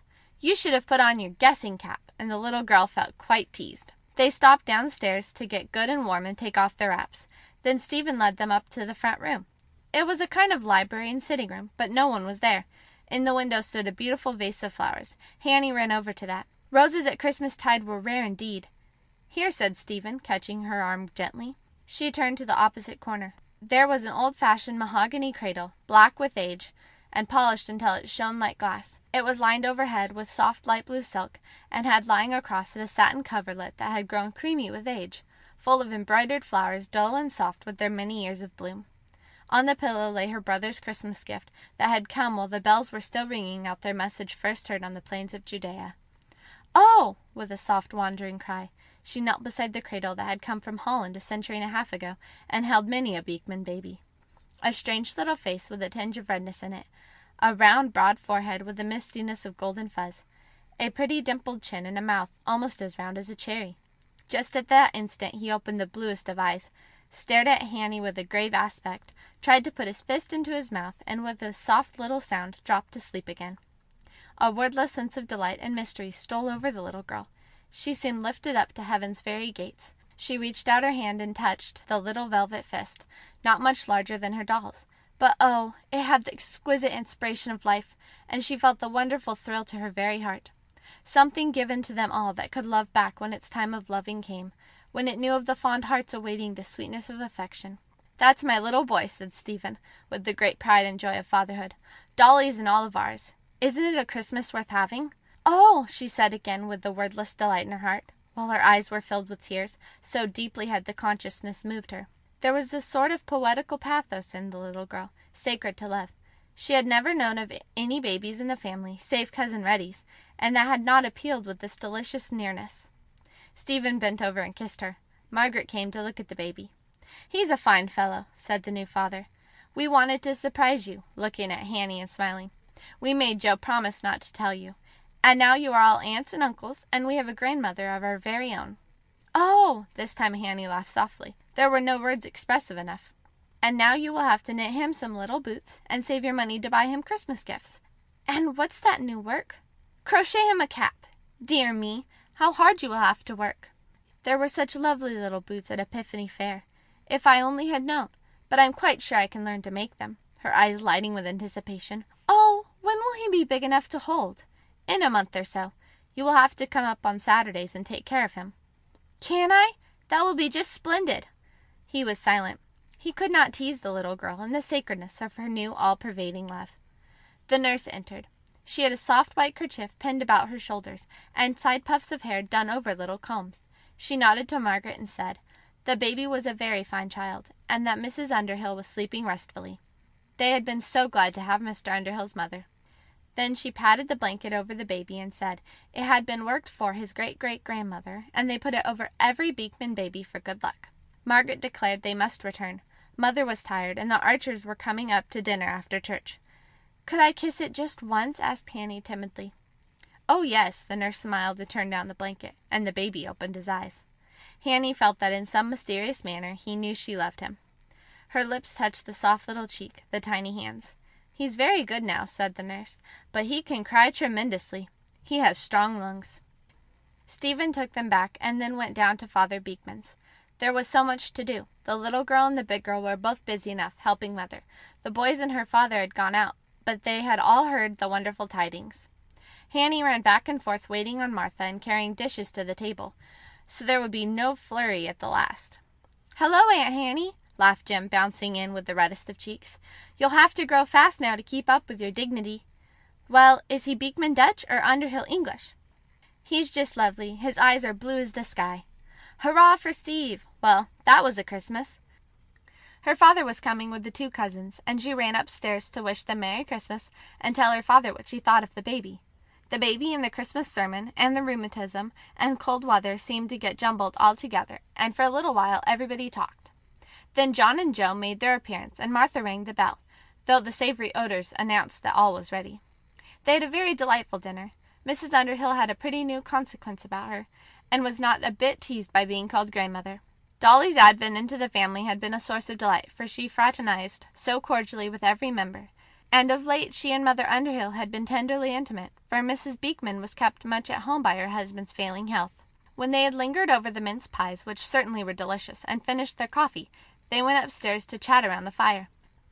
After the dishes were dried, Hanny ran into the Dean's to interchange a little Christmas talk, and tell the girls about Stephen's baby. She was so excited that all other gifts seemed of little moment. Daisy Jasper had been confined to the house for a week with a severe cold. "I began to think you had forgotten me," she said as Hanny entered the beautiful parlor. "And Dr. Joe said you had something special to tell me. Oh, what is it?" For the little girl's face was still in a glow of excitement. "I can never have any nieces or nephews because there's only one of me," said Daisy, with a sad little smile. "I almost envy you. If I could have one of your brothers out of them all, I should choose Dr. Joe. He is so tender and sweet and patient. He used to take me in his arms and let me cry when crying wasn't good for me either. I was so miserable and full of pain, and he always understood." Hanny was so moved by pity for Daisy that she almost felt as if she could give him away. She had so much. Not quite, however, for he was very dear to her. And when she looked into Daisy's lovely face and remembered her beautiful name and glanced at the elegant surroundings, it seemed strange there should be anything to wish for. But health outweighed all. Daisy was delighted with the Christmas Eve anniversary, the singing of Bonnie Prince Charlie, the fair, and was wonderfully interested in the little Chinese girls. She meant to send some money toward their education. Mr. Bradbury was to give a concert in February with the best child singers of the different schools. Charles was to take part. His father had promised him that indulgence. "I hope I shall get strong enough to go," began Daisy wistfully. "It is the sitting up straight that tires my back. But last year it was so much worse. Dr. Joe says I shall get well and be almost like other girls. See how much I have gone to school. It is so splendid to learn for your own very self. You don't feel so helpless." Daisy's Christmas had been a beautiful Geneva watch.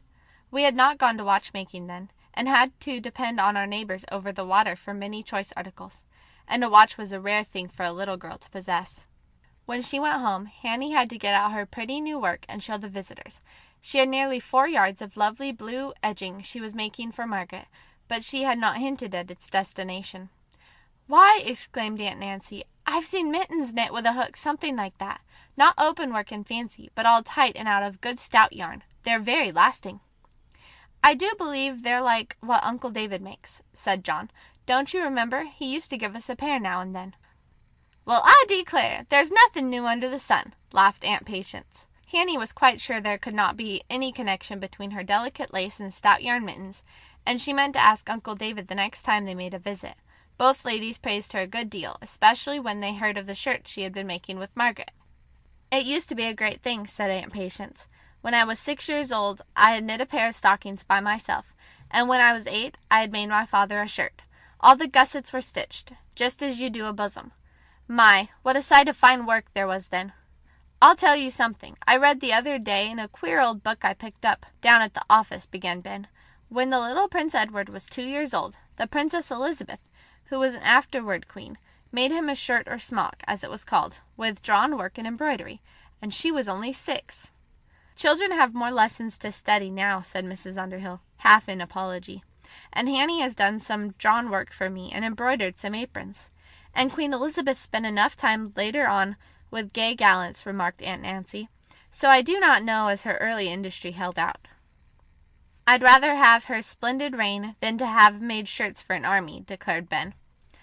"Well, we all have our duties in this world," sighed Aunt Patience. "I learned to make shirts, but I never had a husband or boys to make them for." They all laughed at that. But what would a little girl say now if she had to stitch down the middle of a shirt bosom, following a drawn thread, and taking up only 2 threads at every stitch? There certainly was great need of Elias Howe. The visitors declared they must get home by dark. There was the poor cat, and the fires must need looking after. Mrs. Underhill was fain to keep them to tea, but instead packed them up a basket of cold turkey and some delicious boiled ham, a dozen or 2 crullers, and a nice mince pie. John was to see the old ladies home. When they were gone, Hanny went up to the spare room, for in one drawer of the best bureau she kept her beautiful doll, which had never been permanently named. She opened it, and kneeling down, raised the napkin that covered her, as one tucks in a little child. Yes, she was lovely. Really prettier than Stephen's baby, she felt, though she would not say it. But when you came to kiss on the cold wax, that was the test. And Stephen's baby would grow and walk and talk and have cunning little teeth and curly hair, maybe. She did so love curly hair. "Dolly," she began gravely, "I'm going to put you away. I shall be 11 next May, and though I shall always be Father's little girl, I shall be growing up and too old to play with dolls. Then I shall have so much to do. And I should love the real live baby best. That would hurt your feelings. Sometime there may be another little girl who will be as glad to have you come on Christmas Day as I was. I shall love you just the same, but you have a different kind of love for something that is human, and can put truly arms around your neck and kiss you. When girls are little, they don't mind the difference so much. You won't feel real lonesome, for dolls don't. We only make believe they do. And now I shall not make believe any more, because I'm getting to know all about real things. There are so many real and strange things in the world that are lovely to think about, and I seem to have learned so much today. I can't feel quite as I did yesterday. She put on the wadded satin cloak and the dainty hood, and laid it back in the box. There was room for the muff and the traveling shawl. She put the cover on softly. She folded the pretty garments and packed them in the corner, and spread the towel over them all.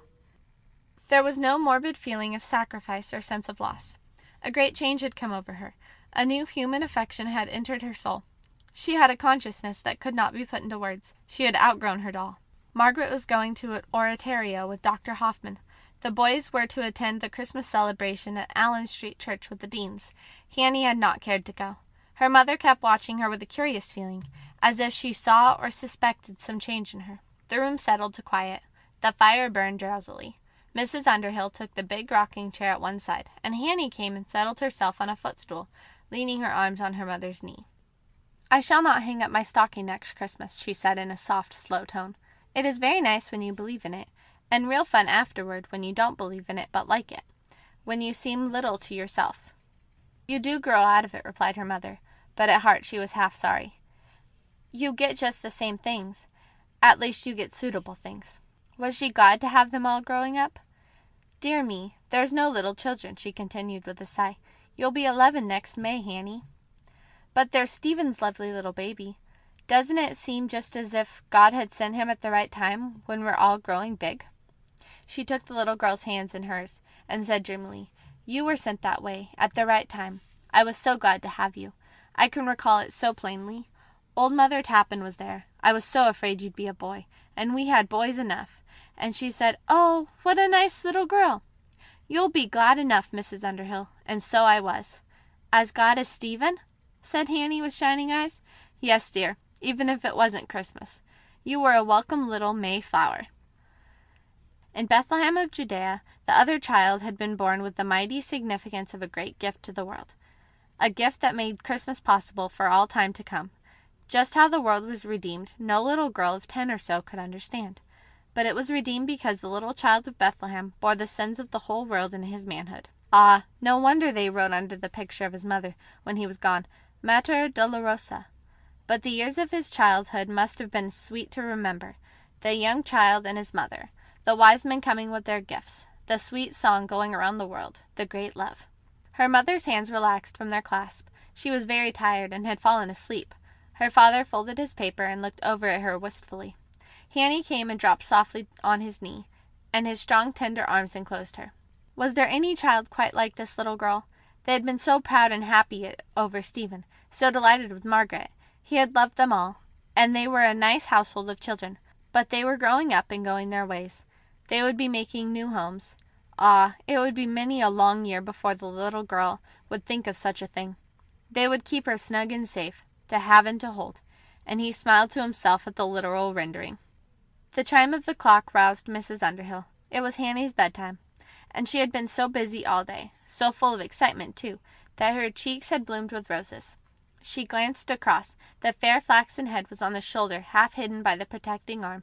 The other head, showing many silver threads now, drooped over a little. The picture brought a mist to her eyes, and there was a half-sob in her throat. The same thought came into her mind. She would be their little girl when the other one had gone to her new home. She could not disturb them. It was goodwill and peace everywhere. End of chapter 19. Recording by Christina Maria Wendt. End of A Little Girl in Old New York by Amanda Minnie Douglas.